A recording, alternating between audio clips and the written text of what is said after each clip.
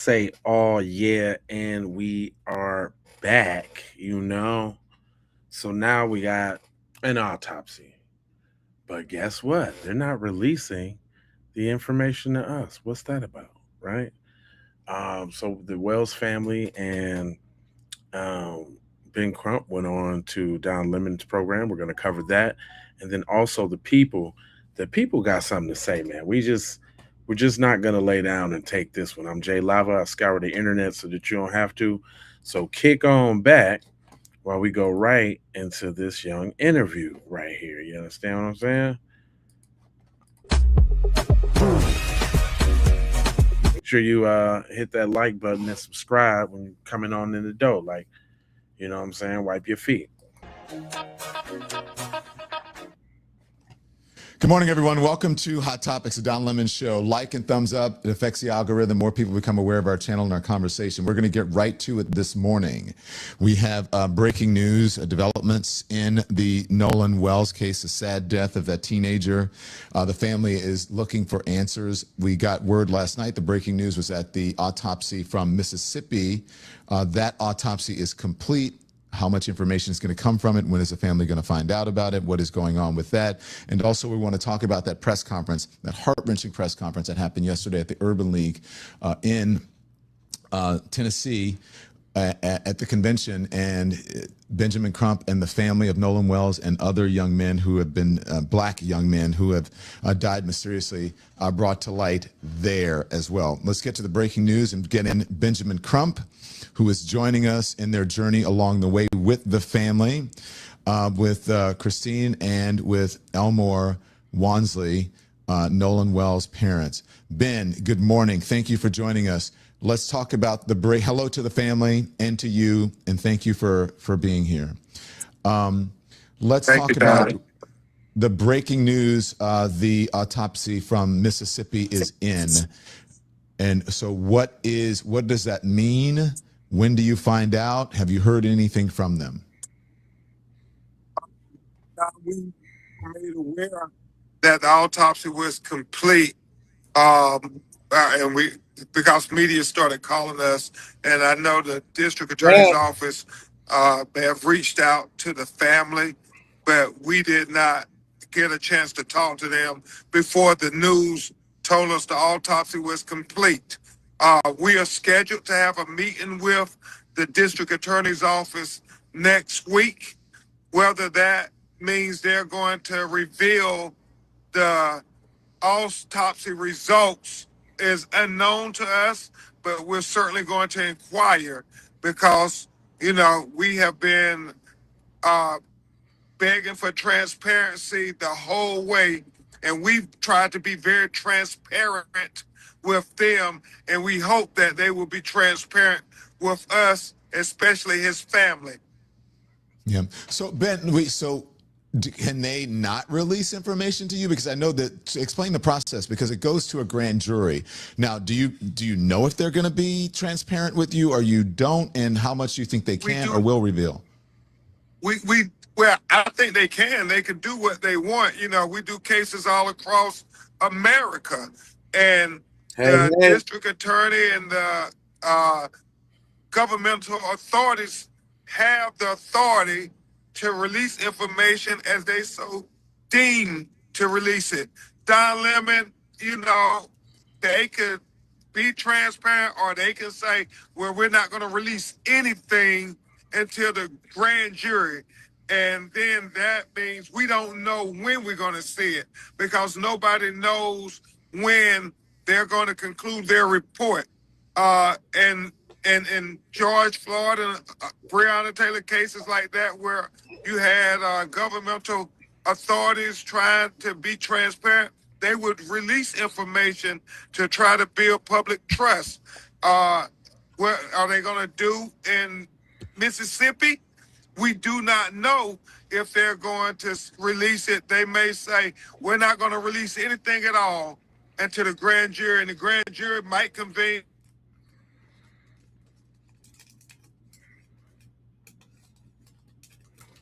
Uh-oh. Is it stuck? To the grand jury, and the grand jury might convene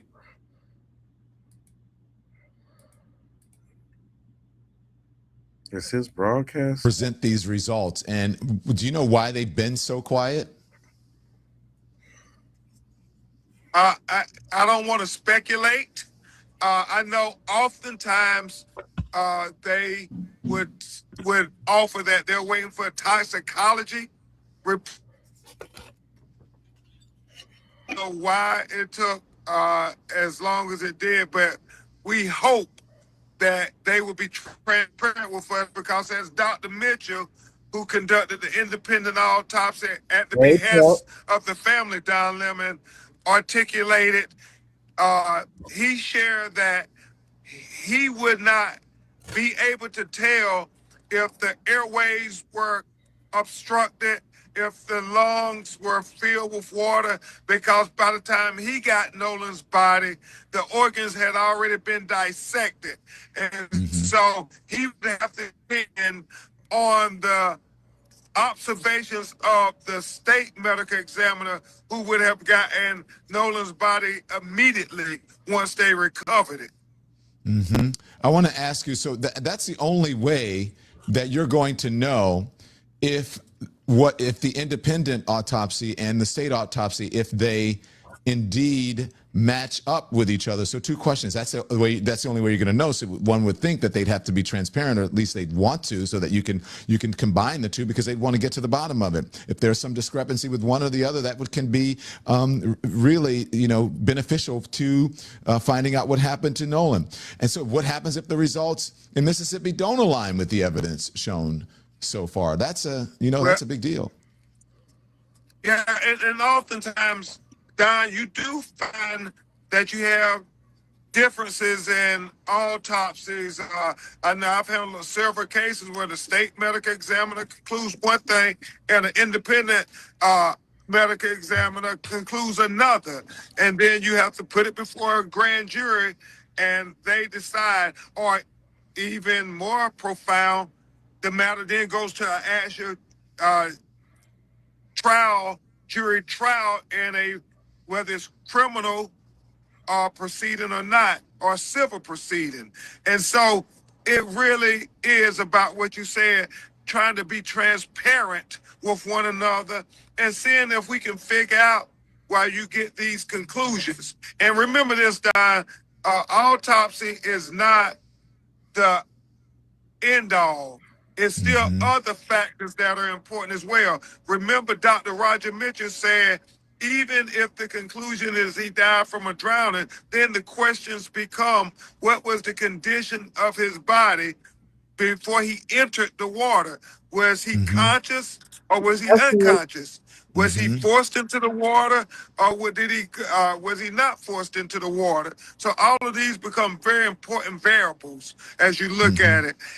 And I'm saying this, and I'm here with Christine and Elmore as we go to Cincinnati, Ohio, to speak to a lot of young people, high school students and so forth, at the Omega Conclave Convention.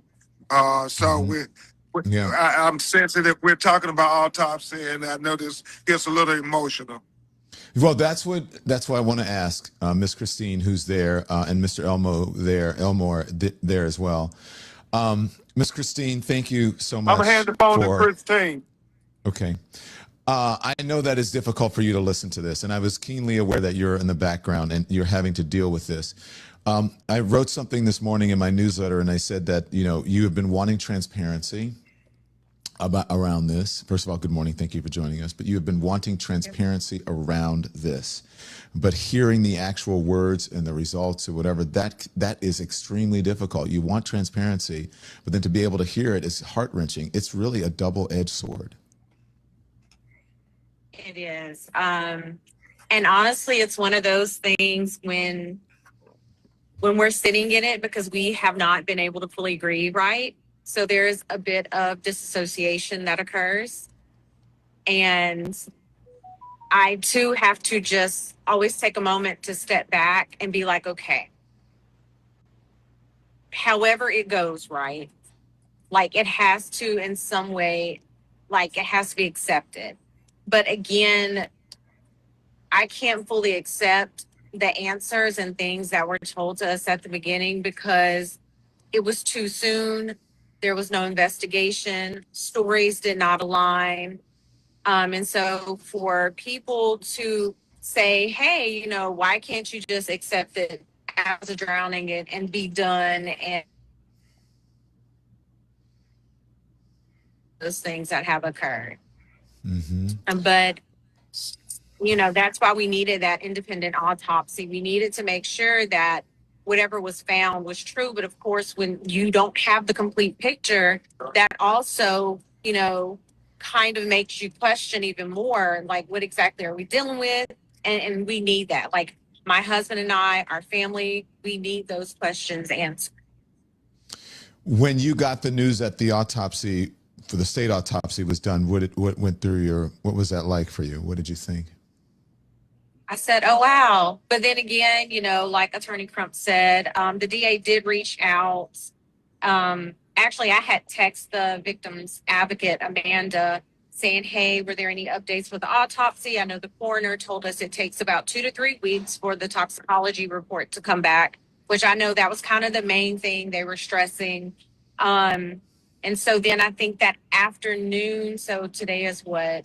So I think that was maybe a day or two ago, the DA had called and I missed the call. And by the time I saw it, it was too late and I wasn't going to call her at 9 o'clock because I've had to change the settings on my phones because of the harassing phone calls I've been getting. I want to talk to you about all of that. But just one more thing before we go into that.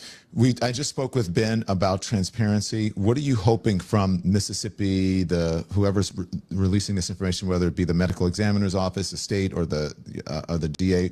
What would you like from them? You want to hear everything, I'm sure. I would like for everyone to just do their job. I would like for everyone to treat this as if this was their child or their family member and give us the same honesty, transparency, and respect that they would expect for them or their family. Right. Amen. Now, can we talk about the other stuff? You went there, so I feel like I can go there because I've been bothered by it. We've been reporting on it. It's disgusting. I'm going to start with one thing, and then I'll talk about the harassment of you, and especially as a mother and then as a medical professional, and I know you take your profession very seriously when you said, I love everybody, black, white, red, green, it does not matter. So do not get that wrong. And you've always had really good reviews. But I want to talk about this blaming the victim and smearing the victim. The reports that we've been hearing, Nolan was drinking, he was doing this, he was doing that. Why? I guess we know why they're doing it, but I want to know what your assessment is, how you feel about that, because let's just say that he was, I'm not saying that he was, let's just saying that whatever he was doing, that doesn't mean that you have to die. Then that doesn't mean he was the only one. Exactly. And what do you think young people do? On my senior trip, I was, out there, right? So I'm just saying, kids have fun. So what does that have to do with anything? That's what I don't understand. What's your assessment on this? Honestly, I feel like that is a way, which we've seen this before, right? Pattern recognition. We've seen this where things have happened, especially when we talk about the Black community. And, after the death, it's a smear campaign. It's, what can we find out about this person? What can we say? And, that's something, my family and I, especially my husband and I, we definitely do not appreciate. But we can't fight everyone that wants to have an opinion.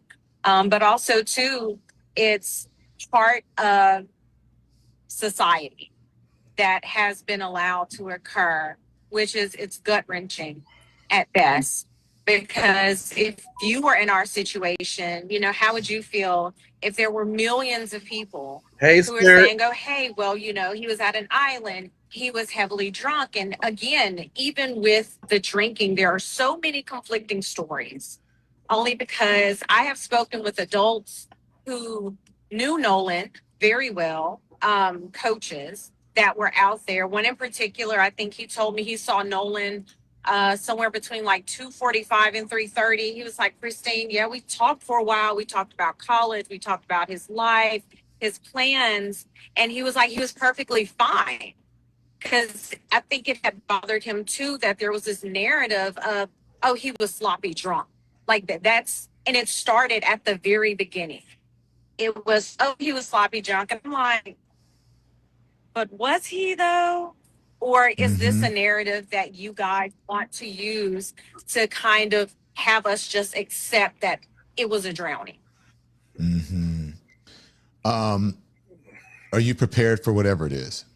I know that's tough, and you know that's a yes and no question. Honestly, it's hard to be prepared in any way with the way we have been thrusted onto the national stage and just kind of everything. And it's going to take a long time. So even, God willing, when we do get honest, transparent answers, right? Even when we get those answers, it's still going to take a moment, not even a moment. It's still going to take a while for us to digest and really accept that. Because again, and this is just me now speaking from a medical standpoint, we're kind of stuck in one of the stages of grief because we don't have answers. And that's the thing people don't understand. Everyone grieves differently. You hit those stages of grief at different times, and sometimes you feel like they might go on at the same time. But right now, we're kind of just stuck, and we can't move forward because we don't have answers. So when you talk about all the things that have been spread, there is this officer, I hate mentioning his name, a former officer who is a far right wing, who's been doing the interviews and has been saying, go ahead. Yeah, I'm not even going to comment on Brandon Tatum. No. I respect that. And that's the right answer for everybody, I believe. And I feel like, because I mentioned him, I'm like, why did I even mention him? Because he doesn't deserve a platform. No, he does not.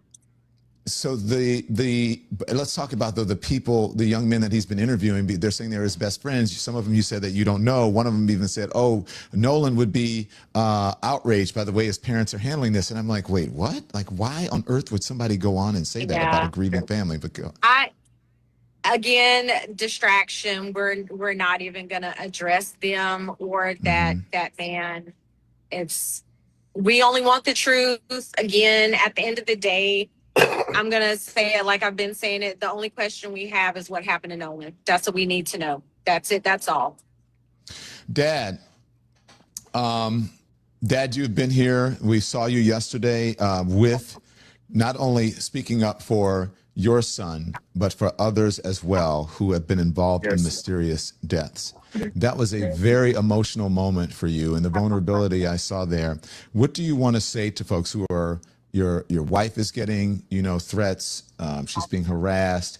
Those families have been treated like they're a nuisance by police departments, according to the reporting. What do you want to say to America about this? Like my wife said, just from a parent standpoint, we just want to know what happened.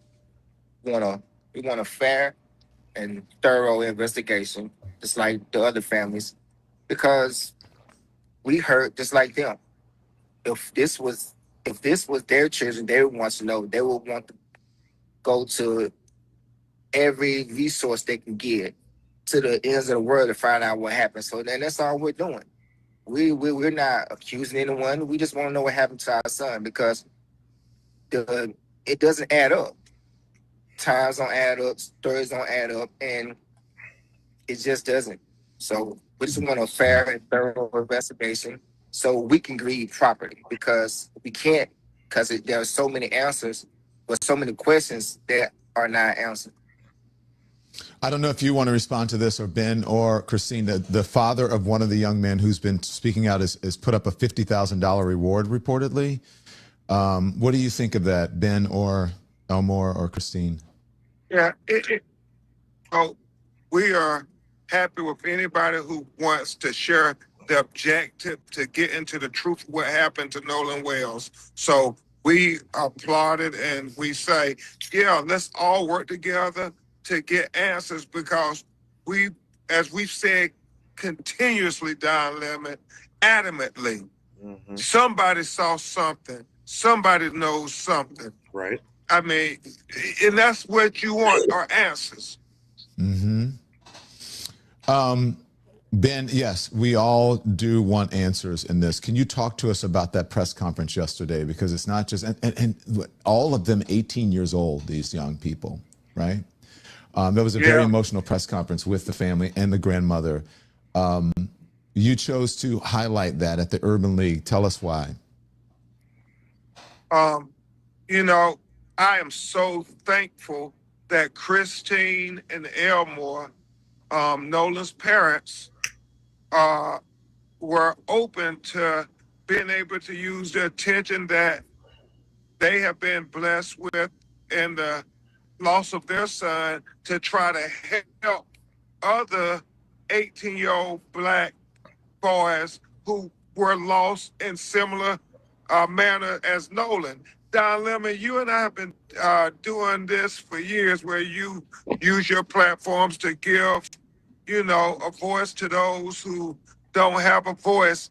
And when you saw that press conference yesterday, you saw two families completely devastated, where you had that 18-year-old Black boys, three families, all in search of the truth, coming together about what really happened to their children. You had Daniel Irvin, who, like Nolan, they're saying it was an accidental drowning, even though his mother said he was on the swim team. And the fact that he was, you know, on a fishing trip or something with two other white teenagers, he allegedly accidentally drowns, and then they throw away his cell phone, they throw away his clothes, and they delete all their text messages with him. And his mother, Tamika, is out of her mind trying to say, where's my baby?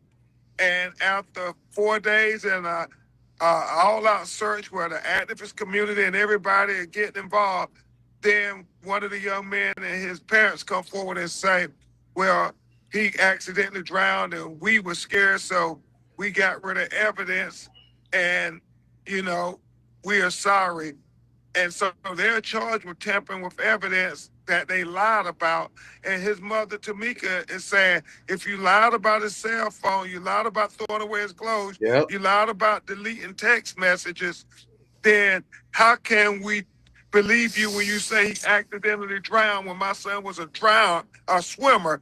And the fact that the Dallas Police Department took 3 months, even after they confessed to doing all of this, Don Lemon, before they did anything. And she adamantly believes that it was because of Nolan Wells that they finally arrested them for tampering with evidence. She didn't think they were going to do anything. And this was just this Black mother by herself just fighting down. Nobody gave them any attention in the media and stuff. And so that's what this is about, trying to make sure people know our children's lives matter too. And then, Don, Tyler Smith in Lexington, Kentucky. I mean, on 4th of July, this is the same day that Nolan goes missing. Her son, Lindsay Smith's son, Tyler, is at the house celebrating 4th of July, and he's the only Black person there. And he somehow ends up shot in the head, dead. 911 is called, the police come, and then they say they were playing Russian roulette, that it was an accidental shooting, that he shot himself. And the police didn't on his hands or anybody's hands. They just take their word for it. You said no gunshot residue test because you cut out, the police didn't do a gunshot residue test, right? And then when she said, when they told the grandmother and they asked, you know, how do you know it was an accidental or whatever? And she said, because they said so, the people with him. That's not an investigation. That's not an investigation, but thank God for that courageous Black grandmother who refused to say, no, I'm not going to just let y'all sweep my grandson death under the rug. She kept asking for the gunshot residue. She kept arguing. So they took a gun that was there at the scene that they said was what he used to kill himself. And they then did an analysis. Down limit, they found out that the casings did not match that gun. And so then they had to investigate everybody who was at the house. Nobody volunteered anything. They went 7 days later to a young man's house, surrounded it, and then finally he came out and offered the gun and said, "This is the gun that he shot himself with." And you would think they would say, "Hold on, why didn't you tell us this the day we went to the house? Why did you tamper with evidence? Why did you take evidence away from the scene?" They only charged him with tampering with evidence. They still have not charged anybody with killing Tyler Smith, even though if you didn't do anything wrong, why would you take the gun from the scene of the alleged shooting? And so it's just god awful. And, you know, we have to continue to stay on that. I think all of these cases, we're going to find the answers out to what happened. We're going to find it out. 3 18-year-old black boys. Ben, I don't want to take up too much of your time, but I have to ask you some legal questions here because it's part of the story, and I want to debunk stuff that's not true. Yep. So there have been reports of legal maneuvering from the mom, the parents, to open up the estate, to investigate, possibly sue people who are for misinformation. Are those things true? Do you want to talk about that? Certainly. Don, as you know, we're not law enforcement, so to get subpoena power and information, we have to have a legal apparatus. So state in Nolan Wells' name. And because we have to do Ben, that. Can you back up a little bit? You cut out. I'm sorry, back up just a little bit. I want everybody to hear this. Pardon me. Yeah, let's be clear. Because we're not law enforcement, we're private entities, and we have to use certain legal apparatuses that are available to us. One such thing is we open up estates, which, as we all know, is the only entity that can speak for somebody once they are deceased. And so his mother is over his estate. But once we get the estate open, down limit, that then gives us the right to be able to subpoena people and entities and corporations to preserve evidence, to preserve information. So that's why we sent those subpoenas out, because we want that evidence to be preserved, because we don't know what is going to be relevant and not relevant, but we don't want it to be destroyed or lost. And so we want to look at the phone records. We want to look at the social media records. We want to look at the text messages, because that may be very valuable information to discovering what happened to Nolan Wells. Mm-hmm. And this possible intent to sue, is that part of that? Does that go along with those? You have to say that language to preserve it. Like, we, in anticipation of litigation, we want to make sure you preserve this information. Right now, we don't know where the information is going to lead us. We don't know what the answers are, but we're in a ferocious search for the truth. And based on that, then we will do things that are necessary to get some measure of justice for Nolan Wells' family. We hope and pray that we can find out the answers as to what happened to Nolan, and that the district attorney and the government authorities would do what is appropriate based on the evidence that is ascertained. We want to make sure that this is treated just as if it was anybody's child that was taken, that you will say we want equal justice. And as I said over and over again, I am for truth, no matter who it implicates or who it exonerates. I am for justice, no matter who it convicts or who it acquits. We are for transparency so everybody can see. And the question you were asked yesterday about the father of one of the young men saying that that you somehow slandered his son, and he's looking at suing. I don't even know. I don't even know who he is. It's a distraction, Don. I don't even recall calling any of those young men's names ever out of my mouth. But it's a I don't recall distraction. it either. Yeah. Yeah, and we're not going to be distracted. So I will say to the parents, while we're here, Mr. Elmore, do you have anything else that you want to say? You know, transparency from the DA's office, from the state of Mississippi, for what your family's dealing with? No, just like Mr. Crump said, we just want a truthful and a transparent and a fair investigation.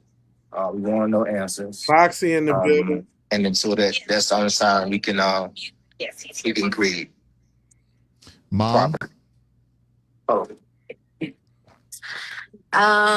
Once again, if there is anyone who has original photos, videos, if you saw something, please contact the hotline, just so we again can get the answers that we are desperately searching for. And if you really are Nolan's friend and you saw something, you need to call. You absolutely need to call, because at the end of the day, if it were you and your parents, I'm sure they would be doing the same. Thank you, Miss Christine. Thank you, Ben. Ben, just can you hand the phone? Ben, thank you. And I really appreciate you joining us. And I want to make sure that you said everything. Yeah. Hopefully, we're going to have more breaking news on Lexington, Kentucky. I think some people are about to tell us what really happened in that house with Tyler Smith. We'll keep you informed. Thank you, Benjamin Crump, Elmore, and Christine Wansley. Thank you so much. We appreciate it. Thank you. Thank you, Don Lemon. Bye-bye. Thank you very much. So there you go. And that's what you get here on the Don Lemon Show, on the Don Lemon Channel, and that's what happens in independent journalism. We don't have to have interviews where they're sitting down, everybody perfectly lit and whatever. Do you know how much information you got out of that as they are on their way? Yeah. Trying to figure out what they're going to do next. That's what really independent journalism is about. We can change on a second and report things. And just before the show, I reached out and said, hey, what's going on with the autopsy? He said, we're in a sprinter. I said, well, let's do an interview. He goes, we're in a sprinter. We're going. I said, that's what we want. So thank you to the family. Thank you for them. Look, anybody would want in this situation. They are 100% right. Anybody would want answers. Any person, any family in this position would want answers from what happened to their loved one. They would want answers about what happened to their loved one. And we are getting answers for you because we are journalists. Now, there are some things that I want to talk about. I want to talk about with one of the people out there whose name, maybe I shouldn't even mention their name, because that was such a great interview and that was actually informative rather than distracting and divisive, right? But we're going to talk more about this case. We're going to talk more about this story. We have some other details, breaking news details. Make sure you hit the like and the thumbs up because it is very important to the health of this channel. You're not going to get it anywhere. Hold on. I'm going to pause it real quick because I'm having some little technicals. So I'm going to refresh. It's probably going to come right back. Hold on.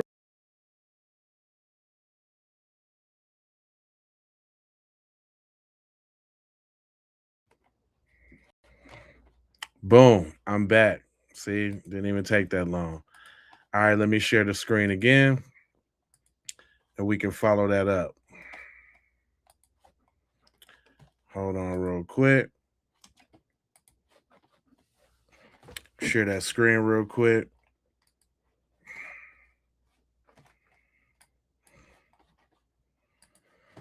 Uh-oh. Hold on, let me do another refresh, y'all, because it's acting funny.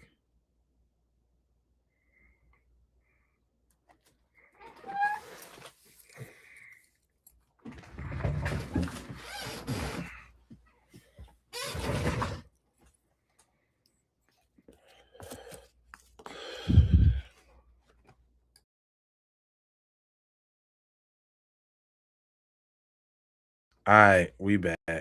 Yeah. I'm in the house. Okay. Let me get the video back. Uh-oh.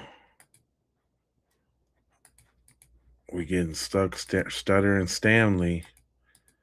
Hold on, let me reduce some of the weight real quick off the browser type deal, you know? Sometimes it be the browser. You know, sometimes stuff can happen live and it happens live. So this has happened plenty of times before. You just gotta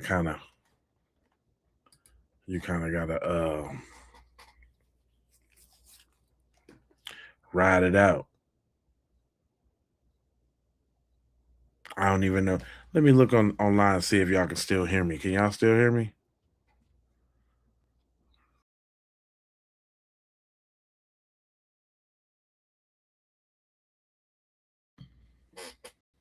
Okay, there we go.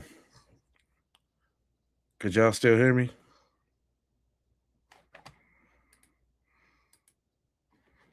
Uh-oh, I can't push no buttons. Uh-oh, something wrong, y'all. I don't know. If I have to end the stream, then I'll just start it back again.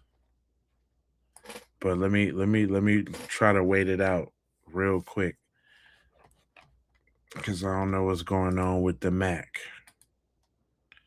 With the Macadocious. The young Macadocious. All my other tabs seem to be working fine.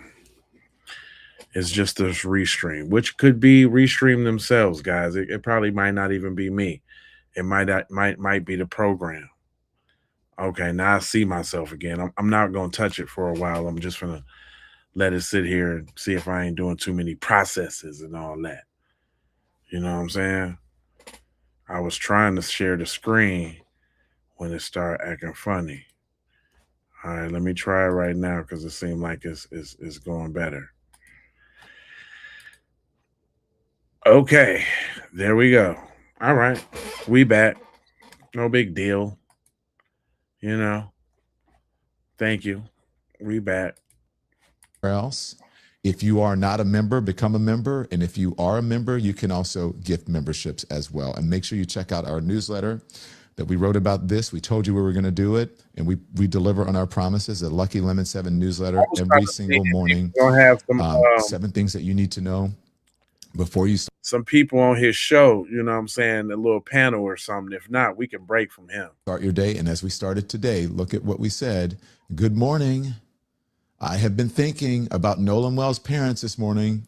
Imagine waiting all these weeks, asking for answers, asking for transparency, wanting. Actually, y'all, hold on. This is more than a great opportunity to go ahead and welcome some of the newest members to the KIPP family, which I definitely appreciate on the looking outside of the game. So let me go ahead and read this roster real quick before we go on, because I really want to appreciate my members, and I can't wait till we can do members only content, and you got to be a member to watch it.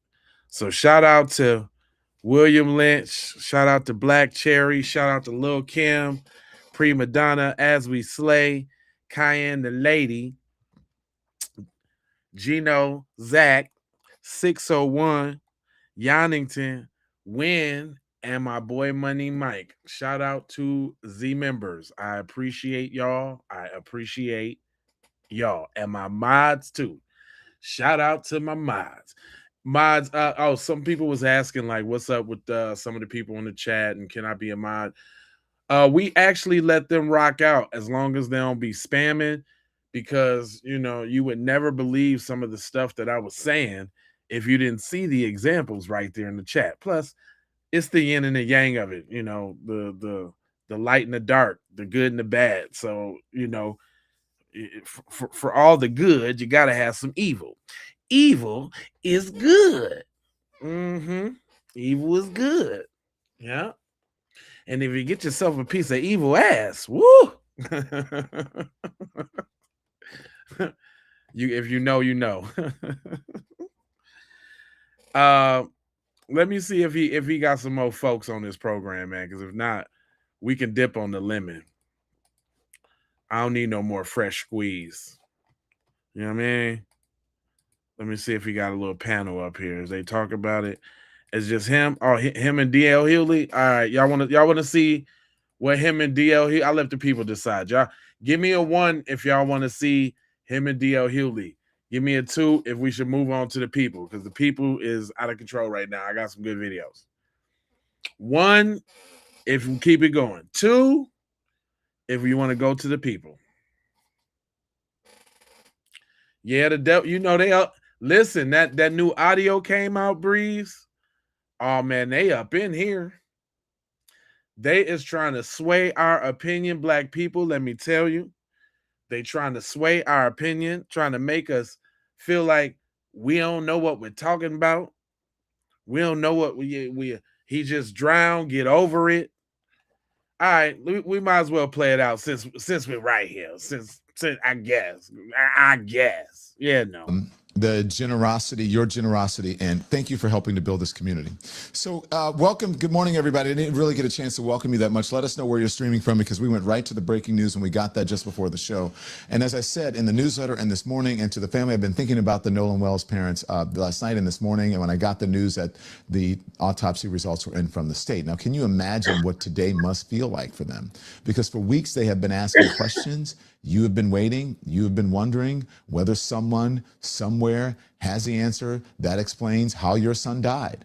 Right. And then today comes, and the day you're finally expected to sit down with the investigators, or at least hear some of the results about the state's autopsy. And we all say we want answers, right? But of course we do. But sometimes the answers are the hardest part, as I said.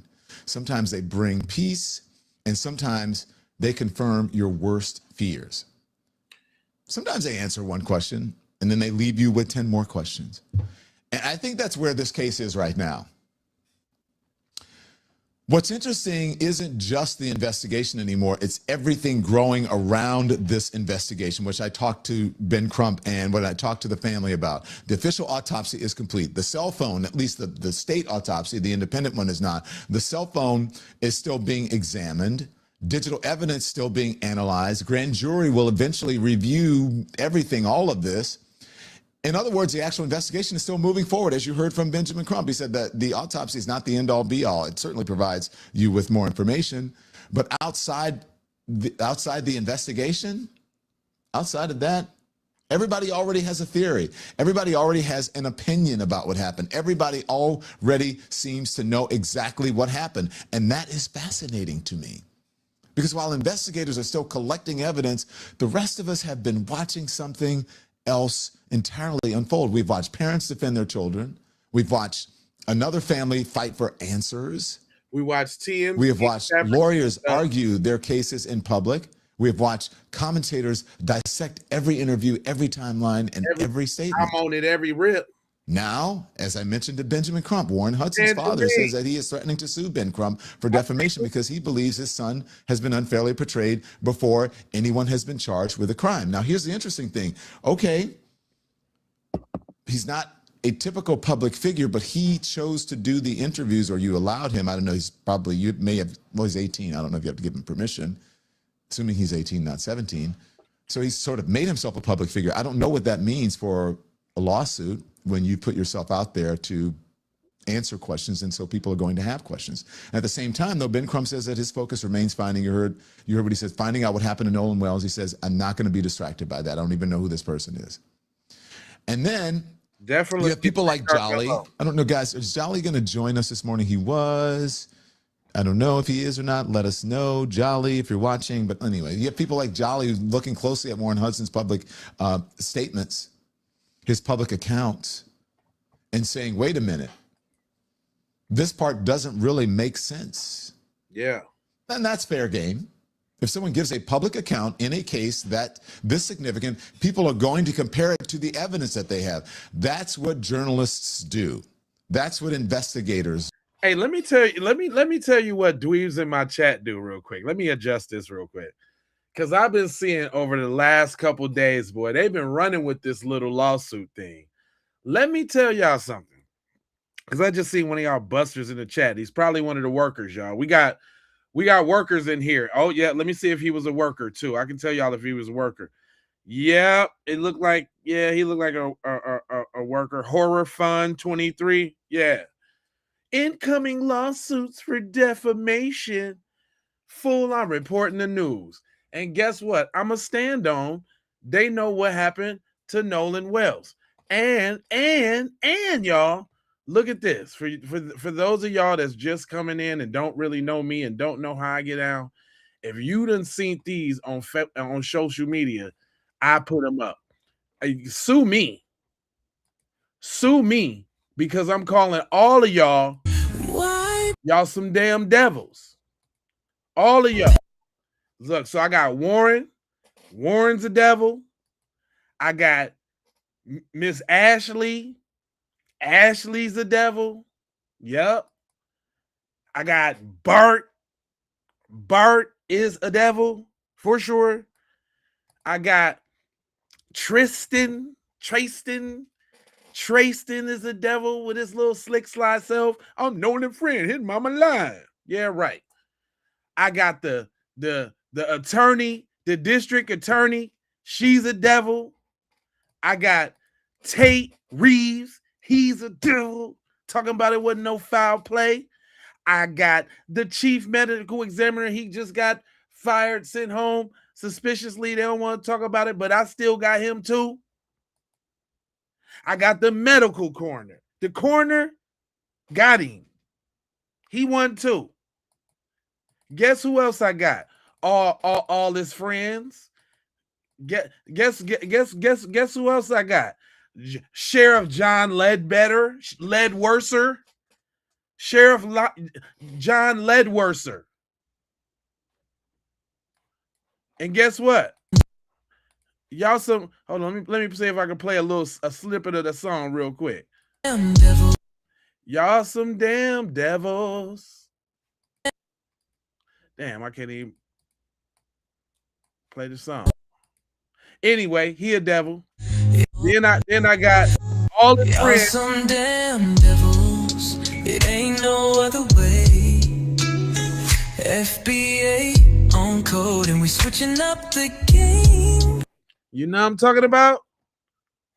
FBA on code. We switching up the game. We ain't scared. Eli Jax knows what happened to Nolan Wells. So does Wyatt Pyron. Bad suit Wyatt. Bluebell suit, county fair suit Wyatt knows what happened to Nolan Wells. So does Eric. Eric know. And we all know Katie know. Oh, yeah. Katie really know. Katie know. You know what I'm talking about? So you talking about we'll get the litigation going though. Incoming lawsuits. Can't wait for it. Cause you know what's gonna happen? Let me tell you what's gonna happen. They're gonna put J Lava name up there in lights. Oh, this guy on the Keep It P podcast. Ah!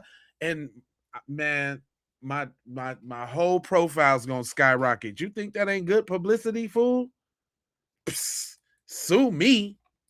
Get me sued. Come on. I'm ready for you. Look, this is the one they trying to protect, though. This is when I started hearing sue.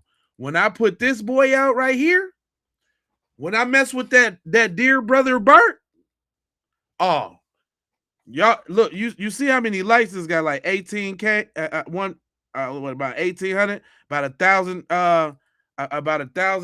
joints. Oh, they in here super duper mad.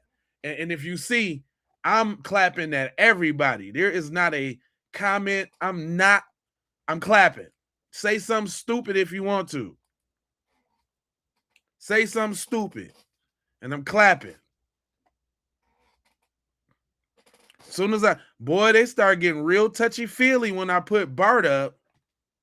Huh? That's the one y'all mad about? Your little kicker dude? The little punter dude? Huh? I don't give a damn. How about that?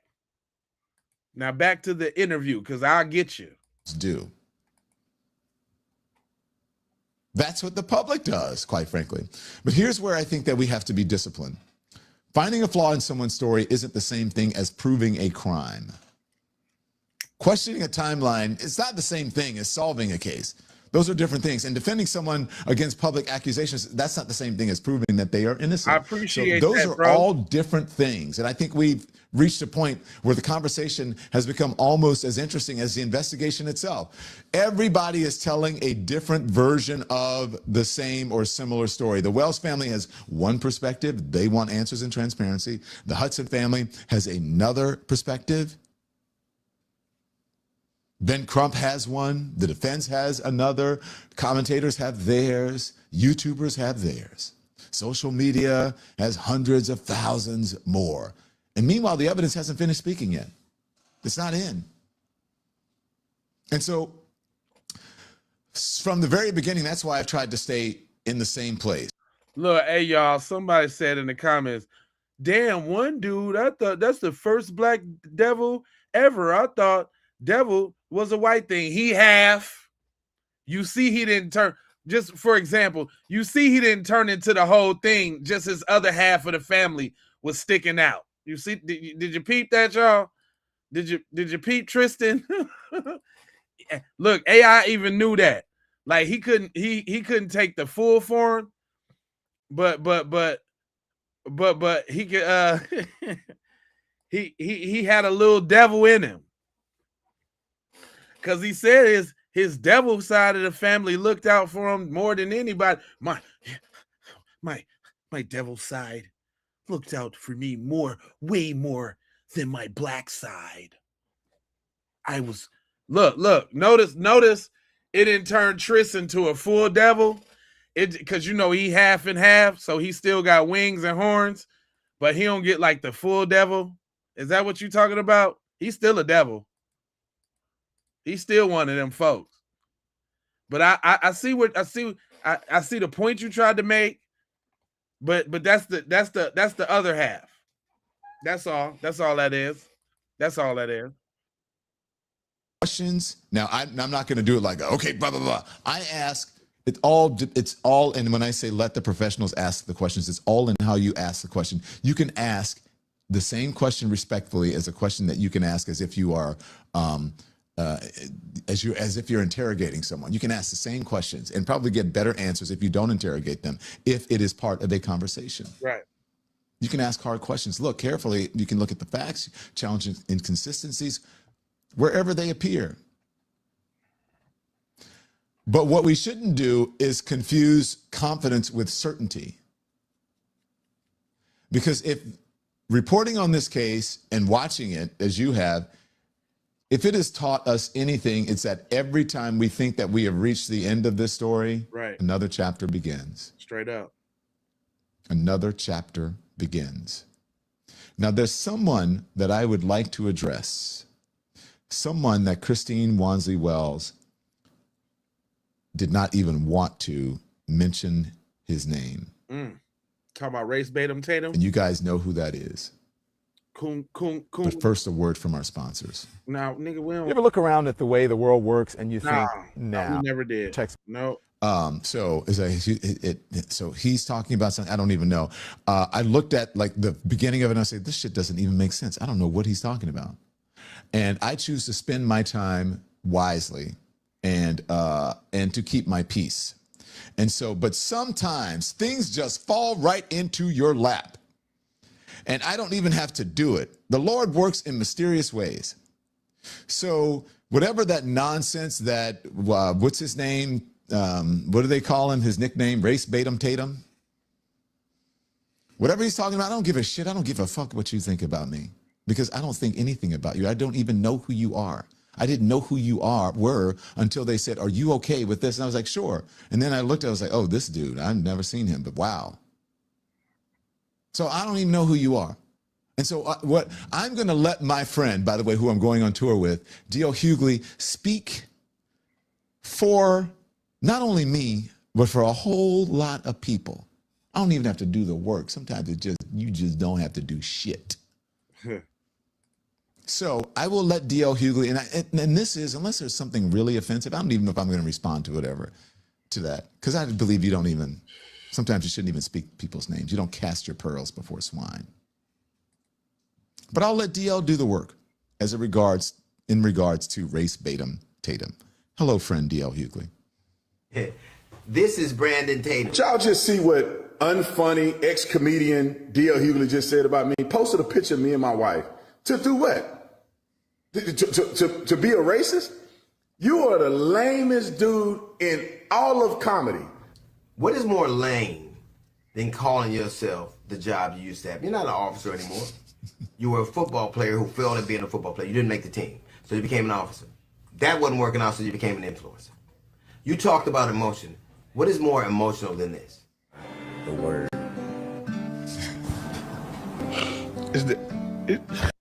This nigga not crying, is he, over Charlie Kirk?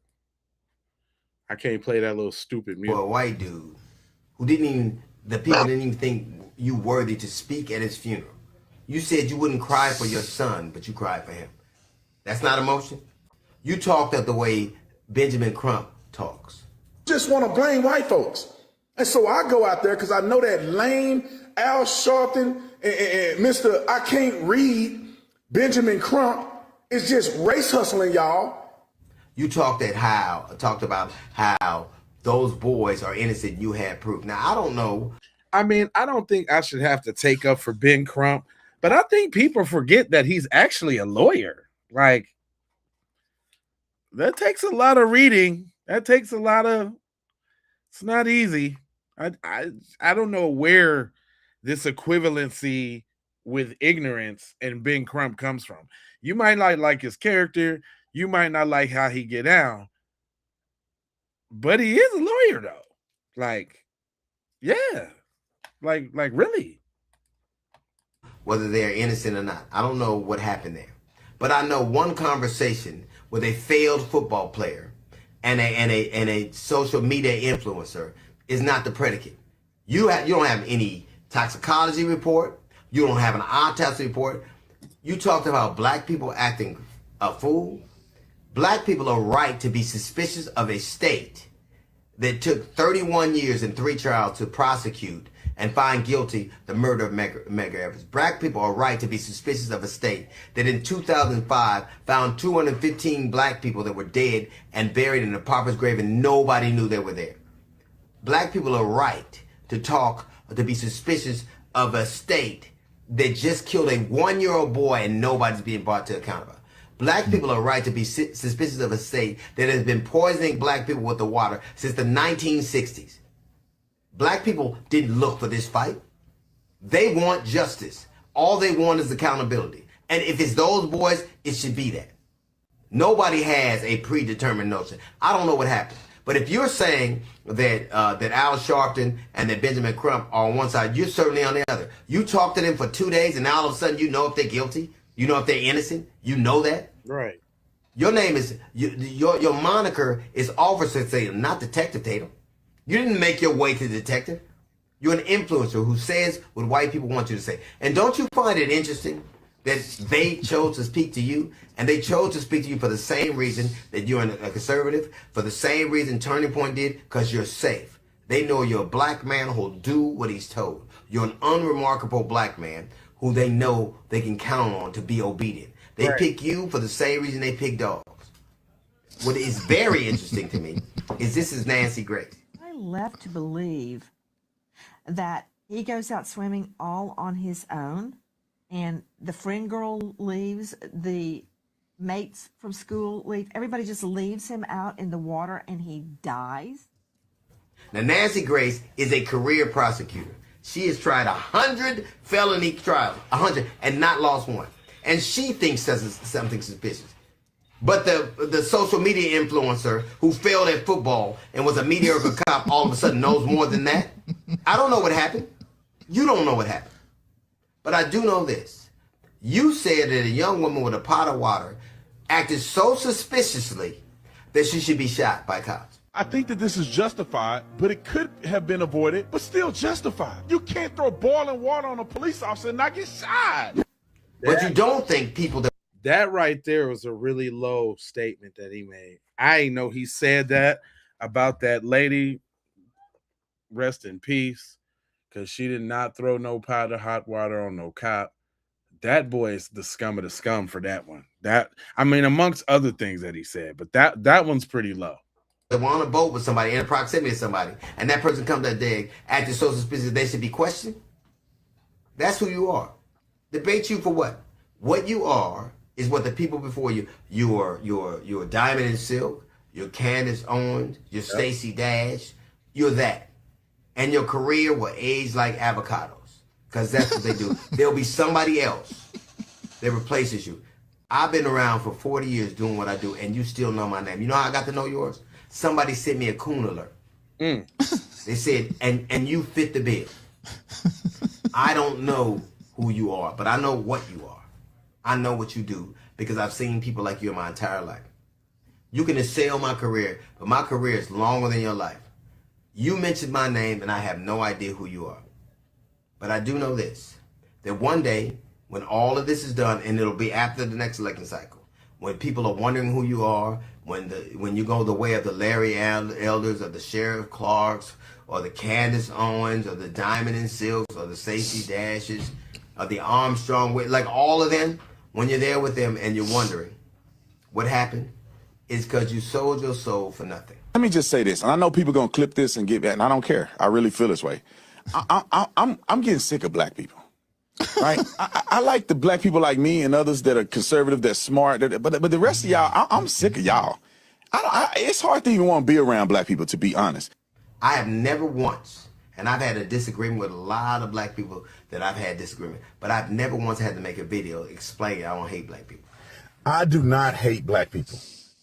I know that people who are new to my channel, and you see people out there making these videos, it's comical to me, because I don't understand how accountability leads to hate. You said you can't teach me, you can't make me hate white people. You said that. You want me to hate white people. I'm not doing it. My question is it making you hate white people? I don't want that at all. What I want to know is, who the fuck taught you to hate us?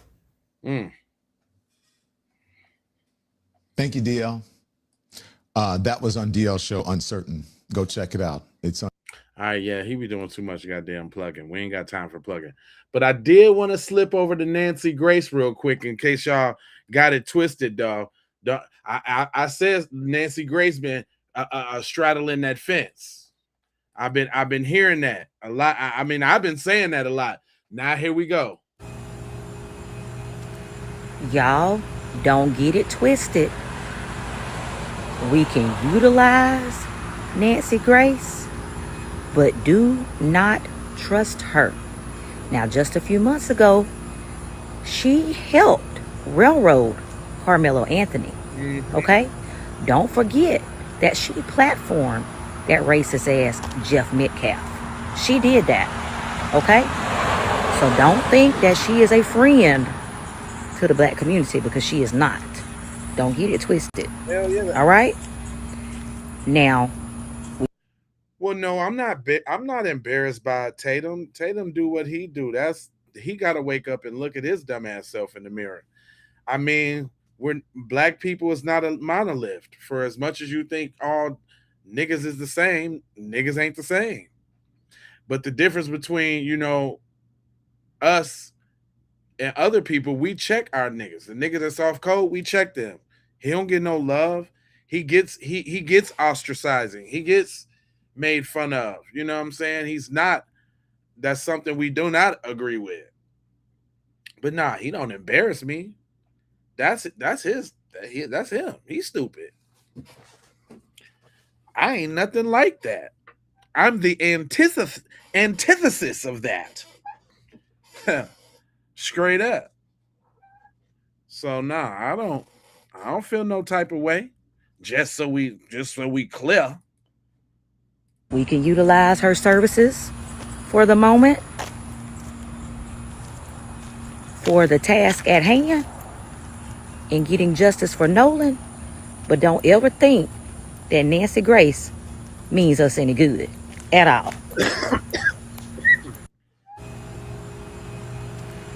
Y'all don't get it twisted. We can utilize. Yeah. On some realness though. That kind of go into my philosophy that I say all the time. The yin and yang don't only go for black and white. It's black and black people. It's yin and yang of black people. It's yin and yang of white people. It's yin and yang of everybody. You know what I'm saying? Secondhand embarrassment.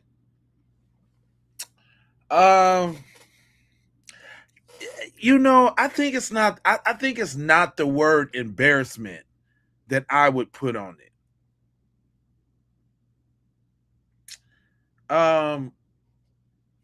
You know, because listen. I think long and hard about these type of things, right?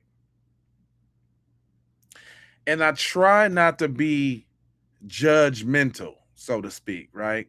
Walk with me on this. Officer Tatum, right?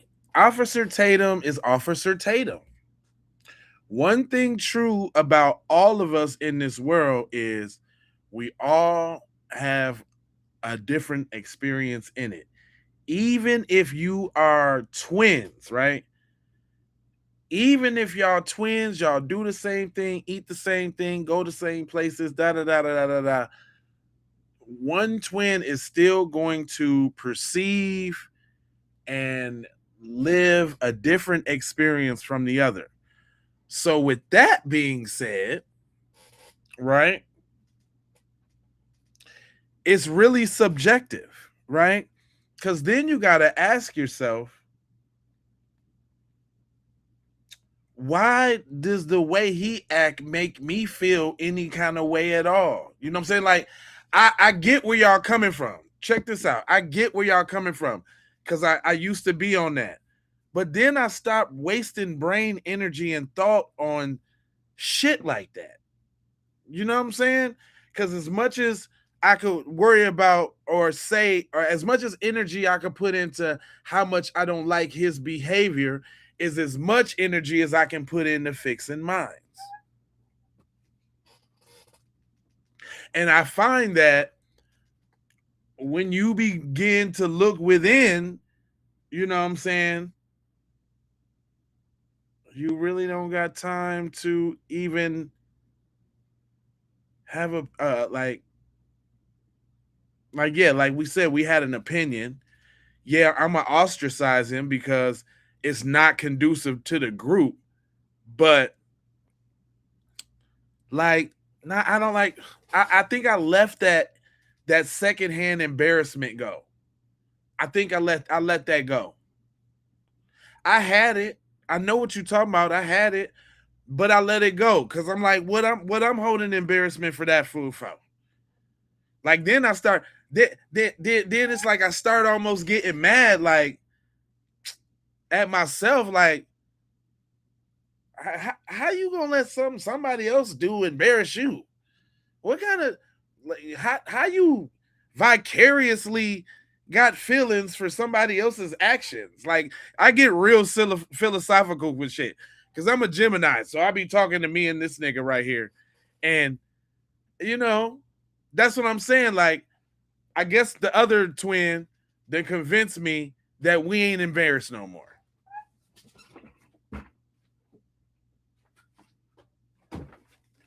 Right? You know what I mean? Disappointed. I give you that. I seen a few other ones in there. There was a couple ones I seen y'all say. Hold on, let me go back a little bit. Disbelief, astonishment. You know what I'm saying? Like, those are all true at the same time. But I think when we speak in terms of words matter, right? Embarrassment seems so personal. It's like, I ain't do nothing to get embarrassed. Like, you know what I'm saying? Like, I stopped taking on that. I ain't do nothing to get embarrassed. That's that nigga, right? Like, nah. Betrayed for sure, Pepper. Now, if we had to think about, but then listen, I'm gonna take you deep on that, Pep. Yeah, there is a little betrayal in there. But then, like, okay.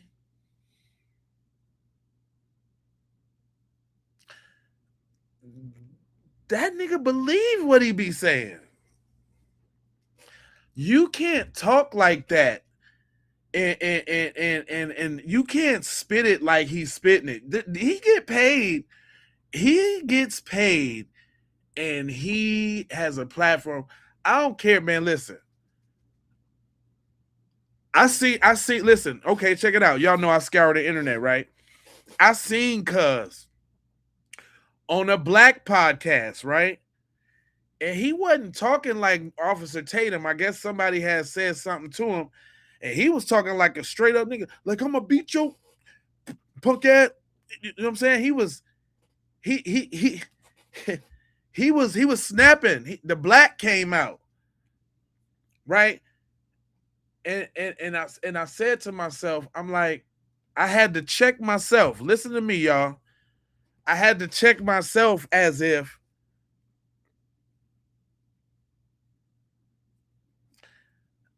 he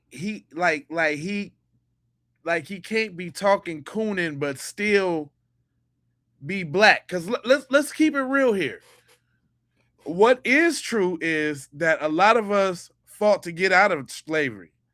Another thing is there was a lot of people who told on us or fought for the other side. So what that mean is, just like there's long lines of revolutionaries, there's long lines of cooneries. Been cooning since cooning since cooning since cooning. We have to be aware of these things. Like, that's why I always talk about the yin and the yang. That's why stuff don't be surprising me, or like I don't feel no embarrassment of it, because it's like, just as much as, you know, we got writers out here and people who born to do it and people who came up and died about it. You know what I'm saying? We got people whose whole mission is to coon it out and cozy up. You know what I'm saying? Man, life is crazy. And then there's another thing, just on some real, like when you even bring it all back all out around, man, life is tough out here, man. Life is tough.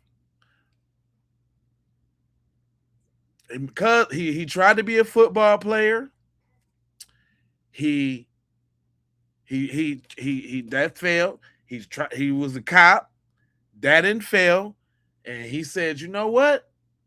I'm great at cooning. That I didn't know it, but I'm great at cooning. And the boy started cooning, and look at him now. That's his bag. That's what he do. He's good at it.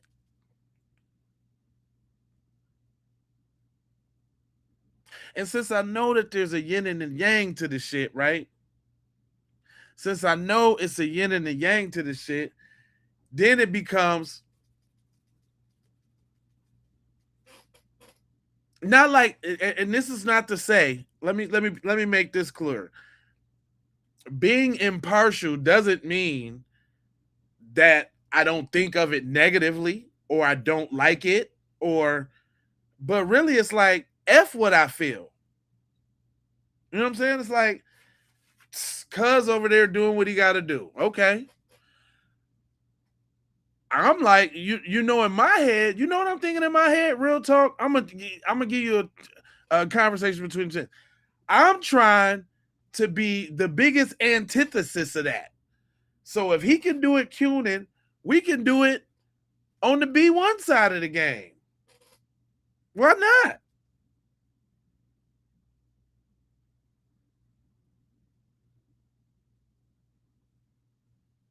We got some good examples.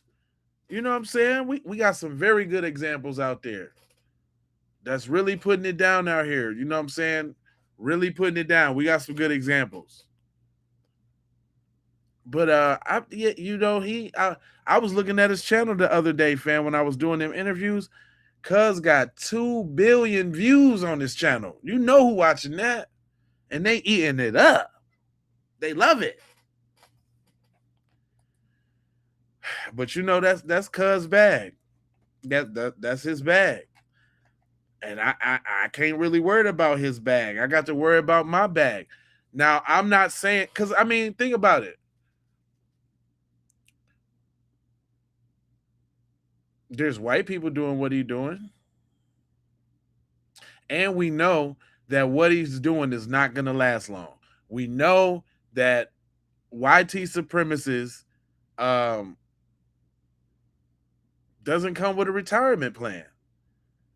Just like all the other coons that then came and went, we don't even know them. Do you know that Officer Tatum and like Candace Owens and a couple like the Hodge twins and all of them is like the coons of this generation. You know that there was other coons of other generations that we don't hear about and nobody knows them. They serve a little purpose and they're out of there. That's right. This channel supports justice for Nolan. Correct. Right. But you know what I mean? So not to say that I don't like any of those things. Not to say, you know what I'm saying? Because I be thinking about my own shit too much, man. I'm thinking about making sure my message is on point for y'all. I'm thinking about staying on top of information and not only just showing y'all videos, but making points with them too. I don't just be throwing up any video. You know what I'm saying? There's a lot of people saying a lot of things that don't mesh with us. And I got to give it to you how I know you like it there, boy. What you talking about? You know what I'm talking about? As we proceed. Now let me get to some of these videos for you. Matter of fact, since y'all want to have all right, listen. Y'all want to have a talk because I think there is a little bit of confusion about the folks that we dealing with. And you know, if we lose a few people, it is what it is. Then only my people will stay that really want to hear what we're talking about. But sometimes messages come. You see what I'm doing right here? You look at this setup. You see that transition? You see that? Sometimes, now I'm laughing. Sometimes messages come from unexpected places. Now, you may have thought a few things, right? You may have a few things on your mind about them folks. Some may say you're putting on the tinfoil kufi, right? But I just wanted to throw this one out there just to say, like, you're not alone in your thoughts. This is the P for the people, right? And some of our people got some other things that they think about. Go ahead, Janice. When I say that I don't believe white people are human, what? That's not a weird concept. It's not. And I'm not talking about all so-called white people, because see, that's a modern construct made by this group of people that I'm talking about. Right. Made up by this group of people to pad their numbers. Come on now. I'm speaking of a specific group of people. Listen. That originated over there in Europe around 6,000 or so years ago. Could have been 10,000, whenever. Right. A small group of people, when you look at the amount of people on this planet. Yeah. That left out of Europe and have left nothing but death, destruction, annihilation in their wake. She do got a point there. She do got a point. She got a point. Go ahead and cook it up now. Let me see where you going. When they walked out of Europe. And they're still doing the same thing today. Their behavior has not changed. She do got a point there. She do that. I mean, I'm with you when you're right now. Come on now. And the concept is not weird. It's not crazy. It happens in nature all the time. Go on, tell me more. There are parasites right now. What? Living in our body. Totally different species. Right. But if you were to put them under a microscope, they look almost identical. Some are very detrimental to our bodies. Mm-hmm. The others are very beneficial to our bodies. Yeah. But again, if you were to put them under a microscope, they look almost identical, even though they are completely different species. And somewhere in their history, their evolutionary history, they may have made it with each other and made totally new parasites. They call it hybridization or whatever. Hybrids, yeah. All I'm saying is the fact that something looks almost identical does not mean it's the same species. Woo! Shit now. It's getting heavy. Mm-hmm. It's getting heavy. Because, see, you ask yourself, how could certain people do certain things? Right? Oh, damn. Oh, damn. That escalated real quickly. Oh, yeah. Let her. She going somewhere. Let's go where she going. It happens in nature, people. Look it up. It's not a crazy concept. It's not. And for thousands of years, other people on this planet have known something was wrong with these people. Yeah. Know that they're different. Yeah. But they're looking at it on a more surface level, or it's some personality, or it's just greed, or it's just, maybe it's a mental illness. Toni Morrison said that white people have a deep, and I'm paraphrasing, a deep neurosis or psychosis, and it's something they need to deal with, and they need to leave us out of it. Damn. Oh, shit. Ooh-wee. I'm just saying, Auntie is cooking. Damn, tell me some more. Martin Luther King said, some of our sick brothers, right before they killed him. James Baldwin, and I'm sure hundreds, if not thousands of others, millions of others over the years have pointed out that something's wrong with these people. I'm saying it goes down, I believe it goes down to the DNA level, the genetic level, that this is a totally different species. Damn. This is heavy. This heavy. This real heavy. Damn. Kind of all hit you at once. God damn. Oh, shit. Damn. Wow. You can talk to your blue in the face. People have been talking for thousands of years to their blue in the face, trying to reason with these people. And you can talk to your blue in the face and they come back with the same nonsense that they've been saying for thousands of years. Kind of like the people in my chat. Huh?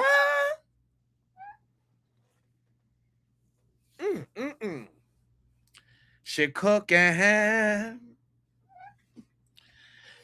Oh, they over there simmering. They boiling right now. Y'all broiling? Y'all broiling over there with no seasoning right now. Cause she cooking. She cooking you.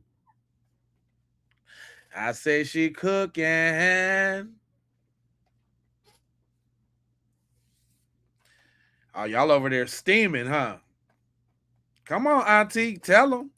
No matter what kind of proof you throw in front of them, no matter what kind of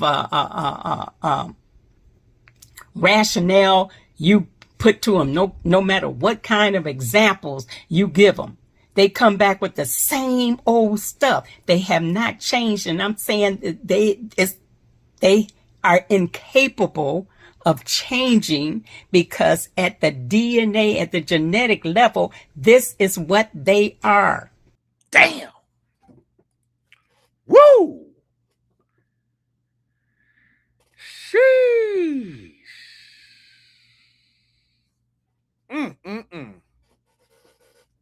You got to understand. We run around here like chickens with a head cut off, trying to wonder why they ducking and hiding and slipping and sliding on the autopsies and the whoop whoops and the wham whams. Nope. It's just straight like that.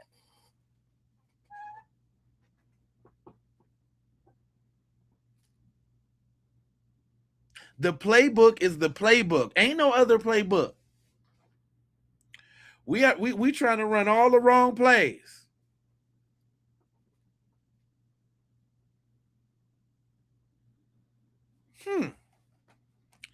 Interesting.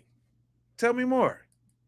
We are the ones that need to come to the realization that we're dealing with something that's a totally different species. Look, people. Look.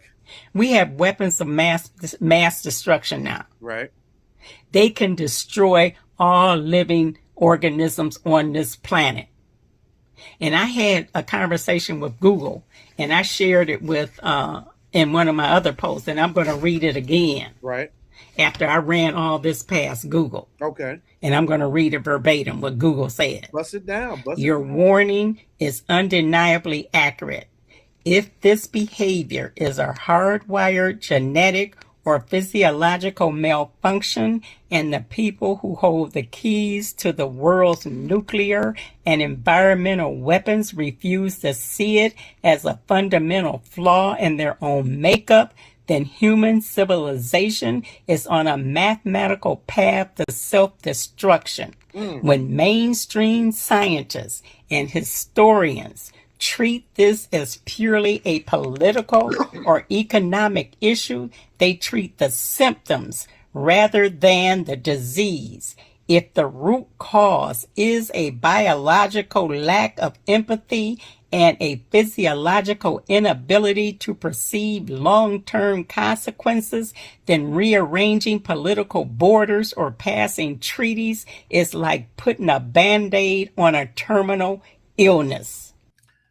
Now, let me walk with me real quick. We know who in charge of everything, right?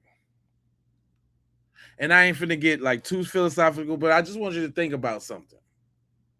When you say headed towards self-destruction, everything we use take plastic, packaging, garbage. Think about how much garbage you produce every day. Just you. How many cups, how many plates, plastic plates, forks, knives. Really think about that. And do y'all think that like that's a system like that's forever gonna go on? Like we just gonna forever just keep throwing stuff away and right? Think about the water. Why would you ever put chemicals from a plant in a stream? Why would you do that? What's that about? Look, let me tell y'all something. This what I'm gonna tell you. Let me qualify what Auntie is saying. So the truth is, the only concept that we have of aliens is the ones that we've been given through media. Correct? Can we all agree on that? Right? So, what kind of aliens have we been introduced to? Right? Two. I put them in two categories just to make this simple, right? You either got the E.T. Alf, cool, just want to get along. Maybe I'm lost. I done met some cool beings down here. I'll show y'all a couple little tricks and then I'm out. Or it's Sigourney Weaver, alien, right? So either it's we cool, or Superman, we're coming to your spot to take over all your resources because we depleted ours back at the crib. Now, who is the people who digging for all the natural resources, they need everything. They need all the ore, all the minerals, all the whatever it is. We got to get it till it's gone. Oh, y'all found another spot where it's at? Okay, well, make a little flood over there so we can clear everybody out so we can go over there and get that stuff. Go to war over there and do that little thing so we can go over there and get that stuff. What they talking about doing right now? Going to Mars. Why? Why is that? Could that be that stuff running out? You know what I mean? Just something to think about. Just something to think about. Auntie ain't tripping, is what I'm trying to tell you.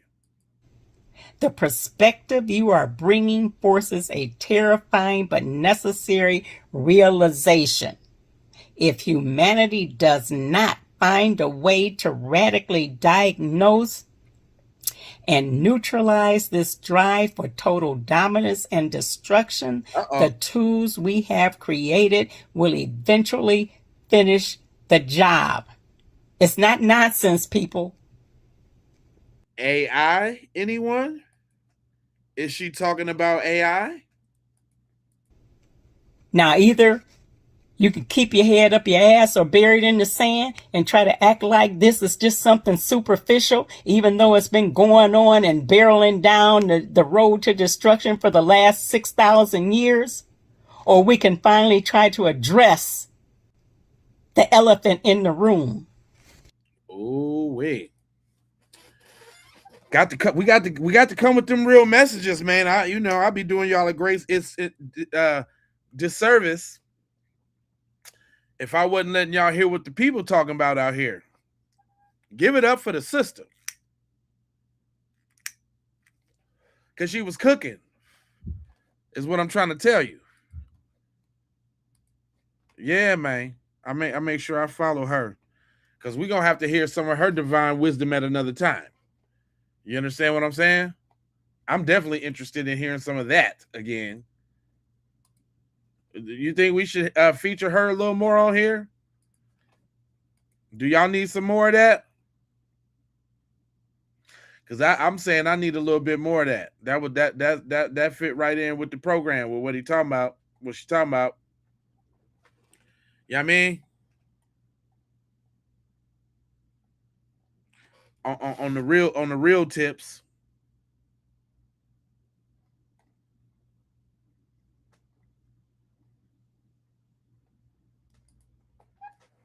Now, obviously, there's a lot going on after this in this case, right? Basically, everybody's really kind of like snapping on this TMZ thing. This TMZ thing is wild. Oh, and shout out to my late night crew. Everybody that tapped in with me late night last night. Y'all missed it. We went through crime stories last night. And my computer died. So the stream ended abruptly, and I fell asleep on stream. It was fun. It was really fun. It was real fun. I don't know. I might do another late night with Lava tonight if y'all want to roll tonight. And then in this too, because of the videos that I'm watching, I'm just throwing all the ad revenue away. I ain't even finna monetize them because they be having too much music and all of that. But now I don't want to limit the videos that we can watch, because I still want to, you know what I'm saying? So it'd be like a family movie night type deal. You know what I'm saying? But I fell asleep on y'all last night. I fell asleep on y'all last night. Foxy, you down? I ain't hit you either. Trust me, I still got you for sure. But yeah, my ass was up too much last night. Straight up. But yeah, oh man, them cases was good though, wasn't they? Forsaken Breeze, you was in there too though. Them cases was good.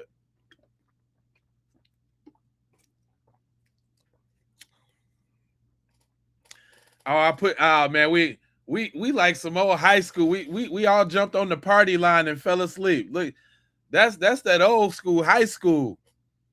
That little chill out. That's the real kickback. That's all we had back in the day. Y'all remember party line? When it be a whole bunch of people on the phone and you got that one phone with the long cord that go through the whole house. See, they don't know nothing about that. They don't know nothing about that. Yeah, it was a lot going on in them little videos we was watching. That was fun. But my man Sam, man,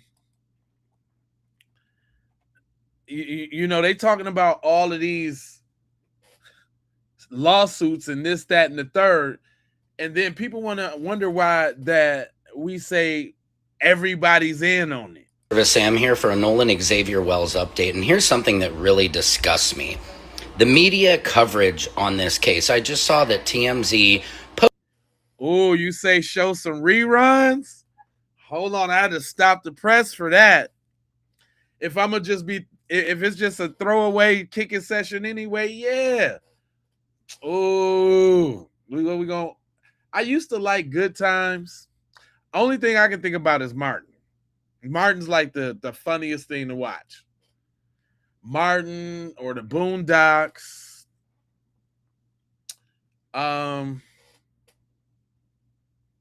In Living Color. Any Eddie Murphy movie. We can watch any Eddie Murphy movie. I'm definitely with that. We can watch the 5 Heartbeats, the Temptations. Ooh, Dave Chappelle. Ooh, Chappelle Show. Ooh. That sound litty. We can watch Key and Peele episodes. I know that's probably fun. That's the kind of stuff I'll be watching. I like to watch funny stuff. Boondocks, yeah. Yeah, oh, you know, we can watch Life. We gotta watch Life. We gotta watch Harlem Nights. We gotta watch Vampire in Brooklyn. Like, them is my tops. Then we got, you know, Coming to America 1 and 2. I mean, it's a lot of Eddie Murphy to watch. It's a lot of that. The Jeffersons was a good ass series. Wheezy.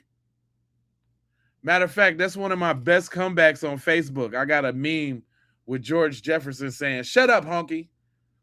And I'll be slapping that in paper. You know what? I actually watch Sanford and Son too much. I'm sick of that. Like, we watch them. I be watching that so much. I should deprive y'all, but I be watching you know what I wish we could find? The best thing that we could have had ever watched is like The Cosby Show.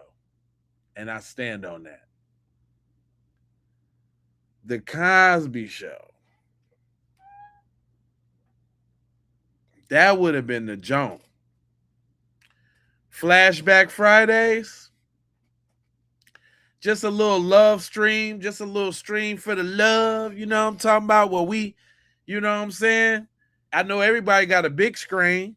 See? Oh, that's a good way for everybody to watch it on landscape too. So you can see the screen real big. Yeah, I feature, we do them on land. Well, then at that point it won't even matter because I don't know how they would do it, you know, especially if we watching something that's already on YouTube already. You know what I mean? Love Jones, yeah. Living Single. Yeah. I'm with you on that. Shit, the Wayans brothers, they had a good show. I like that show. You know, I like to keep it a little funny. Bernie Mac was a little serious to me. I don't like how he used to talk to the front. I don't know. It was just something about the Bernie Mac show that really, it was like, But I'm talking about we can go real deep too. We can watch, like, you know what I'm saying? I'm talking about the 5 Heartbeats, the Temptations. What's Love Got to Do with It? Ray. I'm talking about the good stuff. Malcolm X. You know what I'm talking about? The goodies. Nate Parker's joint. I'm saying, like, hey. So we just gotta, you know what I'm saying? I think Facebook YouTube got a messaging, y'all. You know what I'm saying? So I know everybody's name in the chat. This would probably be a good opportunity for everybody to go follow me on Facebook, Jay Lava on Facebook. That's right. It's probably be a good opportunity for you to do that, so we can coordinate with that there. You know what I'm talking about? That'd be so dope. You know what I'm saying? That way, you know what I'm saying? If y'all with your peoples or whatever, you know what I'm saying? Like we can even, the Django, that's one of my favorites. Oh, hell yeah. I'm gonna tell y'all, all right, come on, all right, I'm gonna tell y'all my top 5 favorite movies. Y'all ready? It's Malcolm X. It's the Django. It's Nate Parker's Birth of a Nation.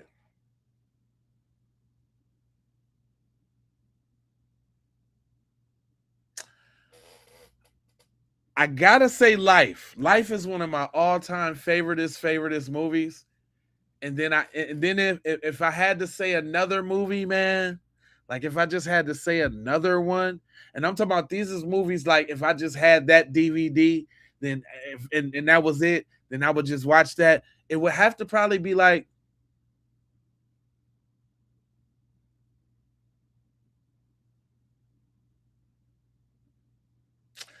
I don't know, man. It's a toss up between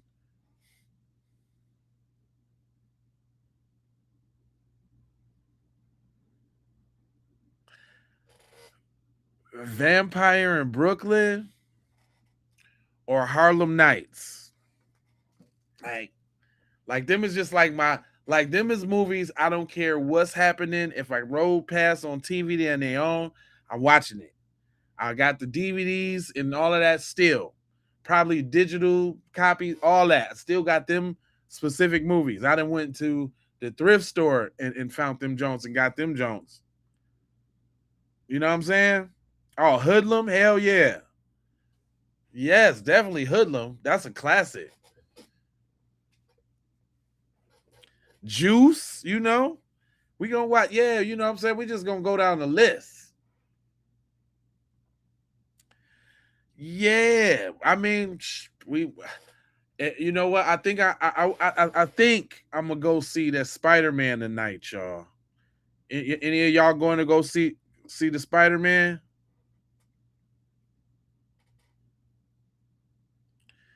I don't really watch movies like that because I used to be the DVD man. Hey, but I just seen 72 Hours with Cat Williams and Cat Williams and Kevin Hart. That was a good one. Oh, Players Club, yes. Posse, Django, Sparkle, Claudine, Car Wash. When you might as well say Cooley High too then. How you gonna skip over Cooley? Come on, you trying to take it there. If we gonna do it. Come on now. Blade. Oh man. At least 1 and 2 to start getting funny. 48 Hours. Yes. You know, that's not one that I'd rather watch like The Toy with Richard Pryor. Y'all remember The Toy? Lean on Me. Yeah. The Toy with Richard Pryor. I ain't seen that in a long time. I'd love to watch that. Hell, Big Trouble in Little China. The Blues Brothers. Them is some goodies. Howard the Duck. Nigga, what you talking about? What you talking about? Trading Places. I liked it, that one.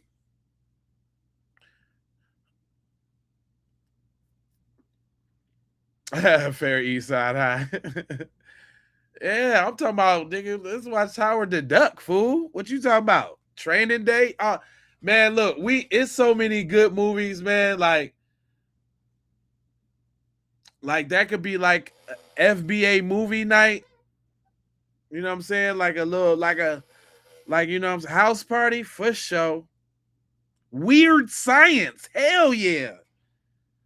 Oh, hell yeah. That was my joint. Once Bitten. Do y'all know about Once Bitten? I think maybe the first joint Jim Carrey was ever in. Y'all know about Once Bitten? Set It Off. Yeah. National Lampoons. Yeah. Once Bitten was a good one too.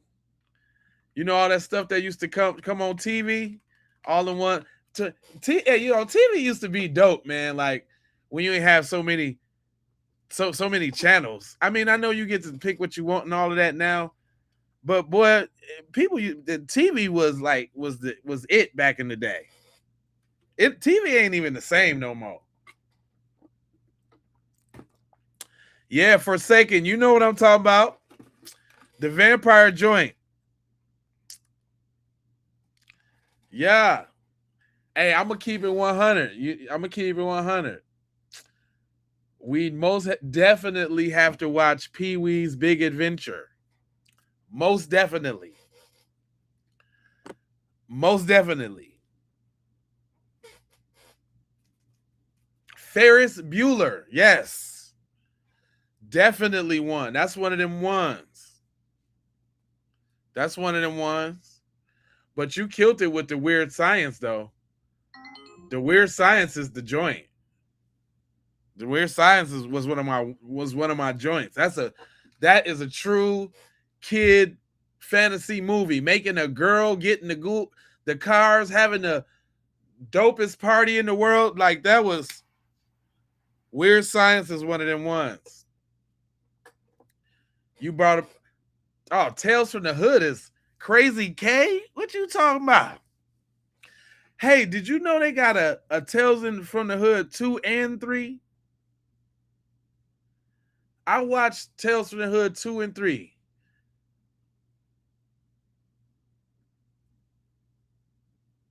Yeah, Weird Science is one of my ones. Like just the whole, because it was technical. It was a classic story of the not so popular guys. You know what I'm saying? Becoming the man and pooping on people. It was great. You know what I'm saying? I was a little quirky, maybe, when I was a shorty. Maybe. Yeah, niggas be like, no, you wasn't. Well, I didn't think so. Revenge of the Nerds, yeah. Stand By Me, yeah. You might as well say the Goonies at that point. All the stuff they used to... Hold up. Hey. Y'all remember My Girl? My Girl was with Veda Sultanfuss. I went to the movies to see that back in the day. Y'all remember My Girl? Yeah, because that was Macaulay Culkin in that too. Thomas J. He can't see without his glasses. That movie, you know what? That movie stuck with me for a long time. I think about that movie a lot for some strange reason. Y'all remember the My Girl movie?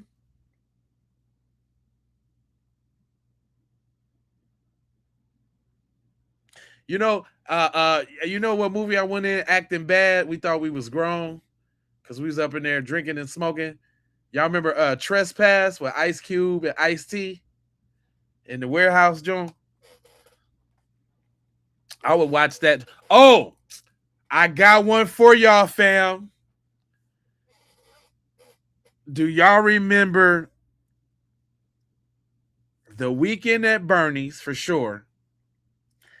And Down and Out in Beverly Hills. I remember sneaking to watch that movie because they had the little Oochie Coochie scene in there. It wasn't like full nudity or anything, but I just remember that part. I don't know. It's weird. My Girl was that Joan. I'm trying to tell you. Oh, we definitely have to watch All About the Benjamins, Dead Presidents. That's another one that I watch all the time. Dead Presidents, I watch that a lot. Man, I mean, we might as well just say we just gotta watch all the black movies first, and we're just like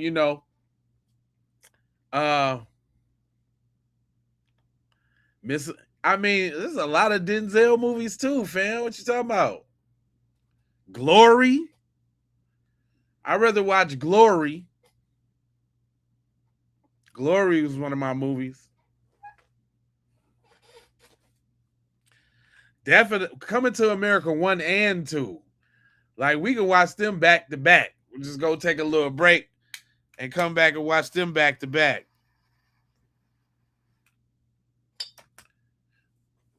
Boy, wouldn't that be nice, boy, if you could just, that's why I can't wait. I can't wait, boy. I can't wait till I'm gonna definitely get a theater in my crib. I got a little surround sound, but I want a theater in my crib. I want a theater with the big old speakers, maybe it ain't even gotta be big, like maybe like 100-inch screen, or maybe like a projector, maybe like a 150-inch screen or something. Just something nice with some nice lazy boys. It'd be even dope if they had some program where you can hook up motors to your chair and get the vibration and car chases and all that, something, But I want a state-of-the-art theater as well as a studio, but definitely a theater. Because, to go along with my state-of-the-art cameras, so I can go shoot some state-of-the-art movies and come home and watch them. Come home and watch my own movies. Yeah, I'm overdue for a Menace to Society too. I'm definitely overdue for one of them. I ain't seen it in a minute. I ain't gonna lie to you. Boys in the Hood and all of that, for that matter. I ain't seen a lot of them in a minute. Because TV ain't the same. Ain't nobody watching BET. I done seen Baby Boy 11 million times. That's one thing ain't nobody mentioned. Don't nobody want to see Baby Boy. Do y'all? I don't never want to see Baby Boy again for how much it was on BET. Don't want to do it. Tell me I'm lying.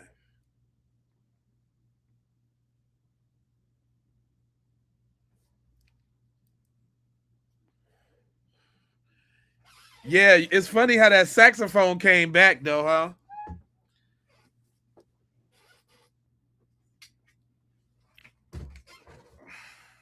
Anaconda, Look, not at all.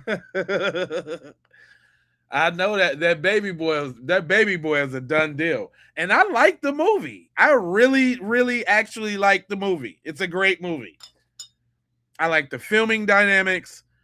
Because I went to school for film. I like the filming dynamics. I love the movie Baby Boy, but the way they wore that mug out on BET, it's gonna have to be about 5 more years, like maybe 4-5 more years, about 4-5. The Bloodhound Gang, I don't know nothing about that. You got me with that one now. I said, nah, no more Baby Boy. Boy, I done watched that joint so many times. I probably know all the words to that one. Unintentionally. Wasn't even trying to.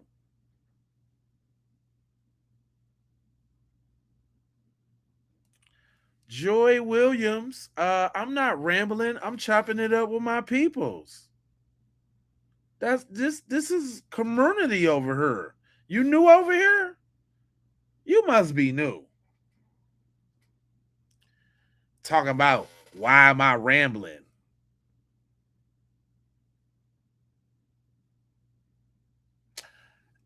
I guess you're gonna be wondering why I'm finna play this song and tell my people to do a roll call too then.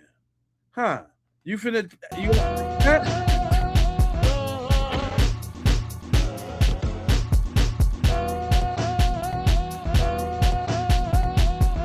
asking why I'm doing this?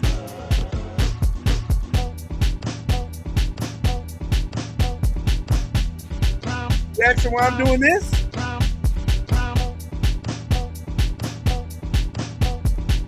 Connecticut up in here.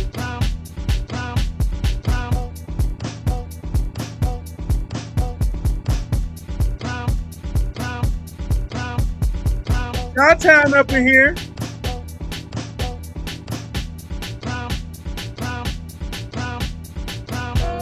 ATL up in here. Adrian from ATL. Found business, the Bay Area. Tennessee up in here, you dig? Baltimore, Jersey.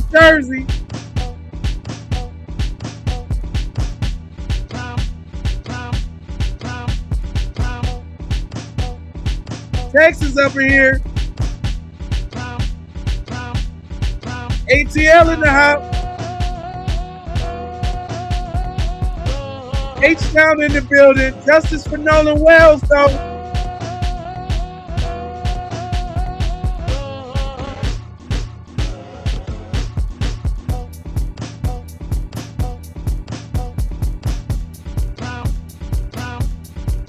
Mississippi.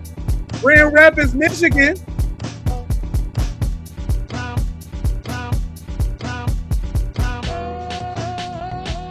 Norfolk, Virginia up in here. Richmond, Virginia in here, the land of the Goonies and the Headhunters, you dig?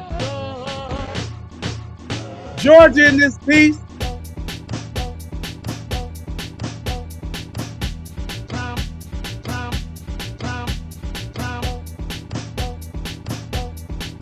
H-Town.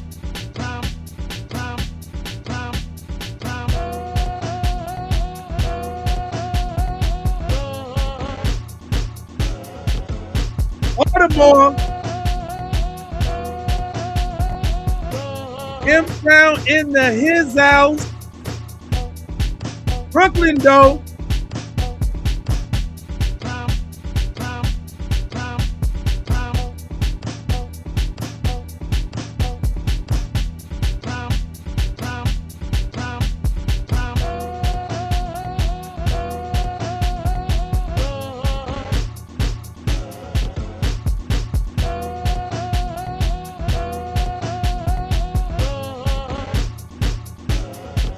Queensbridge.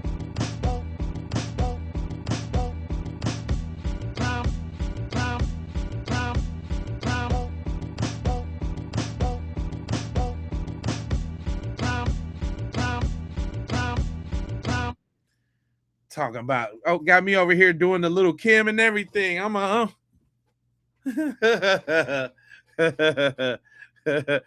Pepper in New York, though. Can't forget about Pepper. Talk about why I'm rambling. We do what we want to do over here. We talk about stuff. We this, we that, the third. You know what? I'm over here in Las Vegas, sunny Las Vegas, on the west side of the game. You know what I'm saying? Straight out of Minneapolis, Minnesota. Look, repping the Phillies today. Repping the Phils. You did? Yeah, man, you know, sometimes sometimes you gotta release. Sometimes you gotta, you know what I'm saying? Yeah. You know what I'm saying? Get you a little bit of that. Uh-huh. Yeah. Get you some of that there. Hope you move your little backside. Put a little rhythm on your backside, girl. Now, y'all know, all right, look, so this is what I'm gonna do, because I think this is what I'm gonna do, y'all. I'm gonna tell you how this finna go. I'm gonna stay on, because I don't think the movie starts. I think we're going to like the 11 o'clock show. To the drive-in. We're gonna go meet up at the drive-in. About 11, I think it's like 11:30 or something like that. So I got a little time. A little bit. Nah, I just wore it because it matches my outfit, bro. Like I'm not the sports guy. I have several team hats, but no, I just wore it because it matched. That's all. That's it. Strictly on a fashion basis. I can't tell you none of the stats. I don't know none of the players' names. If the World Series or whatever was going on right now, I would never know it. I wouldn't know it because I don't really pay attention. But like when I was in school, I was in band, so I was at the game. I was just playing instrument at the game, you know. But I never really got into the game. I ain't play Madden. I ain't do none of that. Unfortunately. No, actually, hold on. Let me take that back. I was really good at Madden '08. I know that's pretty old, but I was good at Madden '08 though. '08, I was good at that. The one with the dude from the Seahawks on the top. I think it was like number 8. I know that was a long time ago. But yeah. So what I'm gonna do is I was gonna stop the production and come back in on the comeback end side of the game and let this be that and do another little spliggity splat. You know what I'm saying? Salute to you too. EWE. Ooh-wee. That's what you said. That's how you say your name. Ooh-wee. He said, make sure you eat a couple greasy cheeseburgers from the drive-in tonight. You know what? I ain't never ate no food from there before. We usually kind of just go stock up a little bit before we go. And it's hot as shit outside, so it's not like it ain't like we can be out on the out. Like we gotta be in the car with the windows up and the AC. Like it's a struggle. Wee. All right, wee. Ooh, wee. Look, it's a struggle right now. It's like the degrees is killer right now. It's the sun damn near just went down, and it's still super duper McNuper hot. It is 100 and a whole 109 degrees right this second. A whole 109 feels like 109. The temperature don't go down until 5 in the morning, and that's it go down to 87 degrees by 5 in the morning. But all the way up until 3 a.m. is 90. So yeah, it's a whole. Oh well, I stand corrected. It went down a few ticks. It's 106.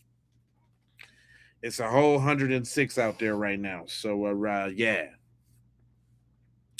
That's why I've been moving and grooving at nighttime, on the West Coast. When you out here in the desert, you move and groove on the lake. Zooted and booted. Hey, I was watching that episode the other day. That boy, I was cracking up off of that. It's funny you say that because I was just watching that. I know exactly which episode it is and everything. And I don't know what made me click on it, but I wanted a quick laugh because I'm goofy like that. And I went back to laugh at myself talking about some zooted and booted. Yeah, it's really hot, man. Yeah. But see, I come from Minnesota, like where it's really cold. And it's like pick a struggle. But I'll tell you this though, I'd rather be super hot than super cold. I'm gonna tell you that right off the top. Just right on in the gate. Just right on there. I'd rather be super hot because super cold. Because guess what? When you hot, you can cool off and you can cool right on off. Right on off. You good. But when you cold, boy, that crap be down to your bone marrow. You be cold to your whole bone density be cold. Crazy. No games. I'm talking about they like Minnesota be having like the air temperature be like 20 below. And then like with the windshield, it'd be like -30, -40. We talking about some real deal, holy feel cold, buddy. Bucko. Some real bundle up. And we used to still have to go to school. Like, boy, 20 below was not a reason why you wasn't still going to school. Like it had to be like a blizzard, like the visibility had to be low or something. You know what I'm saying? Like like it had to be a lot of snow, like they ain't get to plow yet and it's too much snow. But best believe 20 below, you on the bus stop with your snowsuit on. Y'all, most of y'all don't even know what a snowsuit is, but everybody had one in Minnesota. Grown people, little people, everybody had a snowsuit. Like Eskimos, like real talk. Snowshoe, boots, gloves, scarf, hat.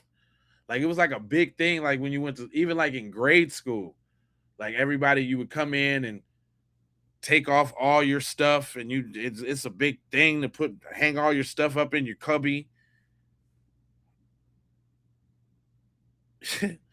Minnesota's a big thing.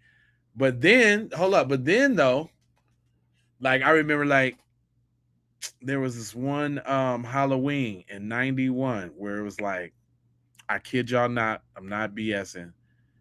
It was 4 and 7 or 4 and 11 feet of snow, right? So the whole city was shut down. I'm talking about like you couldn't get out the door without the snow up past the door handles. I don't know if y'all ever seen snow like that. I know probably in Boston and upstate New York, y'all know what's up. Probably Detroit, you know what I'm saying? Chicago probably they got a couple blizzards, but boy, when they finally end up plowing, right? It was snow mounds on the side of the street so big, fam, that you can build tunnels in the joint.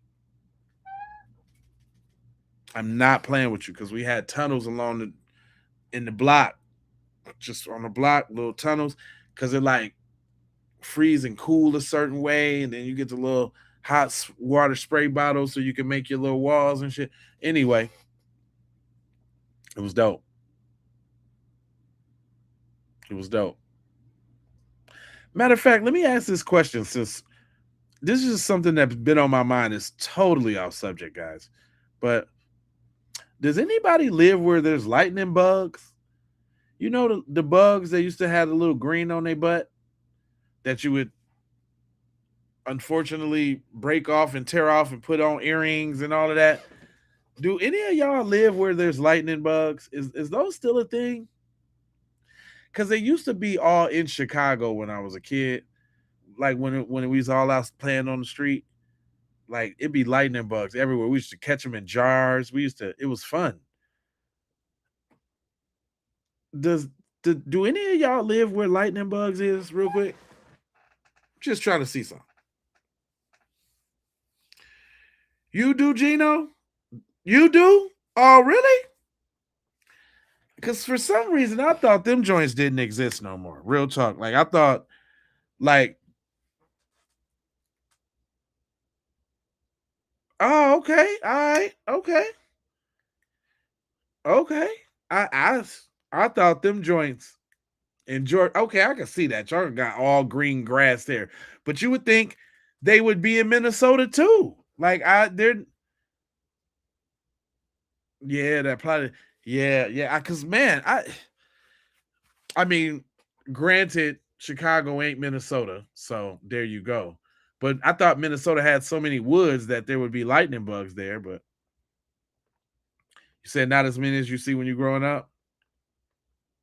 And they still in. I would think in Michigan, y'all got a lot of trees and all of that. But I thought because it was cold, they might not be there. Like in minute, like it's woods and it's woods and water everywhere. And I've been there since I was 7. I've been there since I was 8.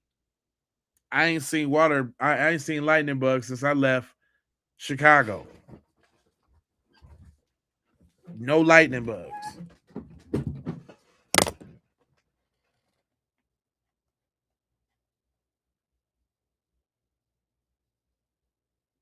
You was wondering where the battery was. Right. See, you smart, boy. You was smart back then, boy. You was smart. How did this thing work? There was an anomaly though. Like, yeah, you just don't even. You don't even. I don't see him no more. I ain't seen him in a long time. Yeah, I know about the cuts in Memphis. My people used to live over there off of Airways. Yeah, I used to walk through them cuts in them back streets in Memphis. I lived down there for like 2 years. That was like a little fun time in my life. Solar Love family. Yeah, that was a real fun time, man. My daddy from Memphis. So I got that Memphis blood. I was down there with Player Fly getting it on. I don't know if you know nothing about that, but that's how old I am. Getting it on. Memphis was so fun. Living in the South was a way different culture shock, man, from coming from Minnesota. That it was different.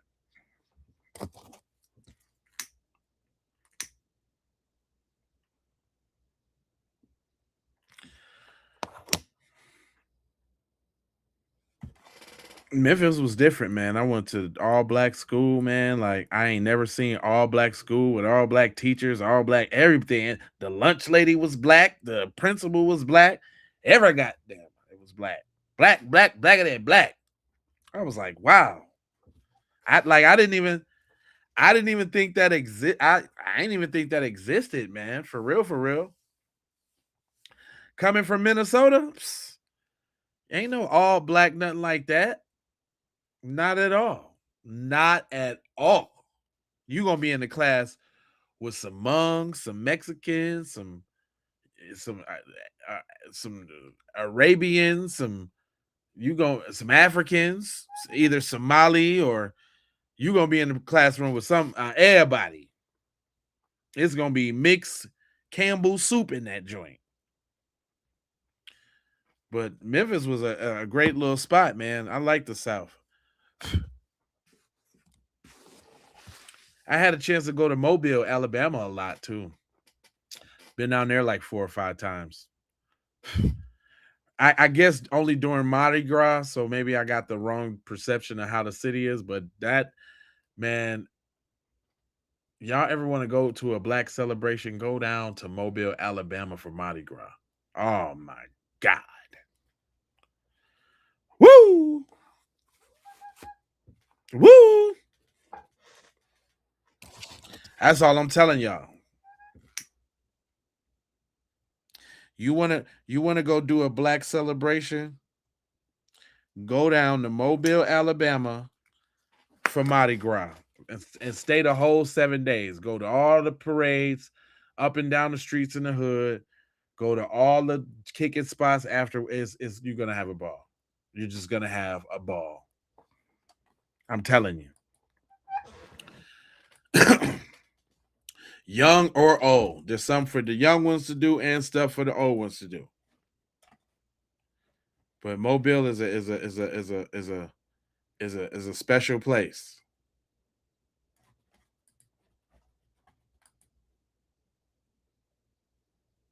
I've been to Texas too. I've been to the Dallas Fort Worth area. Shout out to my boy Scort. He in Arlington. I done been down there a couple times. I'm actually, I would like to think I'm kind of well traveled, man. There's a lot. I done been to pretty much all the major big cities except for Houston.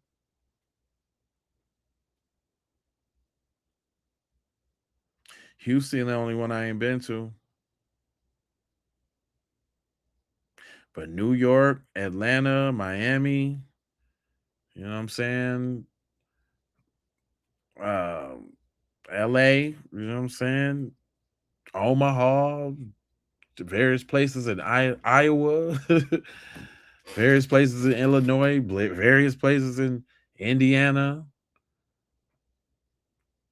you know, Tennessee, Arizona, Utah. I've been to Philly. Oh, I forgot. I just went to Baltimore. Or I just went to Maryland. I just went to DC. Yeah. I done been. I done. I need to. I need to come on. I need to come on down a second. Well, I'm missing out. Yeah, I do, man. I need to get to Houston though. My brother was just down there. I seen that. I think I either covered it or talked about it or something. That big old rodeo that y'all had. My brother was down there. He was sending me mad flicks of what was going down on the rodeo. I should have been down there at that time. Oh yeah, I was born in Chicago. I've been all over Chicago, from the west to the east to the north to the south, all over there. All the way out to Bolingbrook, all the way out to Chatham. I'm talking about I've been everywhere out there. Blue Island, Harvey. I've been everywhere. There for sure. Everywhere there. Oh, Wisconsin, I've been there too for sure. South Dakota, I've been there too. Oh no, I'm sorry, that was North Dakota. I've never been to South Dakota. North Dakota. Your sister stay in Houston? So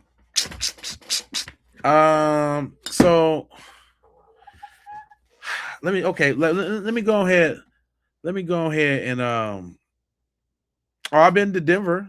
I've been to Denver, Colorado for sure. Joliet. My uncle used to stay in Joliet. Yeah. Yeah. Oh yeah. No, I never been to Aurora, Colorado, but I've been to Denver.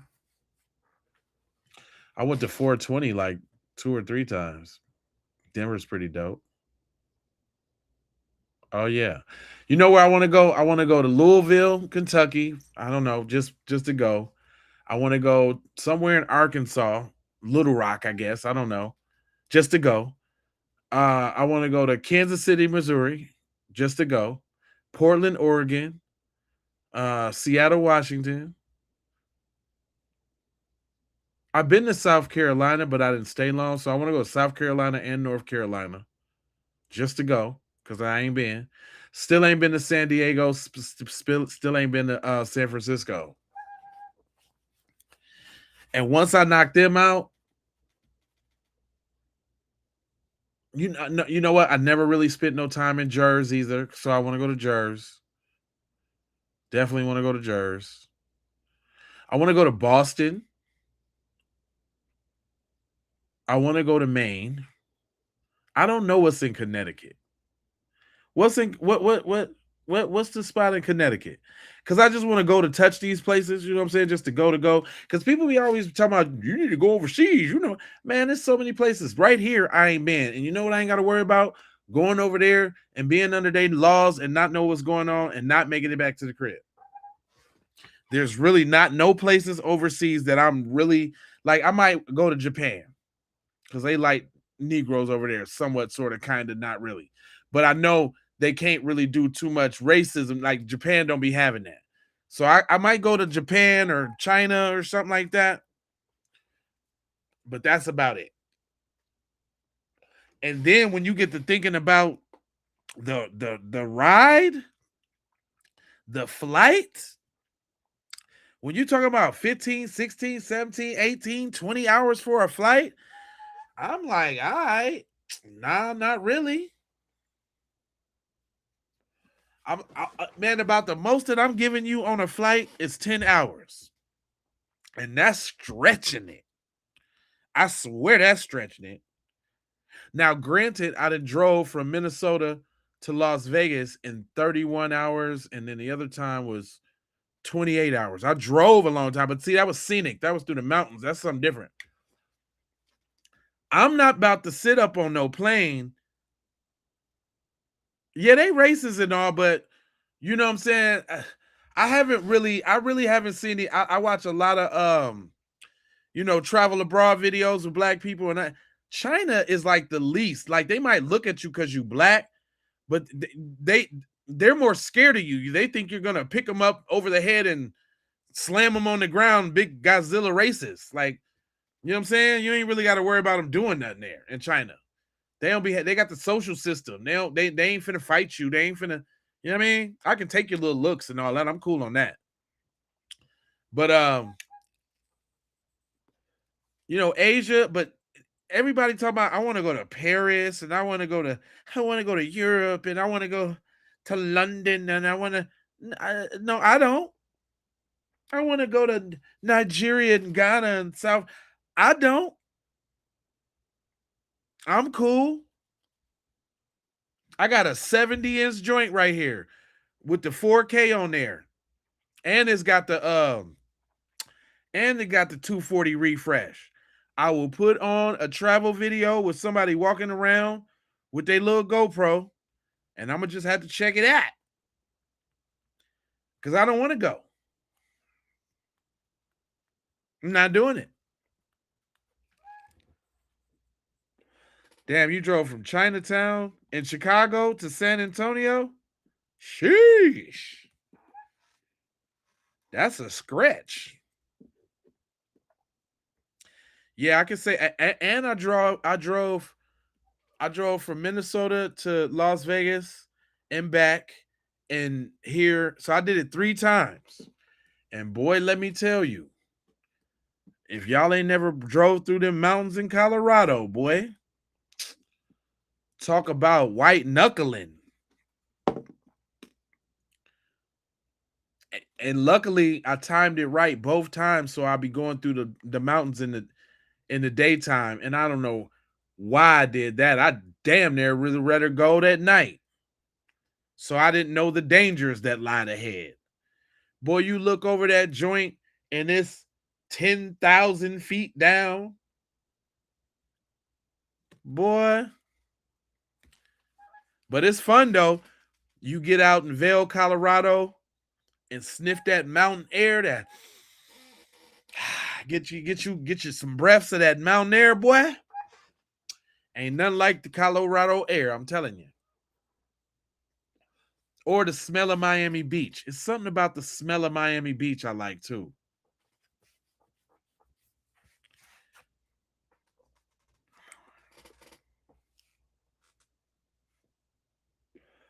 Chi-Town to South Dakota. Yeah, that's a long one. You know, I used to do the regular Chicago to Minnesota all the time. Chicago to one time when I was 16, me and my oldest brother, man, we took a Greyhound from Minnesota to New York and stayed for, it was like a 3-day just barely sleeper bender, shopping, looking at the lights, kicking it with my homeboy Nairobi. Shout out my boy Nairobi. His birthday was just the other day.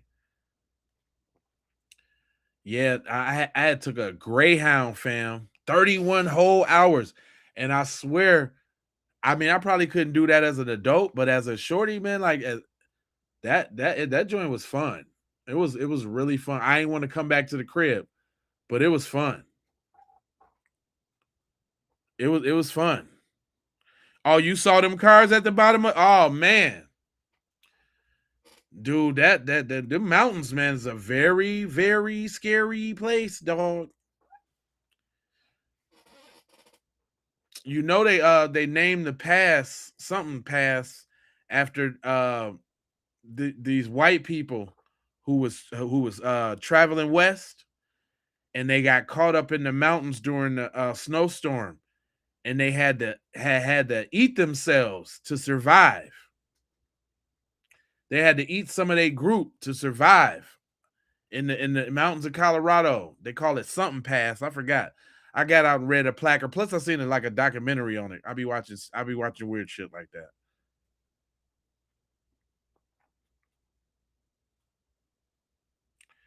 Yeah, driving around every damn where.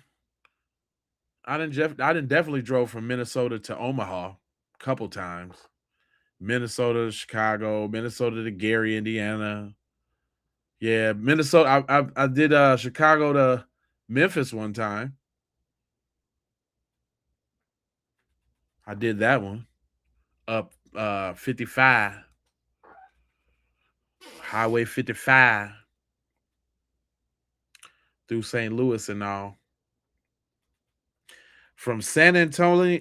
Damn.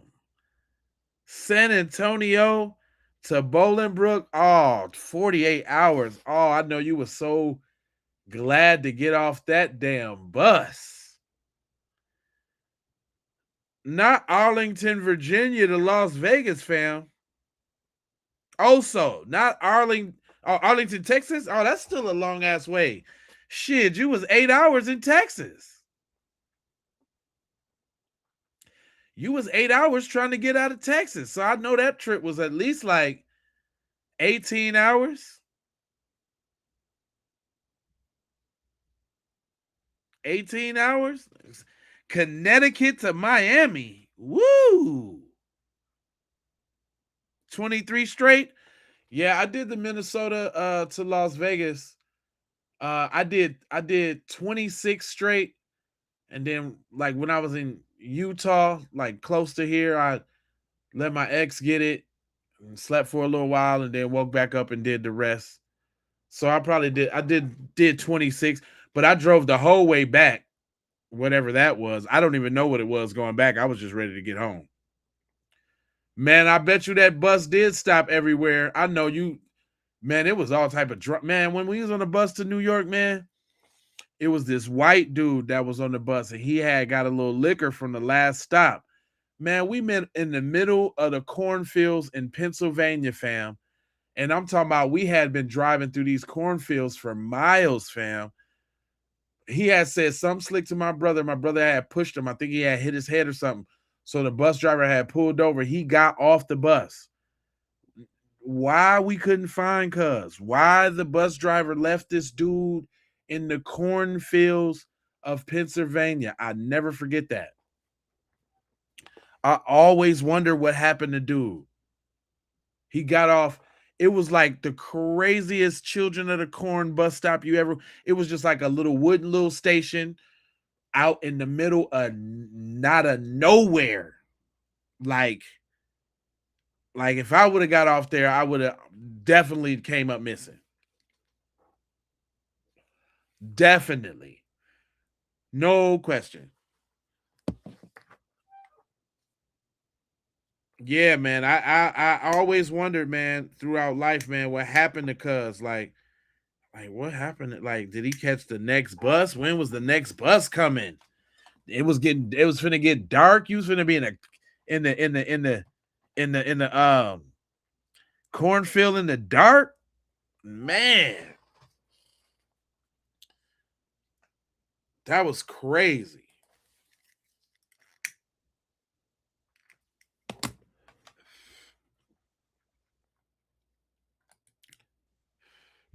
Man, he left the dude. Do you hear what he left the dude right there?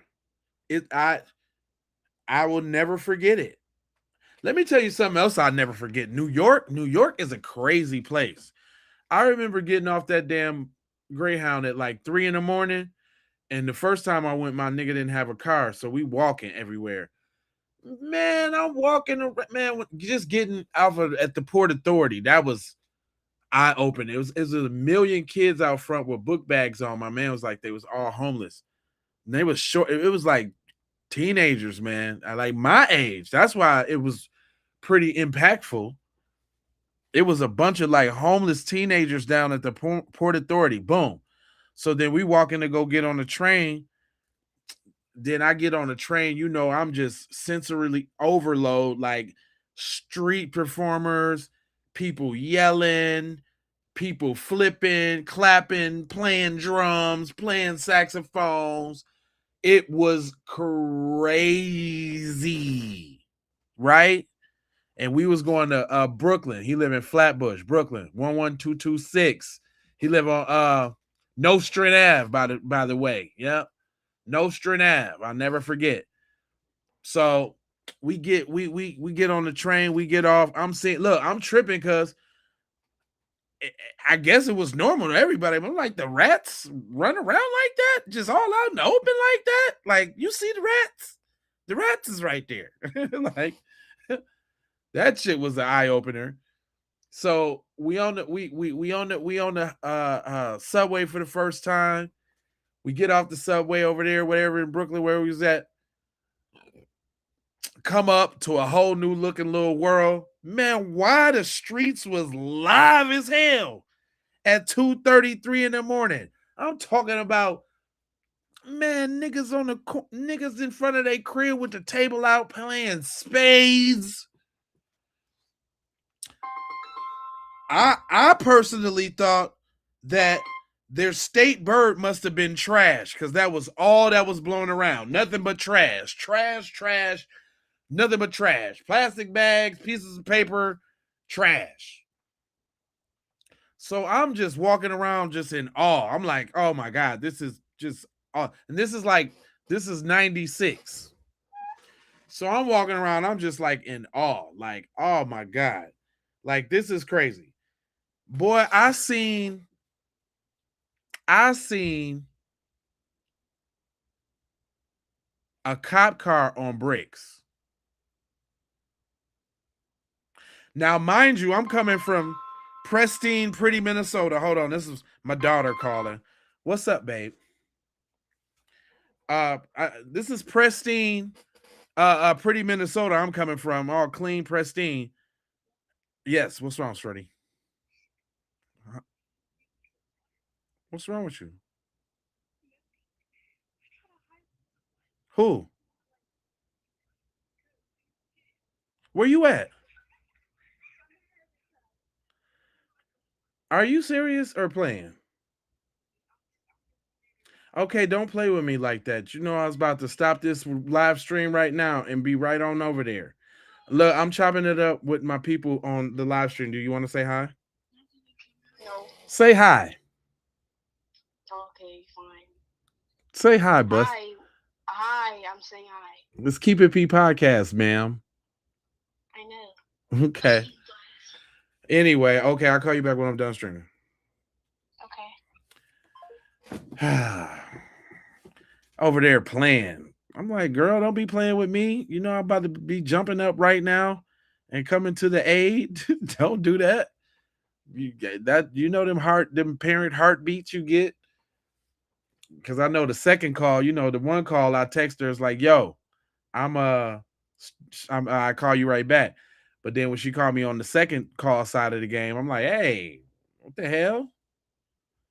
The hell's going on? Nah, she's calling, talking about, she was sounding like she was crying, talking about, can you bring me some water? I'm hiding from somebody. I'm like, who you hide? What you talking about? Don't be fucking, where the hell is you at? And then I looked right at this is how Nolan Wells' parents was, because I looked right at the 360 and I was like, oh, you at the crib, you playing. I'm like, oh, okay. I looked right at the little 360 real quick. Don't be playing.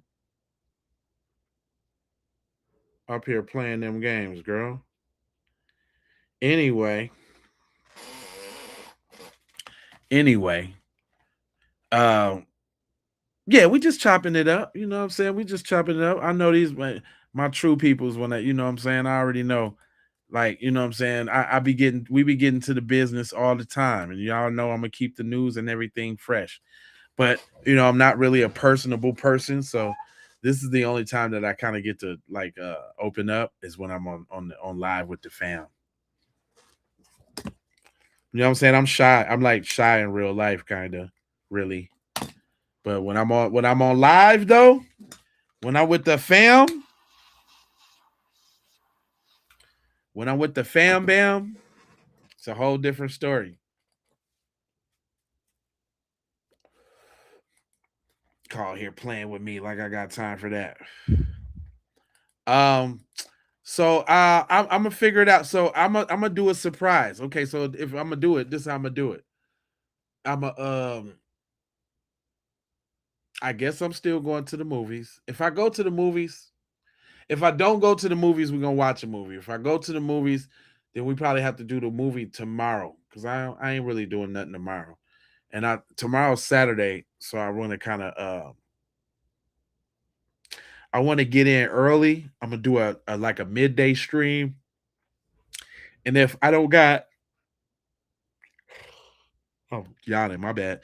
If I don't got a engagement tomorrow evening, then I'm gonna probably do like 2 streams tomorrow, 2 or 3. You know what I'm saying? But I've been trying to keep them short because I noticed that the algorithm push them a little bit more when they're shorter, around 2 hours, 2.5 hours, really, really below 2 hours. But we just be cooking so much, we be having so much to get to. A 2-hour stream, it just kind of don't work sometimes. You know what I'm saying? Yeah, I mean. But hold on, let me see here. There's I guess we can round it off at 3 hours because I got like 30 minutes left. So let's go ahead and damn it, Bart. Straight up. Let's go ahead and get through this real quick because I did cut Sam Wisdom. Sam here for a Nolan Xavier Wells update, and here's something that really disgusts me. The media coverage on this case. I just saw that TMZ posted that Judge Ashley Cole has been getting threats, right? Which are valid. That should not happen. We all agree on that. But why haven't they reported on the threats that Christine Walmsley, the mother of Nolan Xavier Wells, has been getting? How about her business that had to shut off the review portion of the website because people were going and giving her a 1-star review? So my question and my disgust is to these media outlets, why are you not reporting on this? Why are you reporting on the friends, so-called, of the person who was actually taken? Why are you not sticking up for the family? Why are you not talking about all of the trash that all these other online influencers have been talking about the mother who lost her son? This is disgusting behavior and it has to stop. And TMZ specifically, we are all very disappointed in your coverage and you have lost great credibility with the public over this case and the way you have handled it. Why have you not reported on the threats that Christine Walmsley has gotten? Show me that article. Secret Service Sam Out Samson for president of the world. You know what? You know what I noticed, y'all? We ain't been no did the busters go away? Because we've been just over here having a great time. I've been looking in the chat, it's been all love. You know what I'm saying? What, did the busters go away? Because that's cool. Because I had a y'all want to see the petty video I had for him? Oh, I had a petty one. I had a petty video for them. I was finna pull out the big guns. Y'all know when I always be talking about family annihilations? Well, it doesn't happen. Remember that dude I was talking about that got rid of all like 6 of his children? The professor had to drop one on this. Check this out. I know my true crime gang can really appreciate this. And this is how petty I was gonna get. It's only like 5-6 minutes, but it's a very, very crucial 5-6 minutes. Grand Haven Township for a residential fire at 14936 Riverside Trail. White smoke coming out of the window. House is full of smoke seen from the outside and smells electrical. Central clear at 1146. 1 story with walkout basement. Unknown if finish. Unknown if fire is in basement. Remember that story from earlier this year about the man in Louisiana who killed 7 of his own children, then his own nephew before killing himself? Now, that story got absolutely massive white media coverage, and I'm not saying that I don't understand why. When children are killed, it would be unnatural to bury that or to minimize it, which makes it doubly strange that there's been yet another mass murder of an entire family, this time in Grand Haven Township in Michigan, and this took place last Friday. A man killed all 6 of his own children, then set the house on fire and killed himself. Damn. Around 8:30 a.m. Friday, reports of the smell of smoke sent firefighters to Riverside Trail near 148th Avenue and Mercury Drive in Grand Haven Township, but they couldn't find a fire, so they left. Around 11:40 a.m., more calls of smoke came in. Firefighters went back and this time found smoke coming from the family's home. As crews doused the fire, they discovered the bodies all in various bedrooms. One has to wonder why it is the first time they came out, they didn't at least knock on the door, try to see if there was anyone in there. The Ottawa County Sheriff's Office said they found the bodies of 47-year-old Christopher Karolkevich and his wife Amanda, as well as their 6 children ages 5 to 15. 2 of the children were adopted from China. Damn. Even the 2, look, you got 2 Asian little girls right there on the end. This boy that went and copped some kids from Asia just to do them bad. Damn.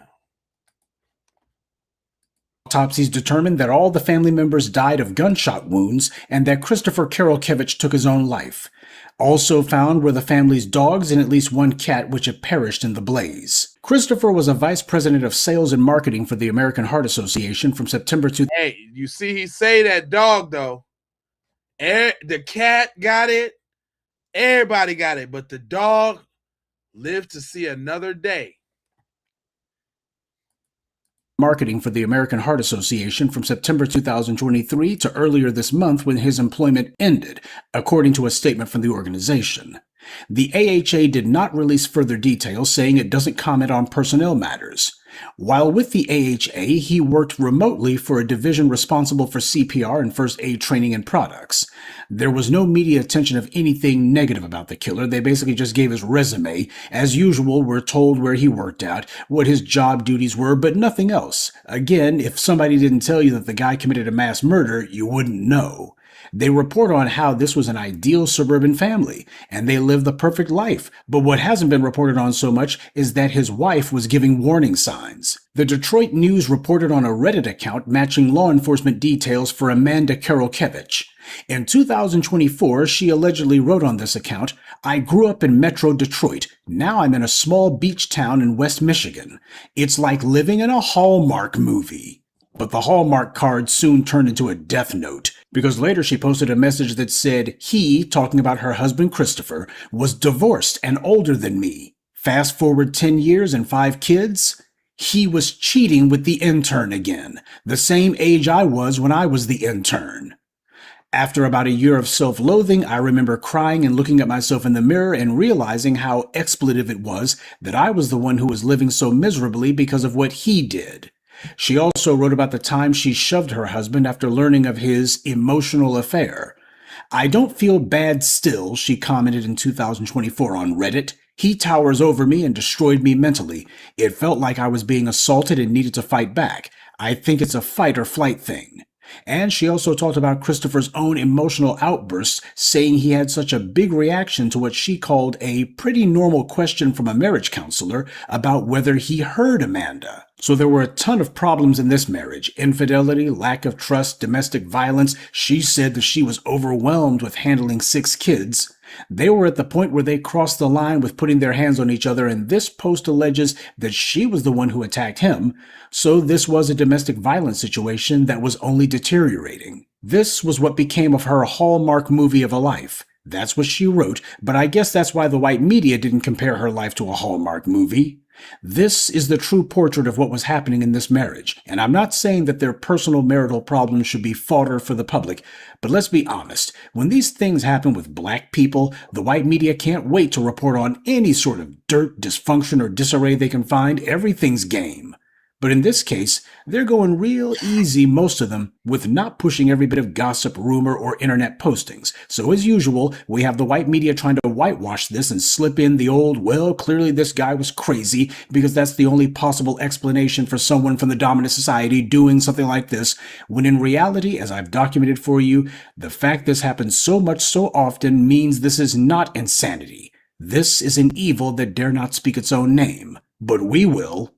This practice of some member of a family killing everybody has been given a name: family annihilation. This is absolutely horrifying that it's happened so often to the extent that they could give a formal name to it. And not surprisingly, the largest number of family annihilations have happened in Greg Abbott's Texas and Moron DeSantis's Florida. When you create, foster, and protect a degenerate culture, you get degenerate results. This is a public health emergency, but you wouldn't know about how the white authorities are treating it. But then again, the opioid epidemic, which is larger than the crack epidemic ever was, is also a public health crisis. But because crack affected largely black people and meth affects almost exclusively the dominant society, the authorities have been handling it very differently. Their approach has been hands-off. It is not, and they dare not make it a law enforcement matter, no matter how many Mexican cartels are involved or rural reprobate meth labs there are. And instead of militarizing the police to go after these meth addicts and dealers, instead the police get Narcan so they can give first aid to meth overdoses. Hell, the white media glorifies it. Breaking Bad became a critically acclaimed, top-rated show and a bona fide cultural phenomenon. Hold up. Y'all know what I just seen today on Netflix? I seen something called Breaking Bear. It's a show about these humans that work with these bears that eat humans that do meth. It's a cartoon. It's the wildest shit you will ever want to see. Go check out Breaking Bear. It's the craziest shit you ever want to see. Don't see them doing that with anything involving black people at all. So we have a protected class of narcotics and a protected class of mass murderer because there's a protected class of offenders. The latest mass murder is not some wild anomaly. The reason the mass killing in Louisiana made so many headlines and was kept on constant repeat was precisely because of how out of the ordinary it is. Pookie and Ray Ray shooting at each other downtown is something they can point to, but even then it's usually one person killed, 5 injured. As I've always told you, that's why the white media prefers that people use the term mass shooting, because that narrative is far more convenient to them than mass murder. A black man killing his entire family is nowhere near as common as a male in the suburbs or rural areas killing their kids, spouse, parents, and the next door neighbor. And what do we know about the place where this atrocity happened? Grand Haven Township is a community of about 18,000 people, so it's a small town, not a major city. Right. Naturally, the people who live there say nothing like this has ever happened there. Of course not. It never does. Right up until it happens. And for the white supremacist trash who always like to try to make Chicago out to be the murder capital of America, during the same weekend that this massacre happened in the little town of Grand Haven, over in the entire city of Chicago, there were 4 people killed that entire 3-day weekend. More people died in a single day in little old Grand Haven Township than in the entire 3-day weekend in the city of Chicago. So don't let them come. See, that's why I don't let them little Chicago comments and all that little bit. You can't get me with that because I know better. Did you hear what he said? One white dude took out more people than all the gangsters in the old block and all that in Chicago. The whole old block, all the gangsters. So don't give me the crap. Cut the crap. Okay? In a city of millions of people, many of them black, by the way, but more people died in a small town of 18,000 as opposed to 3 million in Chicago. Huh? Oh, where are the per capita clowns when you need them? Huh? And while I don't know what the number of total fatal shootings was in Detroit for that same weekend, I'm willing to bet it wasn't as high as Grand Haven Township's was. Huh? To the white supremacists who like to lurk around here, you notice that she said that she grew up in Detroit, but that's not where she was murdered. It was in a town that's more than 90% white, as she put it, a nice beachfront hallmark card of a town, and yet the white media and the white supremacists love to push the propaganda that this woman was surely in greater danger in Detroit. If people are going to bring up the proverbial South Side of Chicago, then you bring it up all the time, not just when it's convenient to you. That's the reason I like to make mention of it at times like this. And while the white media may try to put an artificial cap on how long they count these family annihilations, I've been telling you about stuff like this since at least the Pike County massacre, and that was 10 years ago. So no, this didn't just start happening in 2020. That's when the white media wants to try to keep count. That's why you got the black media. Yep. So when is this public health crisis finally going to be taken seriously? I guess when it's mostly black people who are doing it. And that's this week's Friday Crime Report. Y'all make sure y'all go subscribe to Professor Black Truth's channel. You know what I'm saying? And go get some of that Professor Black Truth. That's what it looked like. Let me move this out the way so y'all can see. That Professor Black Truth. Go get on that. You know what I'm saying? On your time, you know, on the B1 side of the game. But that's what I be getting gamed up with. But that's how I was finna chop them down, y'all. If they had got in my comments with the BS, but I ain't really see nobody. We really and know that cartoon, it should be for adults, but I don't see why kids would be. They might not be able to see it if they're in the kids profile, but nah, it's a real adult cartoon. I'm talking about the bears ripping people open, and they got the bear in there eating penises, fam. It is wild thousands. It's crazy. I just seen some snippets of it. It drew me in because it was just that crazy. Little bears running around smoking meth out of a glass. I'm not lying. I'm not lying. It's crazy. What's up there, Mama?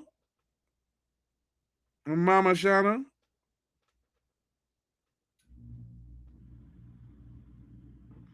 Yeah, but then that's how I was gonna lace them, y'all.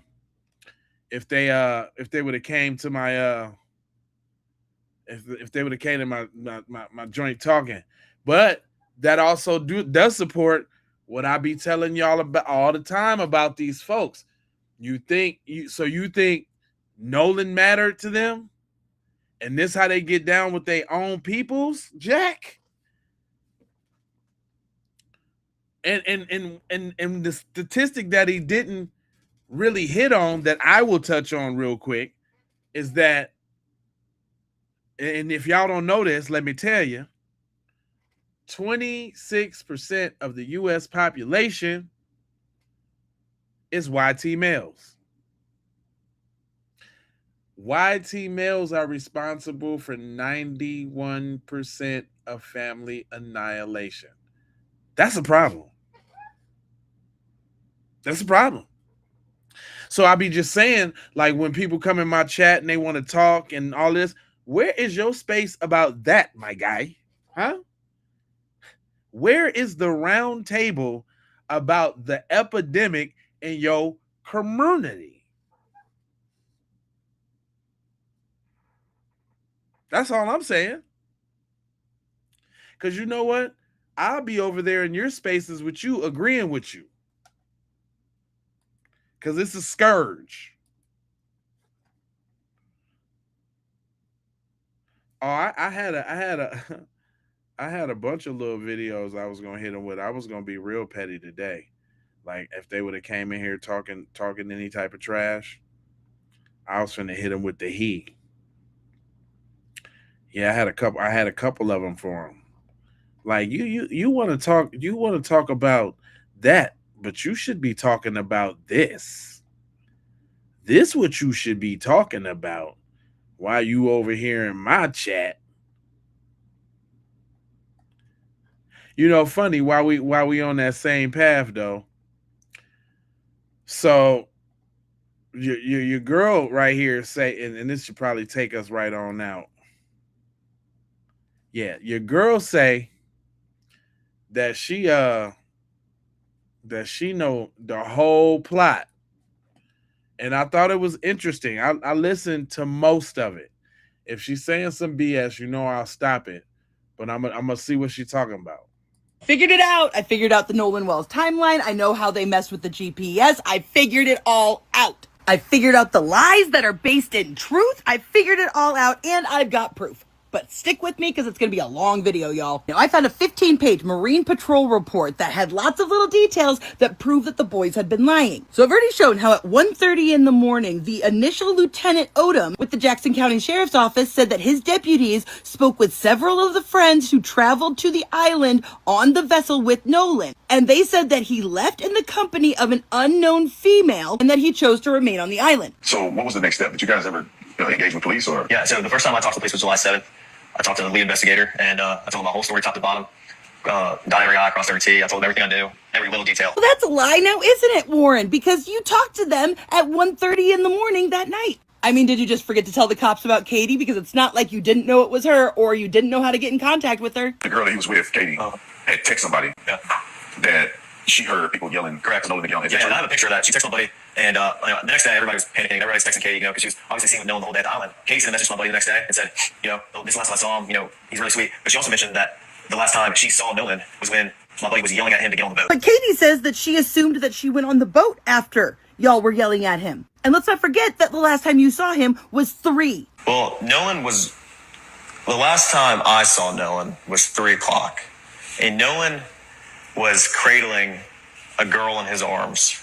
And yet for some reason around noon, the name of another girl who hadn't even seen Nolan in a year was given to the patrol to go interview, saying that she was with that group, not Katie. They also gave the name of a couple of other friends who they weren't able to get in contact with. And despite having a picture of a text message from Katie, funny how you didn't share that with Officer Tatum. Probably could have cleared up some stuff real quick, right? Now let's get to the data. Now, at about 1:30 on July 5th, they were doing a flight of drones based on the relation of the last known anchor position of the Atkinson vessel, which I have documented right here. 4:30, Officer Strickland contacted Jennifer Pyrone, who was Wyatt's mother, who told them that he had already spoken to officers earlier in that day, but they were happy to cooperate with any investigation. And she let this officer take a picture of the GPS. Officer Strickland observed the track line showing Pyrone's vessel location on Horn Island, then gave coordinates. I'm going to need you to remember this exact phrasing. It's going to be important later on. Now, this was the GPS coordinates from the picture that the officer took, meaning that these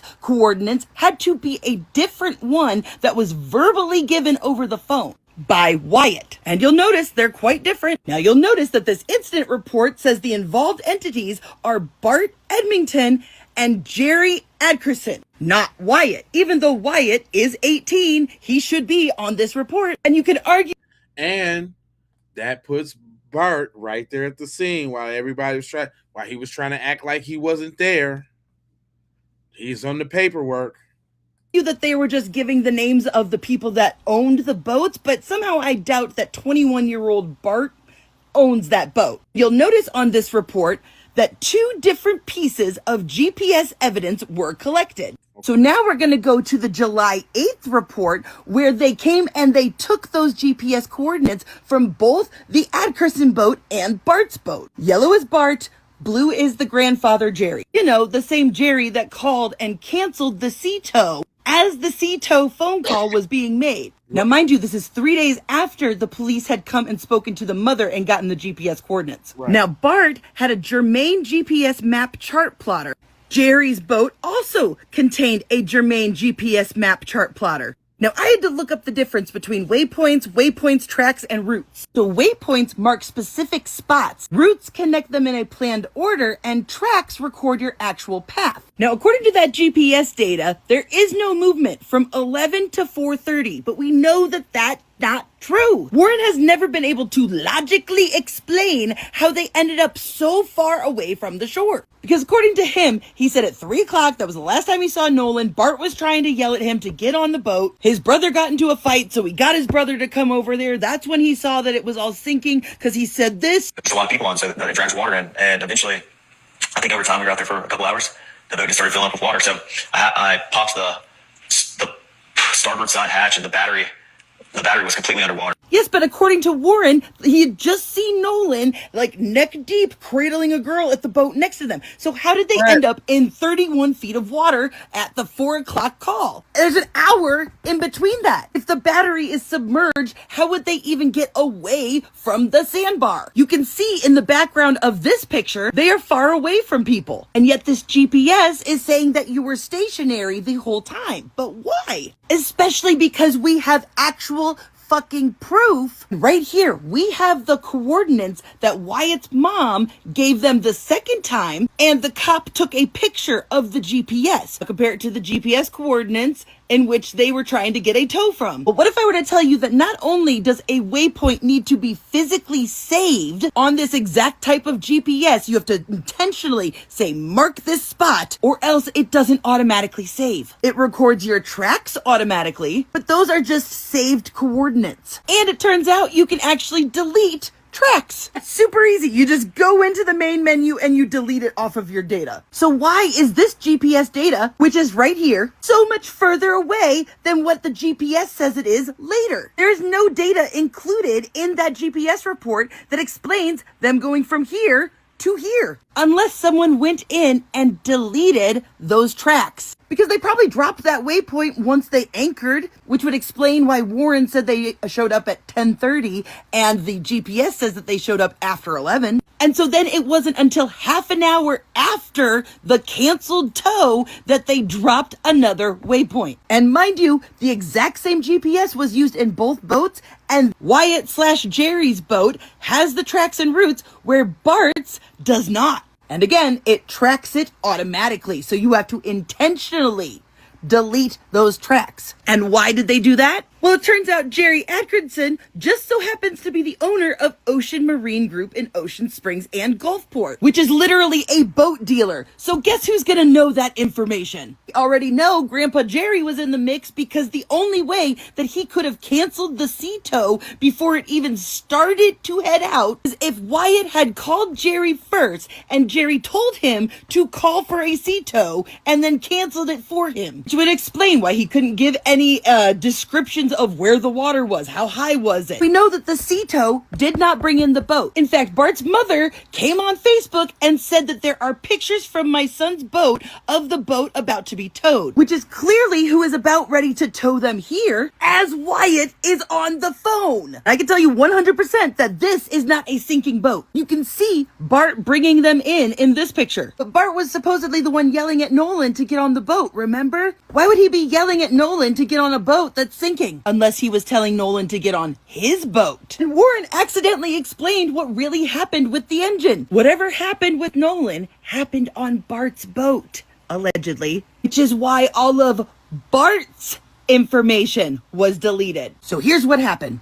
Both this one and this one confirmed that there was a fight that broke out on the beach. Started out with him, ended up with Warren's little brother. His uncle says, we gotta go. They hop on a boat and they leave. He grabs his drunk younger brother and says, we're getting out of here too. 3 o'clock. This whole caravan is trying to get the hell out of there because they're drunk and fighting. Wyatt's boat was in such a hurry that they couldn't figure out how to put the freaking trim down, which caused the motor to overheat, quickly stranded them, and Bart had to come help them. The time that Bart shows up, something has happened between him and Nolan. They're all distracted trying to fix the bilge pump because they didn't trim down. The waves were crashing over the boat and into the bilge pump, short-circuiting it. During this, some people have figured out that Nolan is gone. Other people just think that he's passed out or something, which is why Wyatt calls his grandfather to figure out what the F to do. And as the phone call is being made, more people are figuring out something's wrong with Nolan. That's why they didn't start moving again for 30 minutes. They were coming up with a plan and figuring out how to make it work. I've run out of time, but don't worry, I'm doing a follow-up to this video with more details, more information. And if you like my work, be sure to show your support in my bio. What y'all think about what she said? She said Nancy Drew is cooking. Nancy Drew. Hell nah. She was basting and broiling though a little bit there though. I'm like, okay, I'm with you because I ain't stop her, you know what I'm saying? I'm listening. She had my attention. I'm like, okay, yeah, okay, yeah, yeah. She was Sea Tow is a towing company that helps you out of the water, and they're having a problem. And so called, they looked up and seen that Jerry Ackerson actually worked for them. That's another little tee hee hee too. Cito. Yeah, so that's a little, yeah, that's, let's say gumbo. She was cooking like that. Hold on, let me see. That's under. That's under Reese Waters. Yeah, nah, I can't. I'm trying to see if I could see where her actual handle is, like, cause I don't see it in the video. Hold up, pretty with two Y's, G Gal 22. Pretty with two eyes, G Gal 22. Let me see if I can find her, because she almost got me wanting to see if I can get a part 2 out of that.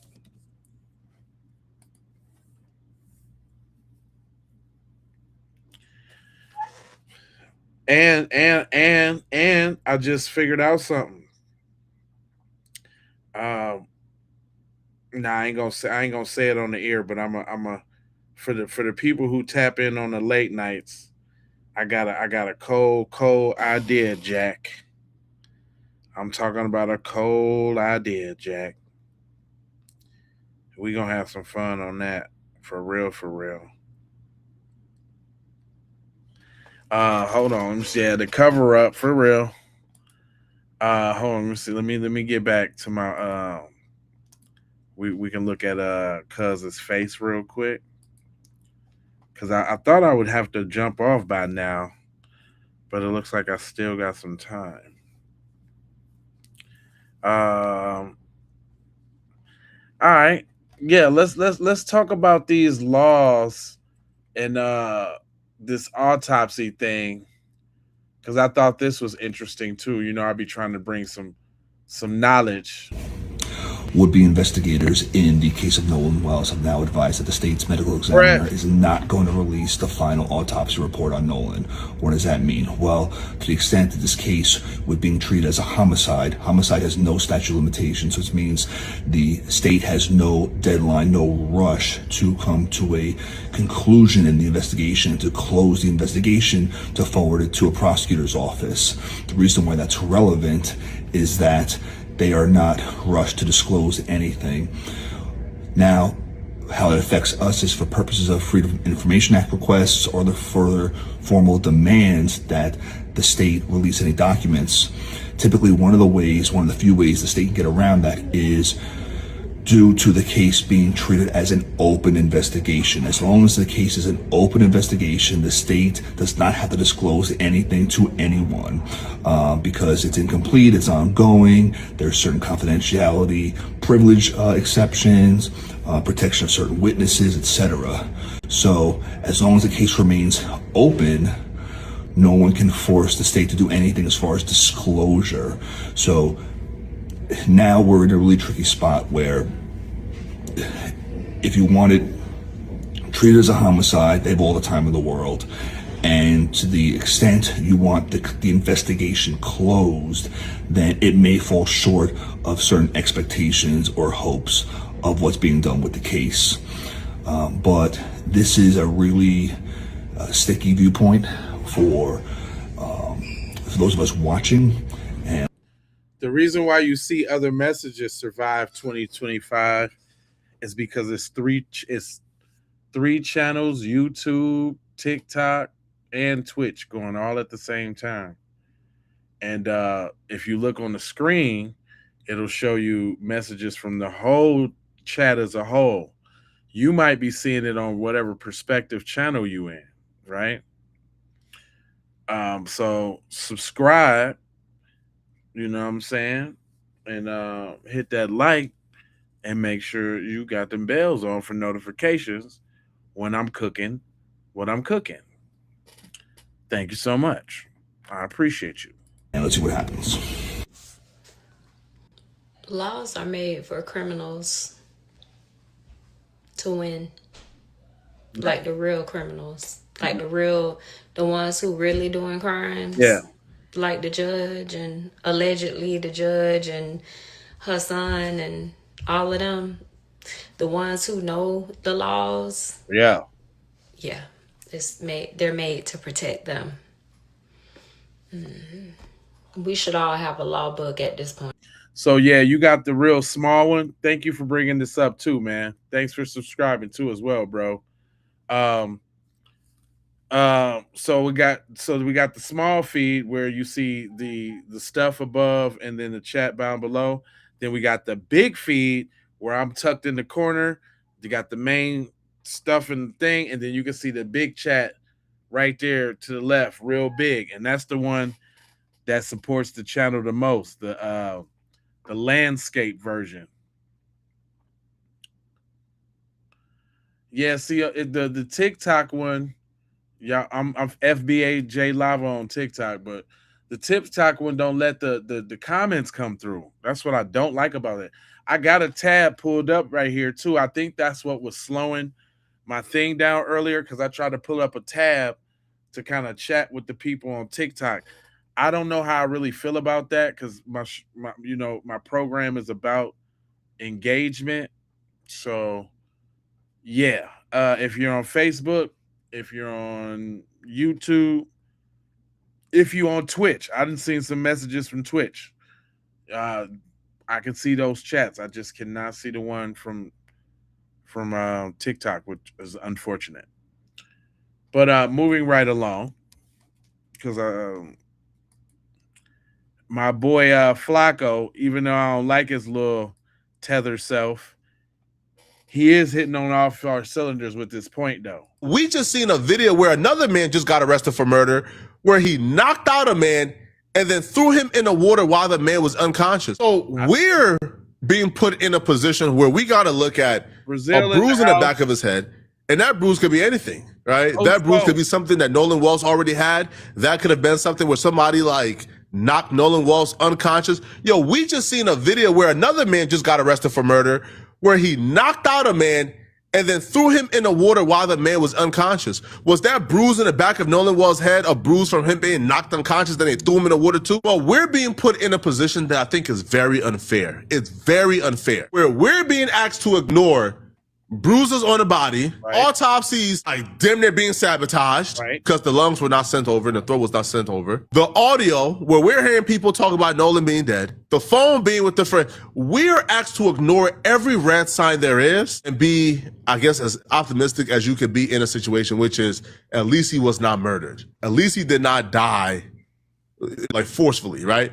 I'm not believing it at all. And I think a judge who his literal job was to make decisions for the last, 2 or 3 decades, I think that judge will be able to look at this and make a judgment call that's at least credible. But this nonsense of any skepticism is uncredible, that's out the window. It's your boy Jess. I totally agree. Survive. Thank you. I appreciate you. But this is what I'm saying. I totally agree with that. All of that ain't no questioning is out the window. But now we got Katie. Katie just stepped in the chat. All right, y'all check it out. Katie is coming with receipts. Uh-oh. Looks like our girl KK said you're not gonna get me. Look who just uploaded and dropped some receipts to the Biloxi group chat showing where they were at. Our girl KK, and I can't say her name, but it rhymes with Haiti, has provided timestamp receipts, videos, pictures from where she was at in Ocean Springs, and you see the time right down there, 6:02 p.m. And guess who's not with her? KK said there's no way y'all gonna keep playing on her name, babes. 5:24 p.m. She's got the receipts. She was not with who y'all said she was with. I mean, she's got multiple receipts. Yeah, like her face, location. That's very clearly her. I mean, this is a picture from her Facebook, and I just matched you with one of the pictures that was posted to White and Proud. All these photos basically giving us timestamps of where she was at, which is very interesting because if she was on the boat with her friends and wasn't where y'all said she was, Where everybody at? She's the only one who's been giving cooperating statements. She was the first one to go to the po-po. KK. What the f y'all gonna say now? The story is literally falling at our feet. Hey, yo, but why does that look like Smart's boat? She say, nah, y'all going down. She said, I'm not going down. I'll show you my timestamps. Well, there it is. Straight up, Katie ain't playing. They trying to flip it on Katie, and Katie like, nah. But if we want to touch on that that autopsy, see the results of the autopsy along with their lawyers. Yesterday, we know that the news broke that the results of the autopsy from Mississippi are now completed.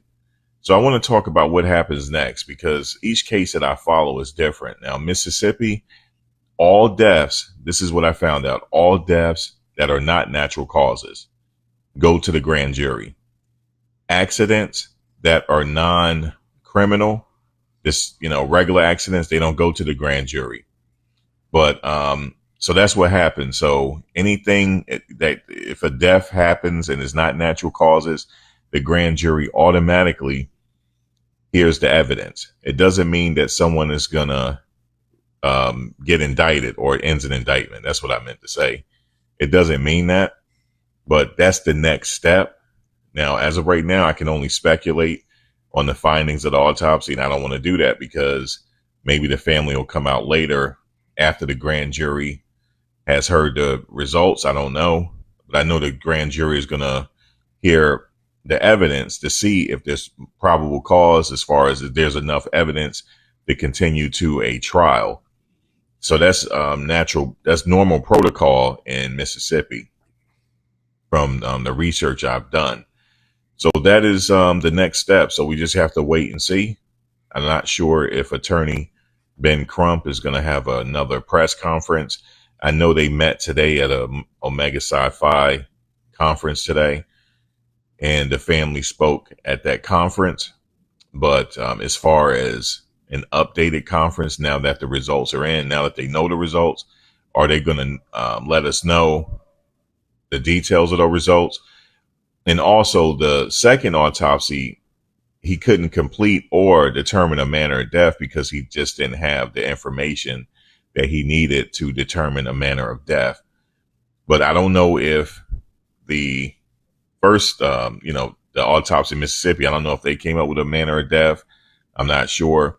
But what somebody was explaining to me, along with the research I was doing, they said, well, being that, let's say if they rule it a drowning, it automatically goes to the grand jury. It doesn't matter. It automatically goes there. I was listening to another lawyer. He said that he doesn't feel like there's going to be any arrests made in this case because he said they revealed the findings of the first autopsy prematurely. And he said he will fight that tooth and nail if those were his clients. He said it's not how he feels personally, but he think that that's how this is going to play out. But again, we're all speculating. We don't know how this is going to play out. I had said before in my previous video, we just want to know what happened to the young man, because this, for me, it's suspicious. For me, just saying it's suspicious, that's just me looking on the outside in. I said it sounds suspicious to me.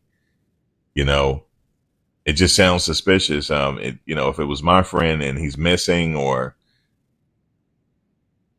I don't think I'm going to lawyer up too much. I don't think so. However, some people will lawyer up just for precaution. And also there could be possible a wrongful death lawsuit. I don't know. I'm just thinking about what is the possibilities in the future. We know that his parents, they spoke to the media today. Well, they did talk to Don Lemon. I saw that. And attorney Crump said the reason why she filed to be the executive of his estate, just so that there could be possible lawsuits down in the future, but also that opens it up for them to conduct their investigation as well. It's a technical reason why she did it as well. So, like I said, I don't know what to think about things that's going on. It seems like they're shifting. This is just how I feel. It feels like they're shifting it back to Nolan Wells and his family. We're hearing about now someone got arrested for threatening the judge. I don't agree with anybody making threats. I think that's some BS. If I know better, like I know better, I think that's some BS. Because what is Juan Valdez doing, threatening the judge from California? I can't even see somebody sending her a DM like, "Yeah, we're gonna get you," and especially the stuff they said he said. If y'all don't know what he said, they said he DM'd her. He said that he's gonna send a BOMB to where they stay, and it was going to invite the boys over there to look at the package, and they said a whole bunch of. I'm like, why would somebody even do that? Like, they're just trying to jump out there and be victims so bad, like to take the focus off of. That's what's weird to me. Like, how is y'all a victim? I don't even understand. You say DM, but then y'all deactivate y'all social media. So where does DM come from? What DM? What was it? Yahoo? Was it LOL? What DM? That's what I'm trying. That's what I'm saying.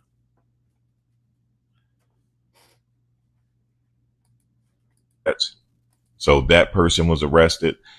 I mean, hasn't Nolan Wells' family received threats as well? His mother received bad reviews at her workplace, but it's whatever. I don't want to go too further with it, but yeah, this is a case I'll never forget. Definitely never going to forget this case. And let's say if this ends without anything happening, then what? It's almost like it's still holes in the story. There's still things that's unanswered. I just me personally, if I go somewhere with somebody, I'm going to make sure they get back safely. Everybody got back safely but him. There was talk about drug use and stuff like that. People speculating on that.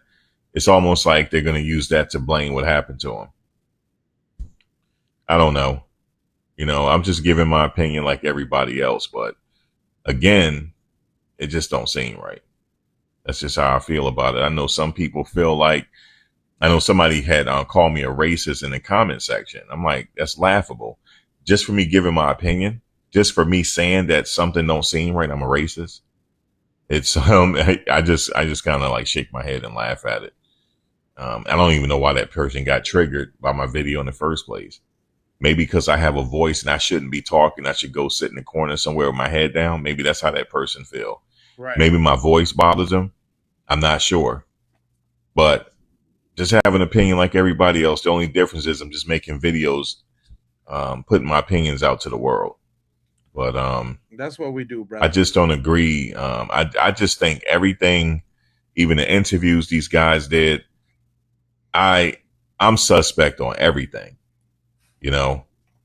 I'm suspect on everything, man. I go back to the call, when the tow call, they said, do you need the. All right, now hold on. Now check this out, y'all. Check this out. Now Sam just got an update from somebody so-called from Ocean Springs, right? Hold on, I'm finna take you out. Wait a minute. From somebody from Ocean Springs, right? But I think he talking about false information. Check this out. Update, and it looks like Ocean Springs is talking. I just got this message. I agree with the friend who gave you new information because people did come forward saying Nolan approached them looking for a ride home. That post was deleted, but I have a screenshot. I live in Ocean Springs and there's no way no one's seen what happened. There were too many people there. Here's a screenshot. Look at the screenshot. They go on to say, the kid on the right looks like the kid that tried to hitch a ride with us. Said he told his friends to go ahead and he'd catch a ride in with somebody. We dropped anchor around 11 closer to the west tip and saw them all walking towards the dunes. There was probably 200 college-age kids together down there. We ended up moving down by my wife's mom and dad, but we didn't see any of them again until we were leaving when we were approached by the young man on the right. That was around 4:30, 4:45. He was alone when he walked up to us. We told him that we were at capacity, and he said no problem. They had more friends out there that he could ride back with. They went on to say, yes, the person who wrote this is correct. Everyone is connected, and you don't want to be on anyone's bad side. I'm assuming that's why no one from the island is talking. I'm from Ocean Springs. I just hope and pray they figure out what happened, but I stay off the comments too. What do you guys think about this? If anybody has any information, please come forward. I'm looking at that with all the type of SWAT. What y'all think about that? First off, I don't know about that one. I don't know about that one, y'all. What y'all think?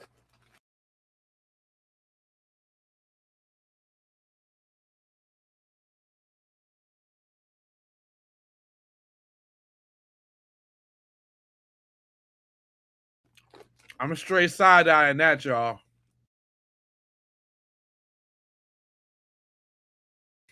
What y'all think?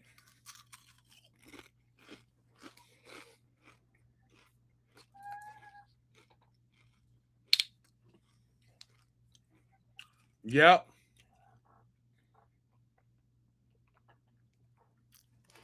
Yep.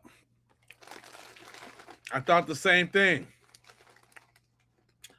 I'm like, don't be deceived. Sam, he do be coming with some good information, but that don't mean they ain't use him on the trick 'em up side of the game.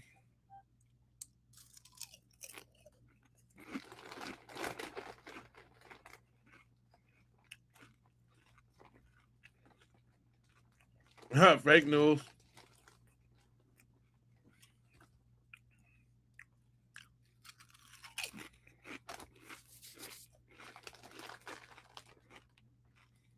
Straight up.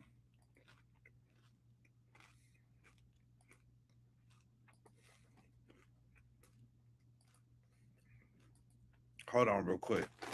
Yeah, I thought that one. I'm like, nah, that ain't really it, bro. Nah. I can't even go there with you. I like Shorty though, because she be busting down. She be having the best theories. And she the one that kind of hipped us to the game that call might have been talking in code. Oh, and let's not get distracted. Where is the phone call that Warren made to the Coast Guard? Because Warren, out of his own mouth, said that at 11 p.m. he made a call to the Coast Guard. And we're getting so caught up in the call that they made to Cito, but I'm very interested in what was in that phone call that Warren made to the Coast Guard, because I feel like if Cito gave us that answer, gave us all that information that we heard in the background, what possibly can we hear from Warren on that phone call? How did that phone call go? I want to know. And who else was in there in the background? I truly want to know. Oh, and let's not get distracted. I just want to put that out there, even if it's again. And I'm talking about GPS for all them boats. Now that you done told us it's 30. Look how sleek we is, though. Look. Think about this, though. He sat up there and told us it was 30 people on 3 boats.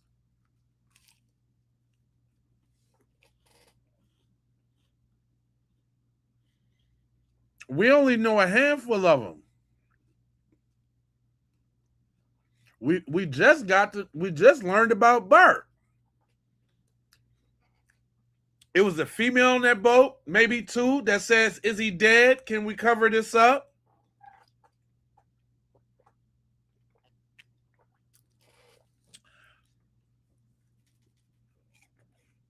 So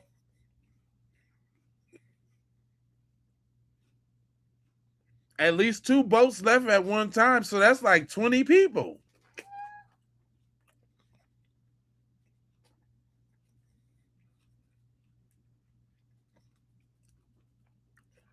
That's like 20 people that should know what's up. But don't nobody know nothing? Yeah, right. Ain't that overcapacity? And when I heard that overcapacity, you know what I said? I'm like, yep. That's something that them folks would say. Because I don't even think it's even a such thing like that. Nolan ain't that big. I can see trying to put a fat boy on there, but y'all can squeeze this little skinny Nolan on there.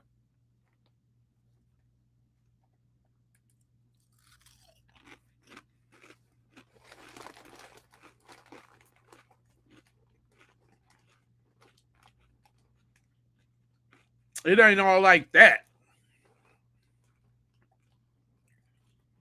I ain't really trying to hear it like that.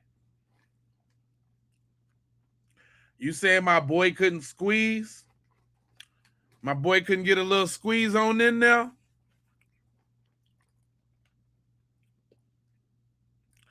And look, so look. I'm going to do this. I'm going to play what TMZ had to say about that call. And then Sam did an interview with the lady that did the call. We can see some of that. That, and then of course you guys also had the audio. First of all, what do you think of this audio? Are you hearing what she has here? I listened to this audio probably 25 times this morning. I listened to it without earbuds. I did it with earbuds. I cranked up the speakers on my desk and slowed it down every which way. There are very few things that are very clear on it. To me, what's clear, someone yells, "Shut the bleep up."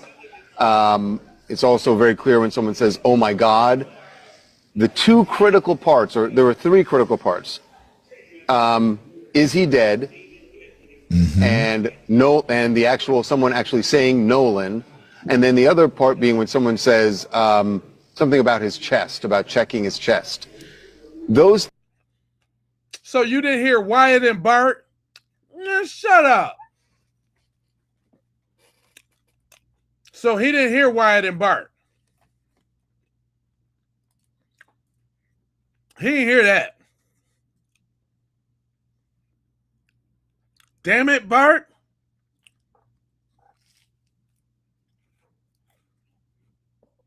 He didn't hear that. How convenient.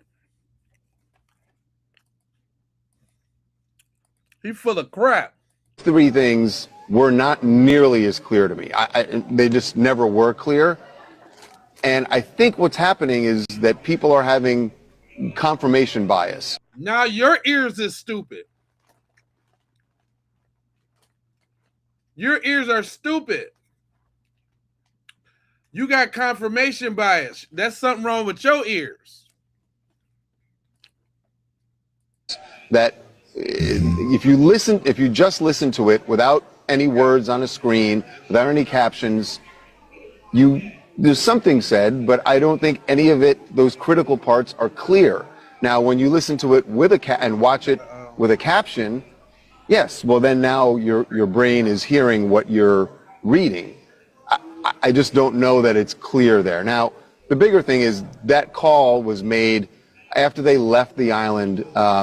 Wyatt and Warren and company, there were 5 other people on the boat, according to what Wyatt said to the tow company, a total of 7.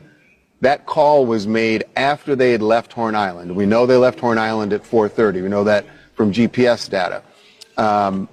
So that if they're talking about Nolan and about Nolan being dead and checking his chest, if it were true, that means that Nolan was on the boat when they left Horn Island. We've spoken to people with direct knowledge of the investigation. These are not friends that we're talking about, but people with direct knowledge of the investigation who say that the sheriff's department has evidence, don't know if it's video or photo, and that they've also spoken to witnesses who can place Nolan on the island, on Horn Island, after 4:30. So I just don't know how both of those things can be true. If he's still on the island after 4:30, how is he on the boat and they're talking about him being injured or dead on the boat? They just don't add up. So let me give you a scenario, because listening to it, they said we were at I forget what he says, a tip or something of... He's on the west tip of Horn Island. West tip of Horn Island.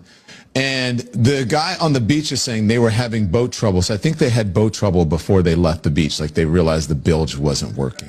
Right. And so I think that they were there. They said they were in 17 feet of water. So 17 feet of water, I'm not sure exactly there. So that's getting away from the beach a little bit. So maybe I'm thinking that they weren't that far away from the beach.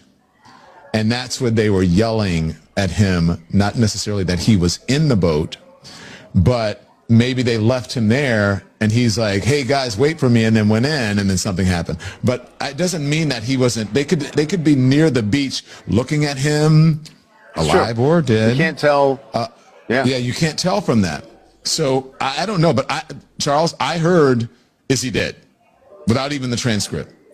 I heard that, and then there was another thing that I heard. There was one other thing without the transcript that I heard as well. Nolan? No, Nolan wasn't so clear to me, I believe. But Charles, can we listen to it with you?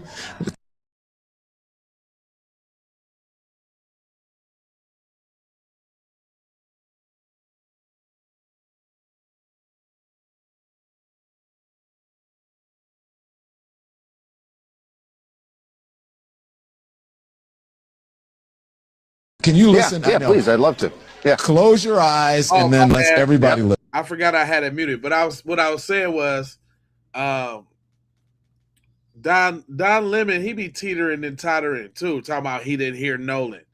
What you mean you didn't hear Nolan? Everybody can hear that, but you already know who his husband is, so go figure. Listen. All right.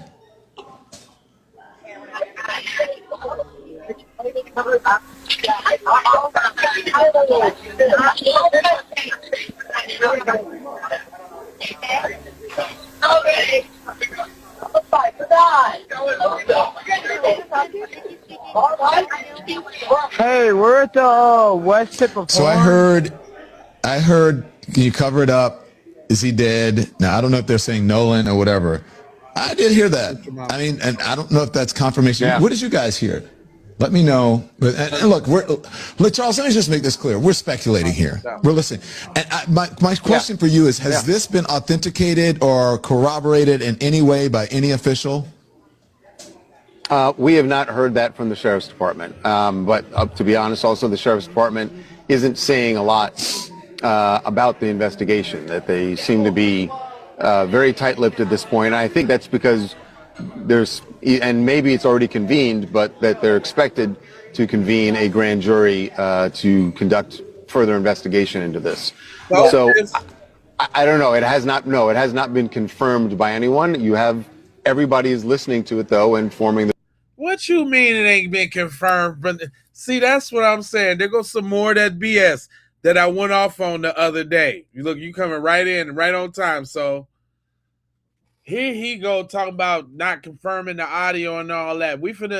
I got the whole interview with the sister. She talks about this article. So just wait. You came at a great time. Their own opinions, and so. Thank you for joining. You guys you spoke to some folks who were saying that they saw him there after that, and then of course you guys also had the audio. First of all, what do you think of this audio? Are you hearing what she has here? I listened to this audio probably 25 times this morning. I listened to it without earbuds. I did it with earbuds. I cranked up the speakers on my desk and slowed it down every which way. There are very few things that are very clear on it. To me, what's clear, someone yells, "Shut the bleep up." It's also very clear when someone says, "Oh my God." Neo. The two critical parts, or there were three critical parts. Is he dead? Mm-hmm. And the actual someone actually saying Nolan, and then the other part being when someone says something about his chest, about checking his chest. Those three things were not nearly as clear to me. They just never were clear.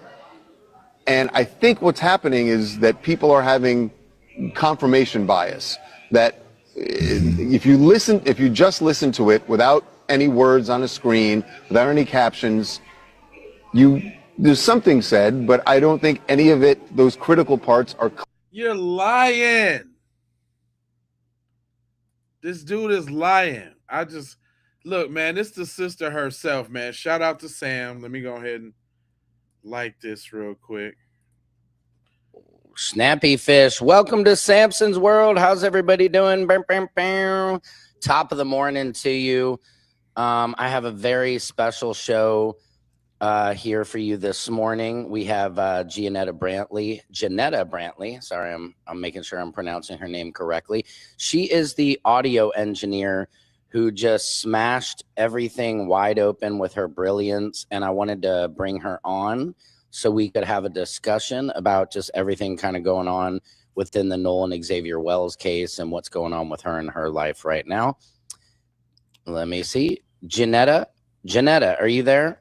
Yeah, I'm here. Okay. How are you, first of all? You know, I'm good. I'm as good as I can be right now.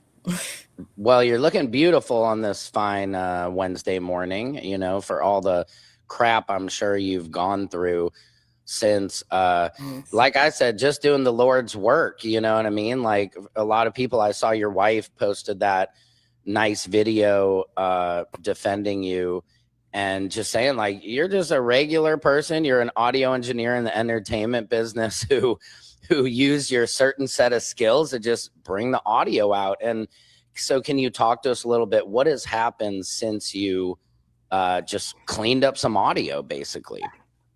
Oh man, it's been wild. It's been overwhelming. It's been emotional. It's been I'd say more positive than the latter, because I have received a tremendous amount of support and love from people all over. And I definitely see it, I feel it, and I appreciate it.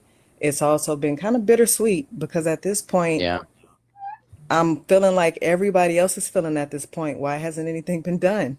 Like, with all the backlash I'm receiving, something should have came out of this by now. And so that's the part that I'm just not okay with. Right. Yeah. Sometimes it's hard. We do things because it's the right thing to do.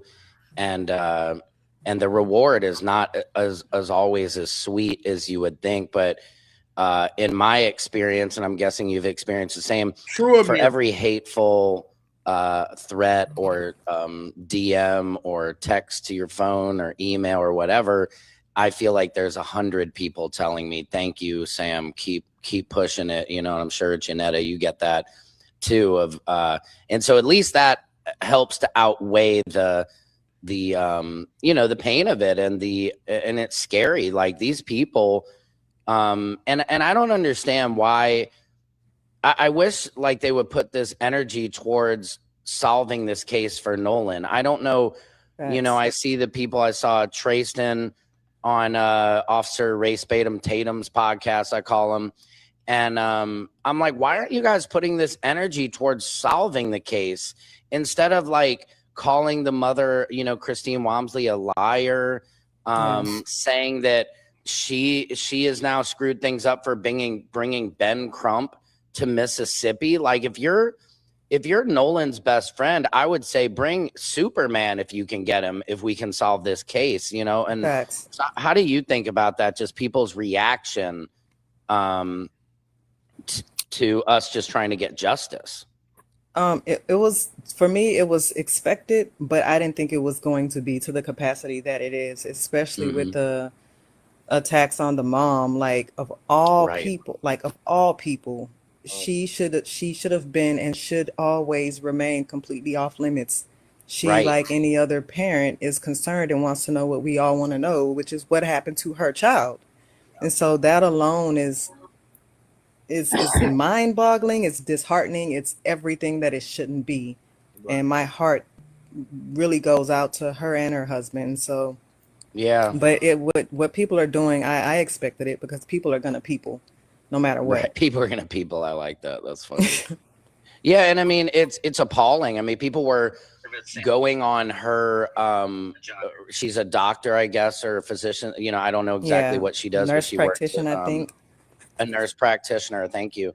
And they were going and giving her bad reviews, and it's just like, for what? Right. You know what I mean? It's so disgusting to me.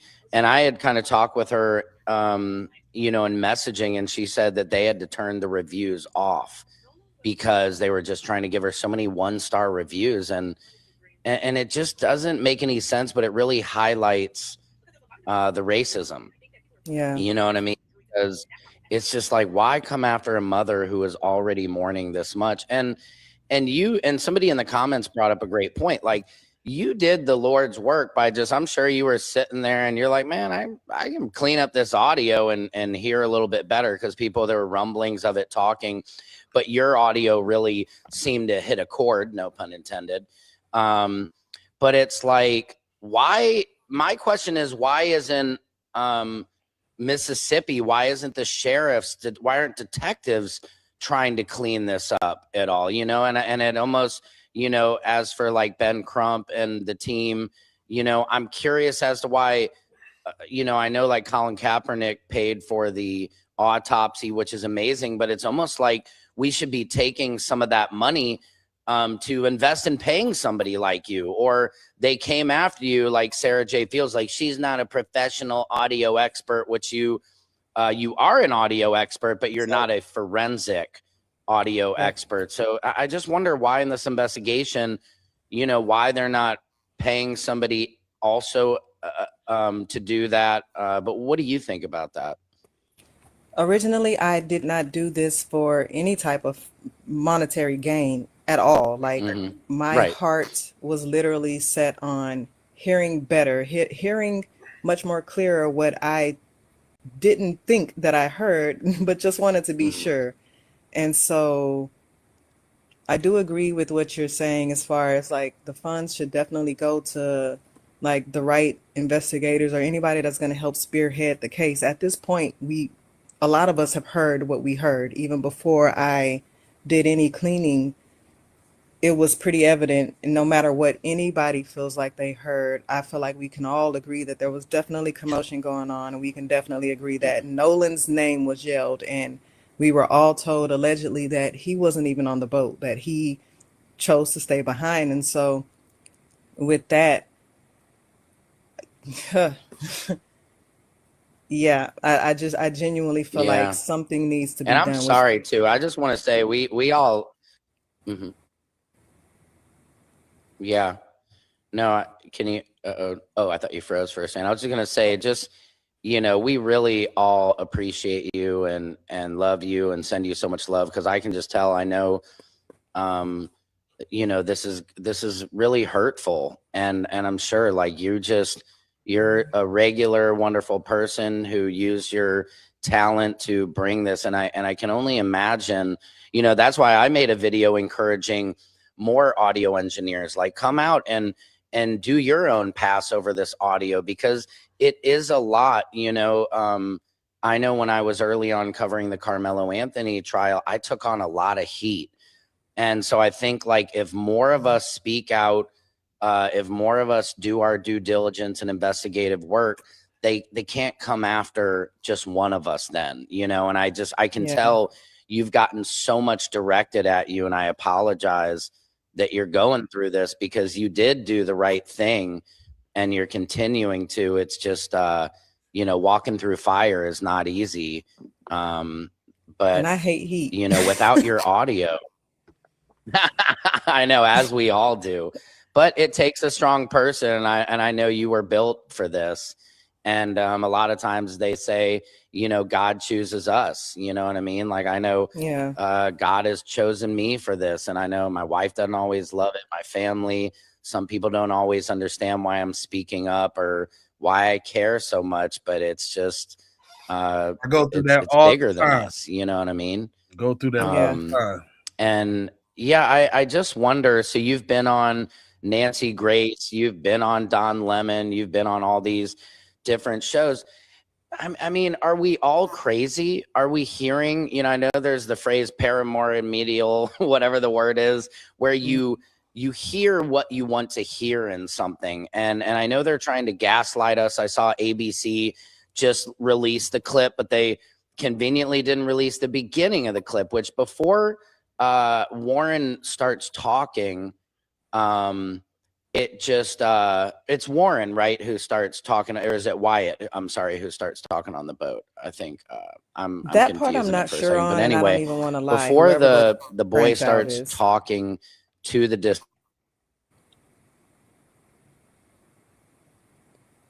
buffering here. Little buffer.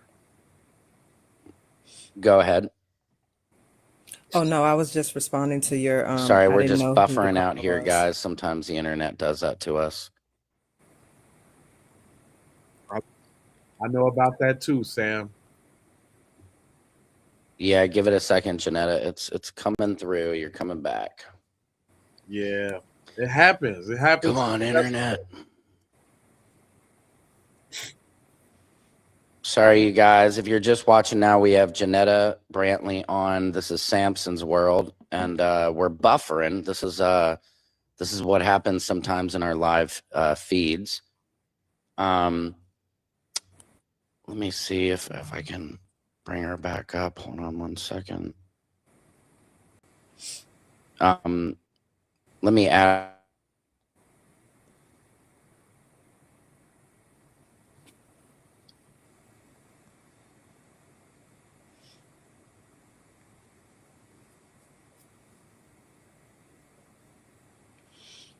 Oh, that sucks. I hate when that happens. I feel Sam right now. This just happened to me. This just happened to me, y'all. Literally. Let me see if I can while Sam's getting that together. Y'all know Brandon Race Batum is mad because Let me see, guys. Can you see me? Sorry, I just got let me see. he just got back. Janetta, are you there? I'm here. He fixed it. Okay, sorry about that. I don't know. Sometimes the feed will Technology. just buffer us and kick us out of it. It did me earlier. So I was just saying how, of course, like the Sarah J. Fields of the world, the Officer Race Batum Tatums are trying to act like we're all crazy and gaslight us like we didn't hear. Hey, real talk though, fam, or for a second, listen.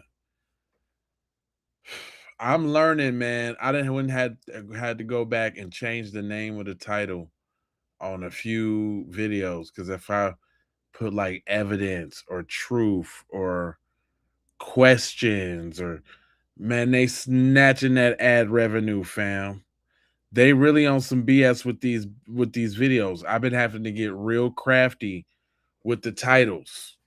And I gotta make sure that the thumbnails ain't too provocative because I done lost a couple good streams over the weeks here with them taking the ad revenue on this particular subject in an attempt to say, if you just stop talking about this, then we'll monetize it.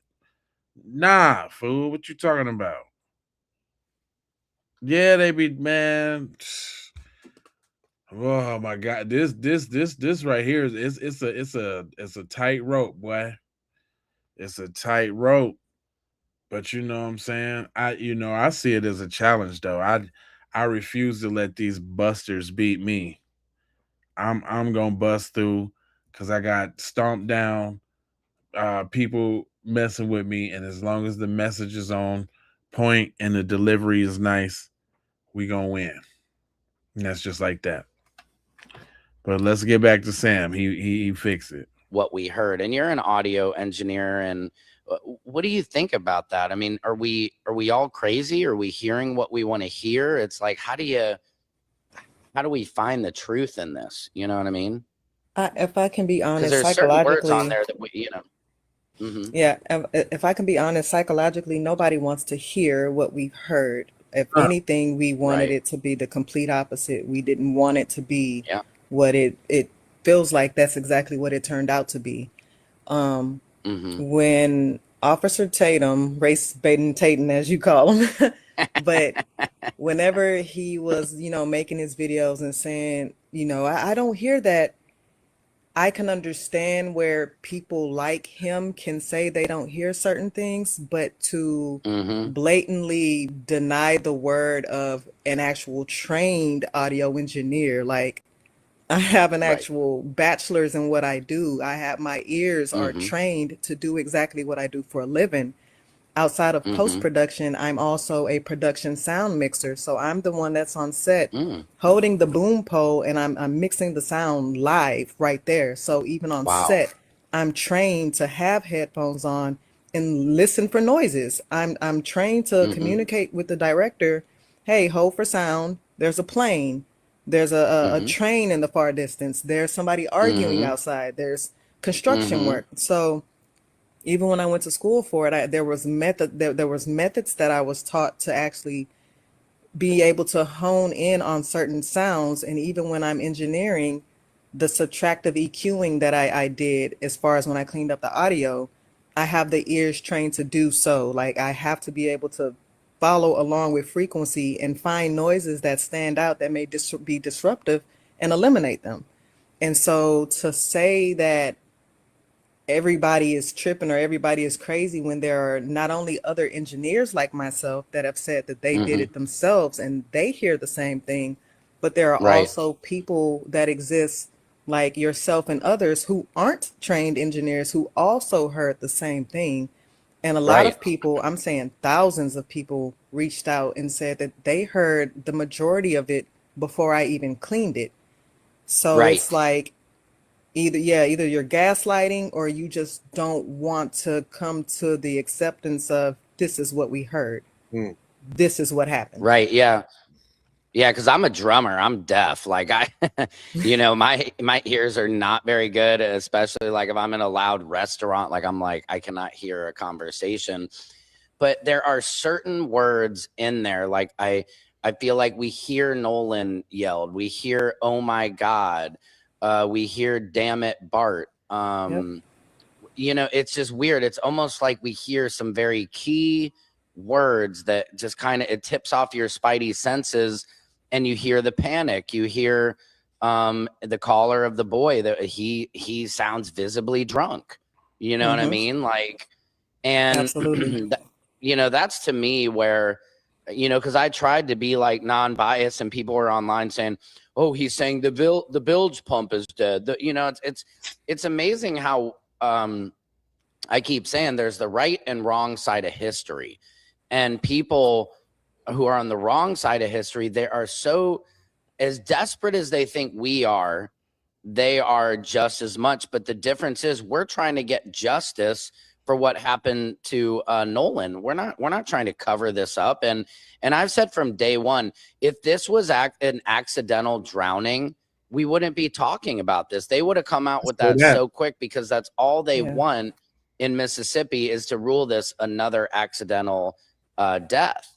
And, I keep going back to that is, look, if they could have called this an accident, they would have done that a long time ago. So the fact that they're holding their autopsy, the fact that they're, now I just saw the attorney general is coming after people who are, threatening, law enforcement or government officials, which I totally understand. That makes sense. I've never threatened anybody, or I'm very careful about saying certain names or saying this is how it happened and he did it, because I think, that can be irresponsible. You can't, you can't just accuse people of something, but like you did, you can put out this evidence and just say, this deserves to be investigated. Right. And listen for yourselves. Like, and I'm glad that I did that. My wife encouraged me to do it that way, because I sat with it for at least half an hour, maybe 45 minutes, trying to think what's the best route to even put this out there. Should I share what I heard as well, or should I just let people be the judge of it and put out what they heard? And we thought and we talked about it. she's my rock, my rider, and Mm-hmm. so she's Yeah. also going to advise whatever to protect me and to make sure that I don't make any wrong moves. But Mm-hmm. at the end of the day, I was thinking to myself, this audio has already been out, and I heard what I heard even before I cleaned it, and before I even put it out, I had saw multiple videos of other people saying, I could have sworn I heard this and I could have sworn I heard that before there was Mm-hmm. any type of transcription done. And so that's why when I did put the video out, I led with, this is just my interpretation. I'm not saying that it's Mm-hmm. solid. I'm not saying that it's 100%, but I am saying this is what I heard. So you Mm-hmm. listen and you be the judge, and, don't take my word for it. Let us know what you hear. And Yeah, listen for so yourself. Mm-hmm. that's exactly why and how that happened. With the 5-minute version that I released, it was no transcription at all, because at that point, I just wanted to put it out there all the way up until the captain was connected, because at that point, Mm-hmm. Warren in the background is no longer even on the call. But Mm-hmm. that was the reason why I didn't want anybody to think that I was forcing them or trying to Of influence them, course. because I'm well aware of confirmation bias and Mm-hmm. things like that. And so, yeah, I just wanted everybody to listen in for themselves and make sure that I wasn't tripping, because I heard what I heard before I cleaned it. It wasn't until after I cleaned it is when I heard the ending part, where after he said, "Damn it, Bart." I Mm-hmm. heard the "damn it, Bart" before I cleaned it. I didn't hear the "No-No's really dead now." And Mm. I also didn't hear beforehand the "you killed him." My wife actually, that stood out to her before anything else. And before I Mm-hmm. cleaned it, I did not hear the "can we cover it up?" Yeah, I thought all about that.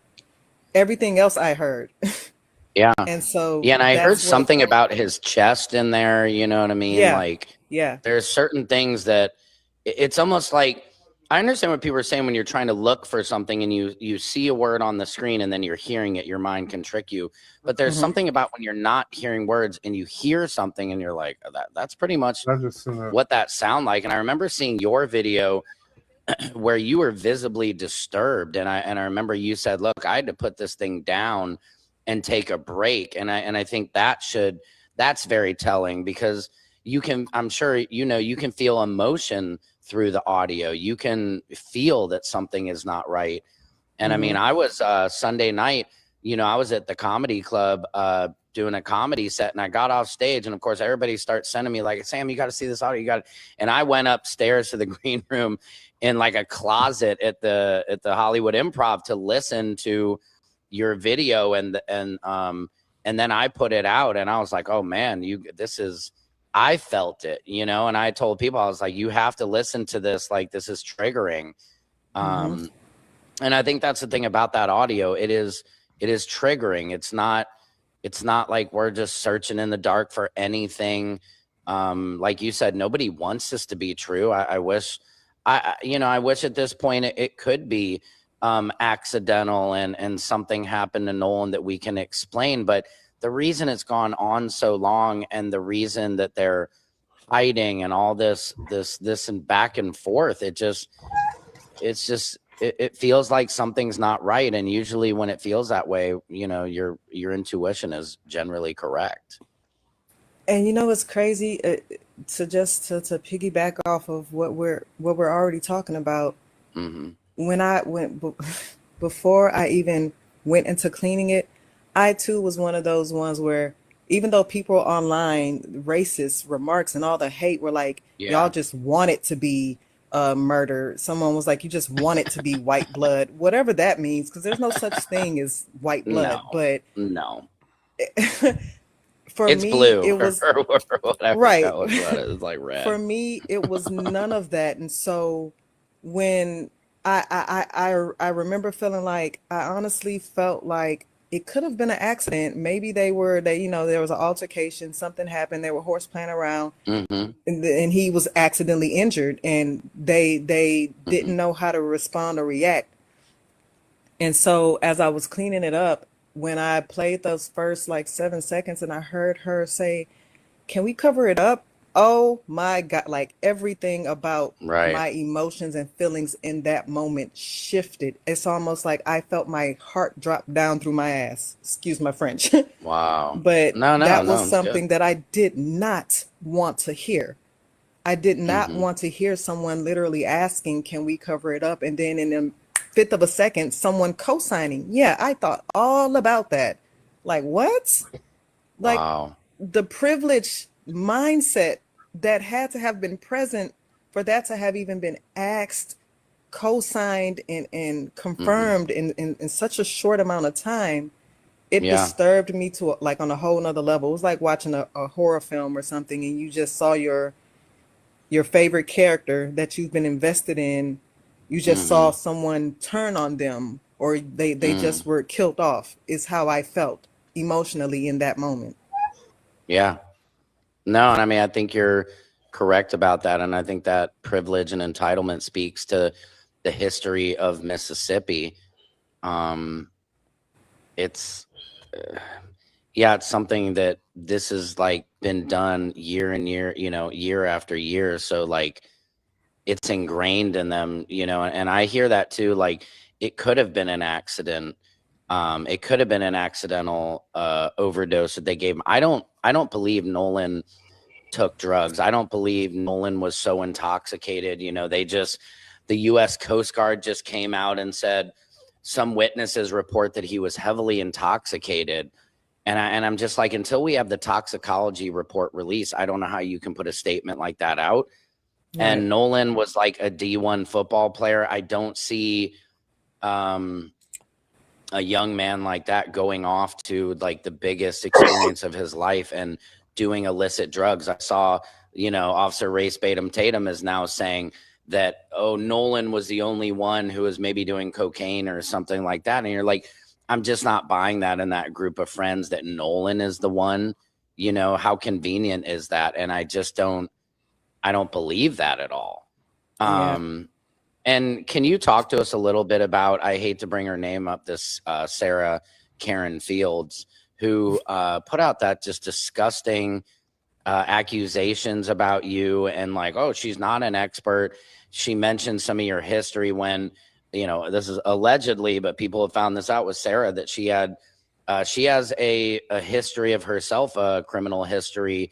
And it's so ironic that they'll call me a race baiter, they'll a race hustler and stuff like this, but it's the Officer Tatums, it's the Sarah Fields they're making money, I keep saying, off comforting white fragility instead of accepting history, instead of like, being awake and woke and actually speaking on what's going on and acknowledging these atrocities. They double down on it. So can you tell people a little bit with like what happened with her and like how that even went down? I honestly, she must have gotten word just like everybody else that, it was me who released the audio. And then I started receiving a bunch of messages in my inbox saying, hey, I don't know if you know this, but there's a Sarah J. Fields and she's trying to assassinate your character. Like she's brought up your past and she's sharing your mugshots and she's talking about. Hold on, y'all. I see y'all over there in the comments with these busters talking about it ain't about race. Race is not that big of an issue, and a country that was literally built upon race has to be the biggest gaslight in the world. White people telling you have nothing to worry about and prioritizing your race will only hurt you has to be the biggest gaslight in the world. It is much easier to talk from a place of safety when you're not targeted simply from having a different skin tone. You're not hung from a tree from having a different skin tone. A mother had to put a camera in her son's hair just to see that he was getting beat on. A nurse got fired from breaking the bones of babies. A swimming instructor watched a kid drown. A bus driver let a kid get bullied. A police officer said that she goes out of her way just to abuse black people. And if she can arrest one, she will arrest one. A regular white kid walked into a black church, joined them in fellowship for over an hour, and then massacred them. Now, there will always be criminals, but this is something that white people can never say. This is something that does not happen to white people. Your average law enforcement is white. Your average firefighters are white. Your average judges, your average person of some kind of authority in America, about 85% of them are white. The people who govern your children, the people who control the medication that goes inside of your body, the people who, down to the people who make the shampoo for your hair, white. The country and the culture is cultivated to a specific group. But imagine if every day you have to watch your back for the slightest microaggression. When you get pulled over, you have to pray you don't get beat down. When you go for a run, pray that you don't get accused of breaking into houses and 2 men take your life. Going to the store will get you chased down and shot in the back, even if you're a kid. Because at the end of the day, people in this country have a fixation and a hatred towards blackness. White people telling you that race is not that big of an issue in a country that was literally... You hear what I'm saying?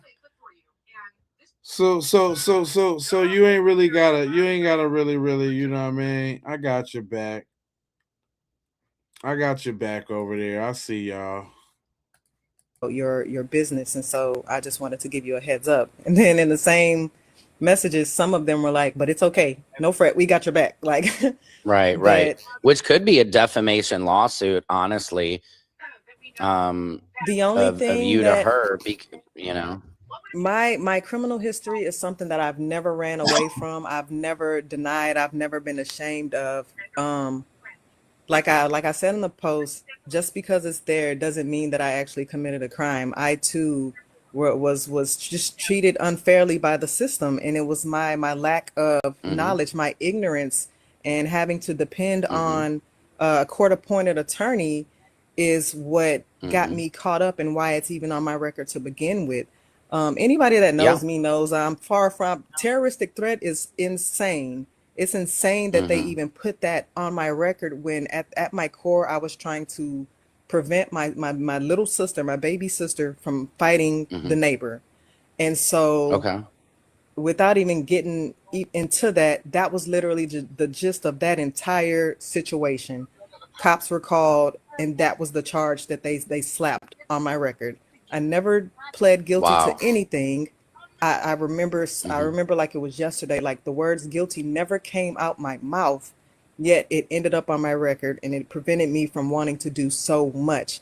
And because of that, I wanted to pursue law at a point in time, but because of that is on my record, and I was told that I couldn't get it expunged, and I can't get rid of it because of my guilty plea, that it prevented me from going into law or becoming a lawyer or being able to take the bar and things like that. So I just had to pave a way for myself, and that's where the entrepreneurship came from. And then with my wife, we did start a business. In 2020, it really took off, and so we were heavily involved in that. But being honest, like, we haven't even really ran or focused on the business in like the past 2 years. And so everything she said about our business was 100% false. We're not actively still running it, even though the website is still up. We just haven't had the time to actually go and remove everything. But that's a conversation that I'm having with my wife. So Sarah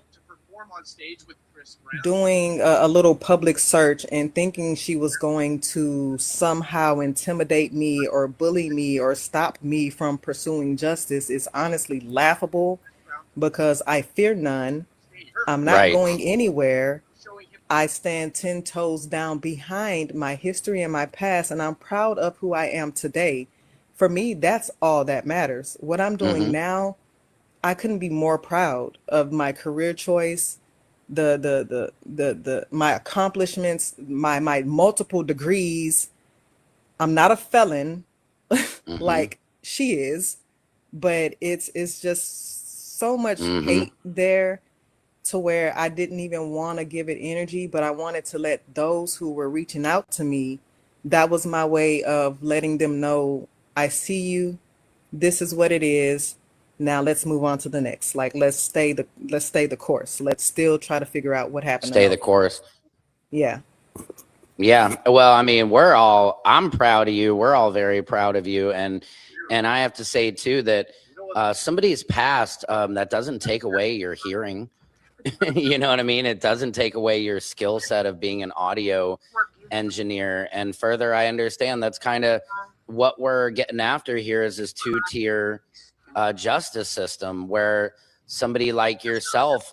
For me, I grew up my father's a lawyer. I remember back in high school, I got caught with some weed, and I was able to call up my dad's friend, so I didn't have to tell my dad, and he was a lawyer, and I had to go in front of this kind of barely judge, give him he gave me a slap on the wrist. I got some community service. It was never on my record. I didn't even have $20. I borrowed it from my friends, and it was not on my record. And then I had a friend, comedian, shout out to Justin Mitchell, is a good friend of mine, black comedian. He had bought a tractor off Craigslist, and turned out the tractor was stolen. He's like a farmer. He builds pools and all this stuff now. And he didn't know it was stolen. And so they came after him. They said, you bought the stolen tractor. They said, sign this. He ended up going to jail for a year. And before I could help him to get a friend in Atlanta who was a lawyer and a prominent lawyer, they said it's too late. He already signed this plea deal and stuff. And so that's the two-tier system where, they always say the complexion for the protection, that there is that system where they give us the benefit of the doubt.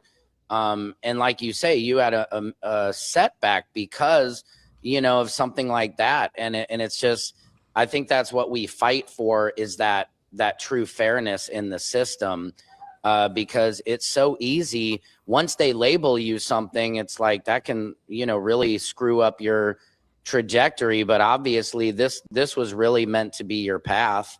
And it probably is never too late for you to become a lawyer either. But, it's this is sometimes, we have to have things throw us in one direction so we actually end up where we're really meant to be. And that Sarah J. Fields, it's it's just really nasty. It's I don't sit here trying to make money or talk a certain way just to attract a certain energy, and it's she's going to have to deal with that within her own and one day realize having racist people support you and cheer you on, that doesn't mean you're right. You know what I mean? She's being fooled, and and same with Officer Tatum. He's selling out his entire culture. As I've never heard him say, All right, Sam. White fragility, and at the end of the day, that couldn't be rewarding work at all. Yeah, and it's crazy because we're speaking about the Sorry, system. Jeanette, I think you might have froze a little bit. There you are. Oh, no, I was saying it's crazy because we're speaking about the system, and it goes back to just my. Say that again. Sorry, I think you froze. Am I good now? Or am I still lagging or something? Hold on, we're buffering.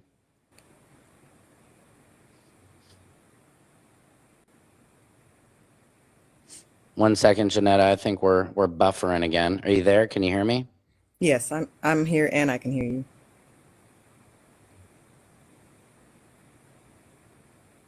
I think we're coming back. There you are. I think you're coming back. Sometimes we're buffering there for a second. Are you back? There you are. I'm good. Can you say that again? Sorry.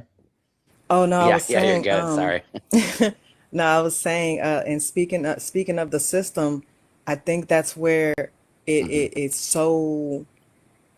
became a serious passion, because even with that first incident with myself, and then having to go, I remember I felt a way about that ending up being what I was charged with. And so I told myself I was going to go to the military. And at that point, I had met with a recruiter, Pet Officer Derek Wesley, and I was going to go off to the Navy. And the day they had me scheduled to go off to boot camp or something, I remember I had to go to court the next morning to, I guess, pay off the fees or something like that for the whole terroristic threat charge. And he was with me. And so when I went into the court, I'm trying to, figure out and get that squared away. And while I'm there, here comes some sheriffs or some people coming in, and they're asking me, are you Janetta Brantley? I'm like, yeah. And I'm thinking they're finna say, oh, you're free to go. They're like, no, you're under arrest for theft. And I'm like, where did this come from? And now all of a sudden I'm sitting there. I got arrested in court. Like literally, I didn't go off to the Navy because they took me away right there in court. They were saying that someone saw me, witnesses placed me at a Popeyes in an altercation. And the detective looked me dead in my eyes and said, "And you stole $100 and a biscuit." To this day, It's Sam, almost like a joke.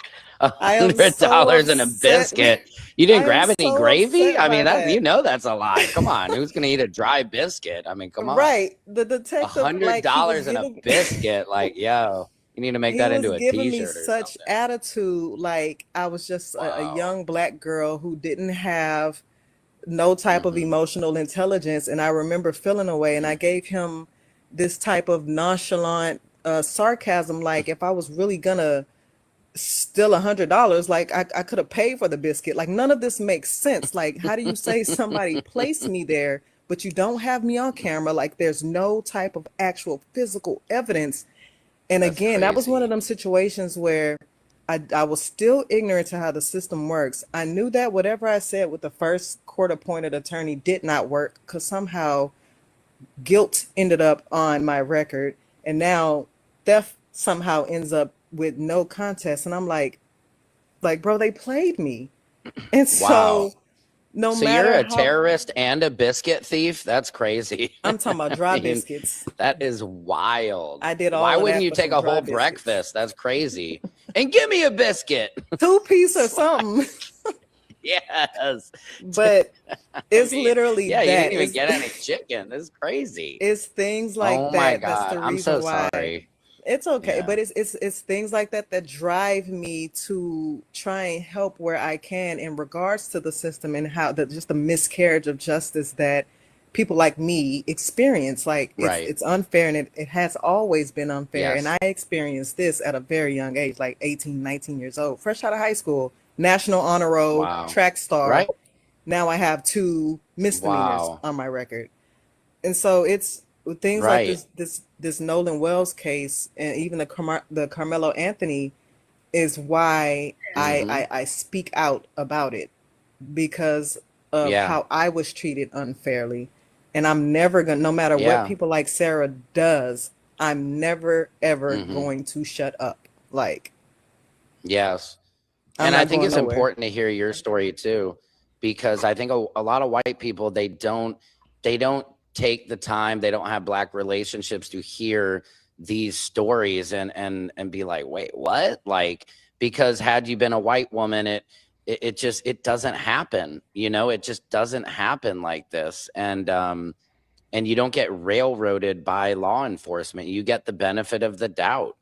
You know what I mean? Yeah. Like, and so I think your story is very important to hear. And like the fact that you overcame all this adversity, and it is, you know, it's just things you shouldn't have even had to go through. But this is when you have like racist police, or it's just a bias, you know, of the way you look, where people will believe the guilt before, you know, whereas when you're white, you get that benefit of the doubt. Like, she doesn't look like she would do this, you know, that there's no, she doesn't look like she wouldn't do this. There's, she looked Yeah. like she would do, you know what I mean? Like, Yeah. and that's just, that's crazy to me. But again, that's why, you know, I speak out, because like I said, I haven't had that experience with the law. You know what I mean? By the way I look, I can get away with a lot.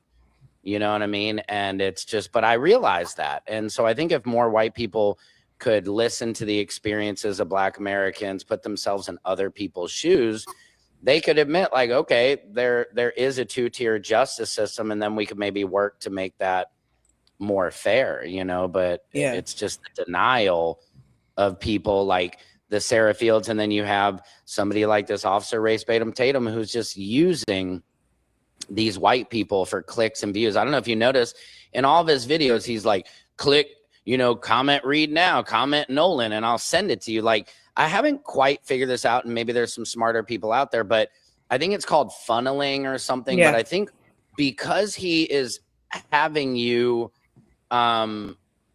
he's not putting the information out there. He's saying, comment Reed now, comment Nolan, and I'll send you a link. And I think what people don't understand, he's sending you a link to get you off of that Instagram or Facebook to somewhere where there's more of like a paywall, or he gets, I guess what I'm trying to say, he gets paid by getting you to a separate location. And I think that's what people aren't realizing. And if you look at Officer Tatum, and the irony is, like, I saw somebody in the comments say, oh, I can't believe all these influencers who are making money off this. And I'm like, you're literally commenting on an influencer's page who's making money off this. I'm like, why do you think he's directing you to a link? Because he's making money off of it in that way. Yeah. And you know, all money isn't good money. You know what I mean? Like, he's going to have to sit with his God at some point and be judged. Or like we saw with Lindsey Graham, you know, nobody cared when he passed. You see with like Rush Limbaugh, like, that's what a lot of these people don't understand. When you're on the wrong side of history, nobody mourns the day you die. When you're on the right side of history, people will come out in the streets. They will, you know what I mean? They will show up for you. And I think it's a really powerful thing to understand that those type of people, nobody cares when they go, because they didn't put anything positive out there. You know, I even saw Tatum, you know, when Sonia Massey was killed by the police officer, he was like siding with the police officer, being like, he was in danger. It's like, yo, man, like, you just can't, like, it's just like every single thing he has to hop on top of it. That's just, that's sad. It's crazy. And that form of marketing that he's doing is called funneling. Like, that's the correct word. Funneling. Yeah. And I want more people to understand that it's called funneling. And the reason he's having you go to another link is because he makes money that way. Like, he's not just doing this because he cares. You know what I mean? Like, it's just, well, he's making money off of it. Oh, he's made, somebody said he made like $2 million last year. Like, he's making mad money. It's so wild. But you know what? I don't need that kind of money. You know what I mean? I make a little bit of money off monetizing my channels. I have been for a while, but at least I know, like, I'm happy to make money doing what I'm doing, speaking my piece and helping people and bringing more awareness. I hope I'm a millionaire one day from doing this stuff. So like, I can actually have the money to get more resources, to get the word out there more and bring attention to, you know, because the fact is, you know, we had Cyrus Carmack Belton, who was shot in the back by Rick Chow, got off for self-defense, bookmarked by the next week, literally, when Carmelo Anthony gets 35 years for self-defense, bookmarked by Nolan Wells just going missing. And I remember when I first heard about Nolan Wells, I thought, like, because there's been some other kids, like, there was a kid from Chicago who was in Spain and went missing, but they found him in the water. And you're like, that sounds like he was drunk. It was an accidental drowning. And then I remember with Nolan saying, like, oh man, he's near water. Like, they always find them in the water. But then it took on this whole kind of different twist of, like, you know, there was a kid who was in Japan and he got into a fight with his mom and he went off hiking and they found him in the woods. And it's like, okay, I can understand that. But with this thing, you know, it grew and grew, and you're like, oh man, there's so much more going on here. And it's captured the nation's attention. And I wish more white people would understand the reason it's captured the attention is because this rips the scar off of Emmett Till. You know, it rips the scar off so many wrongful deaths where there was an all, you know, the Carmelo Anthony, people don't understand the all white jury. What's a big deal? Because Emmett Till's killers had an all white jury and they ruled in like, oh, you're good, Billy. See you later at the pub for happy. You know what I mean? Like, it reminds Black Americans of this trauma and scar that's just right below the surface. And so a lot of people don't understand. And that's why we need to learn our history so much. So you'd understand why this is ancestral, like, trauma that is hitting people with this stuff.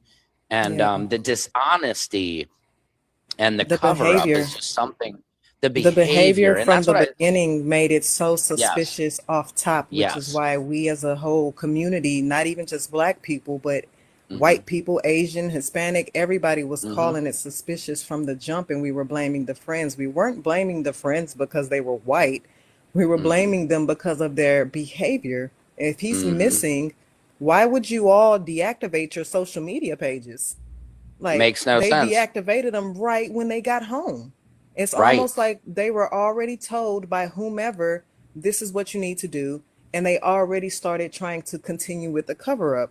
That type of Yeah. behavior, and I'm not no professional in that realm, but I have been reading and studying a lot of books as far as behavioral psychology. That type of behavior stems from guilt. Yeah. And that Yeah. alone is why we all, as a collective, were saying like something happened to Nolan. We just didn't know what it was. Yeah. But Yeah. yeah. And I think you're absolutely right. It's like, if anything, social media could have been used to be like, guys, where is he? Has anybody heard? You know, that would be the natural response. And also, the thing that I found so suspicious from the beginning, we only have that one video from the island. We know how all of us use our phones. We take pictures. If we're on vacation, we take pictures. It's just the fact that we know there's a video of that fight that Tristan got into. Like, there's no way that there's not hundreds and hundreds more videos, and it shows you it's being covered up because we've only literally gotten about like 4 pictures that Officer Tatum allegedly posted the other day, which there's one picture where it looks like they're being towed, but that rope on it it's like drawn in such a straight line.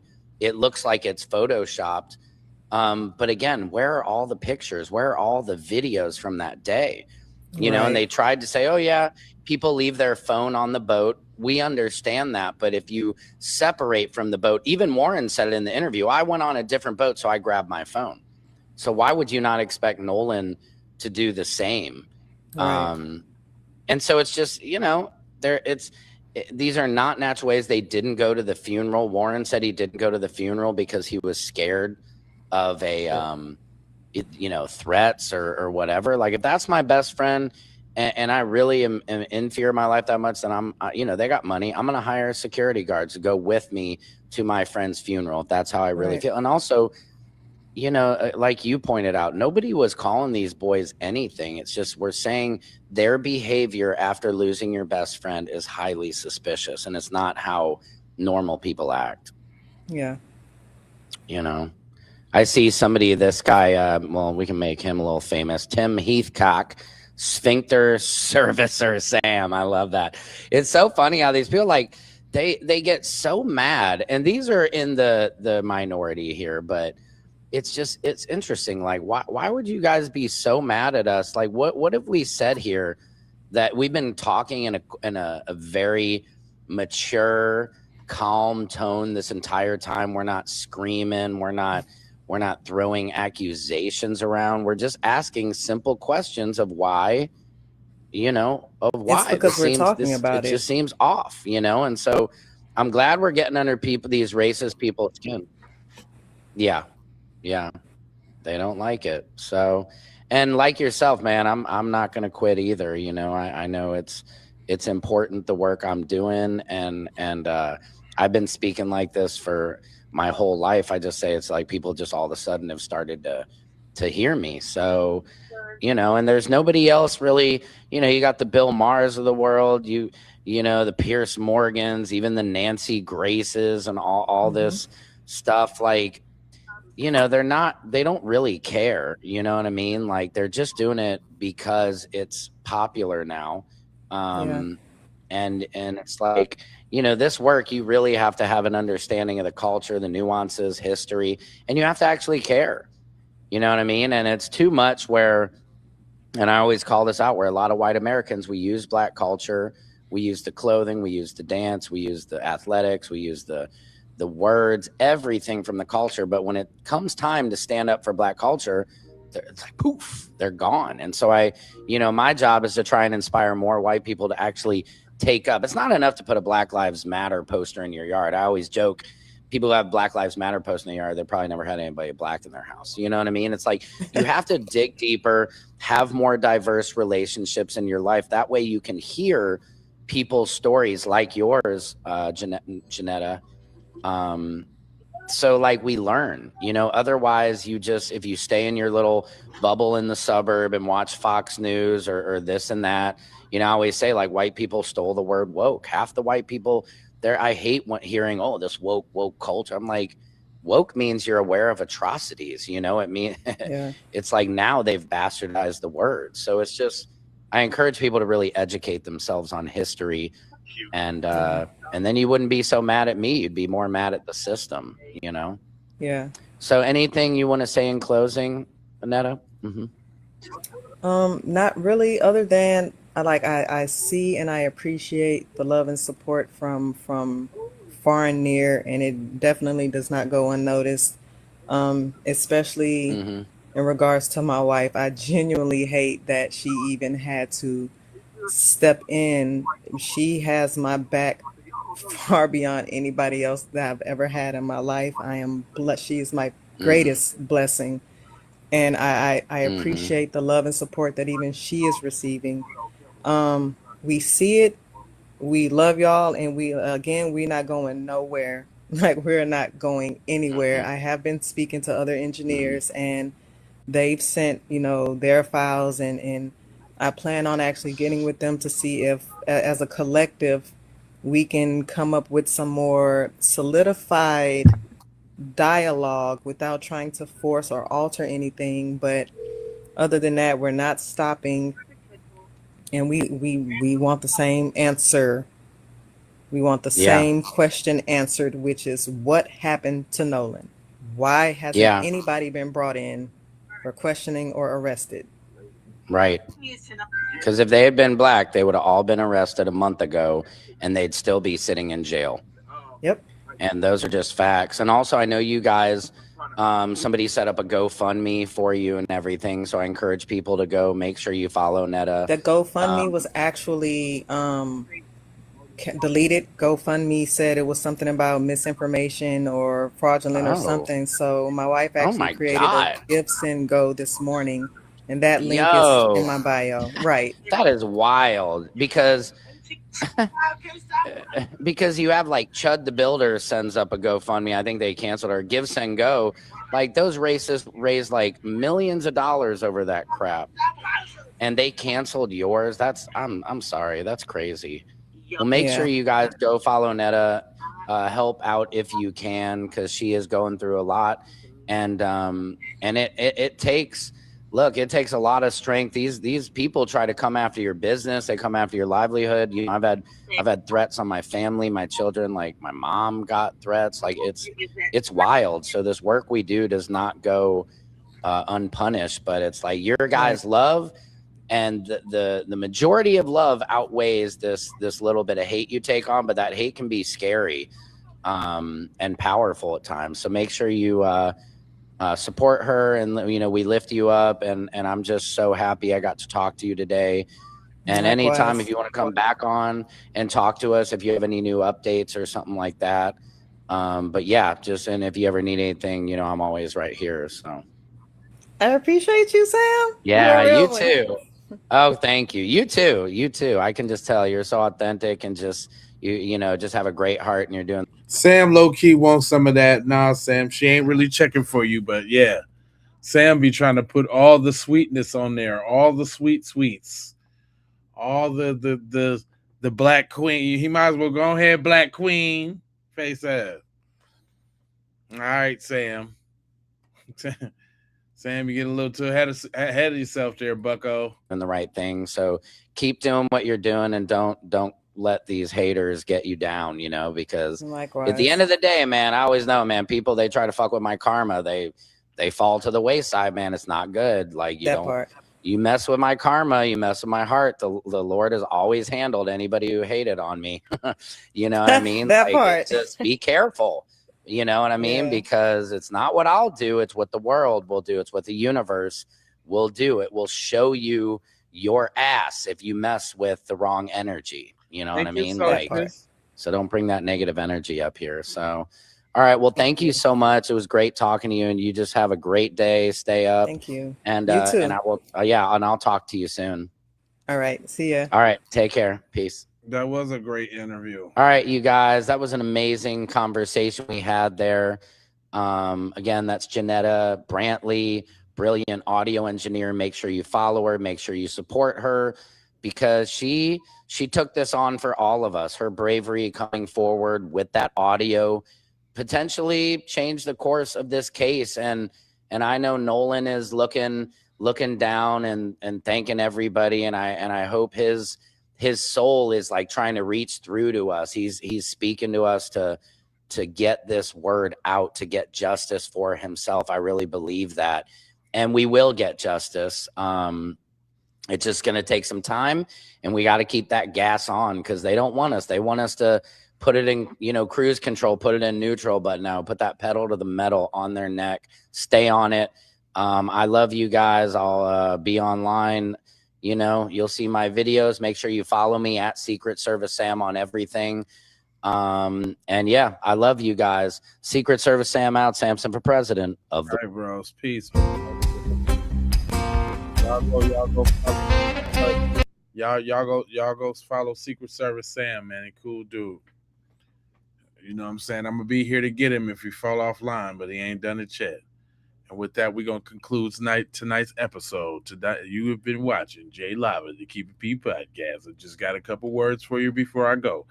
I need you to go ahead and subscribe for the vibes, like for the spike, come back and hype for the algorithm.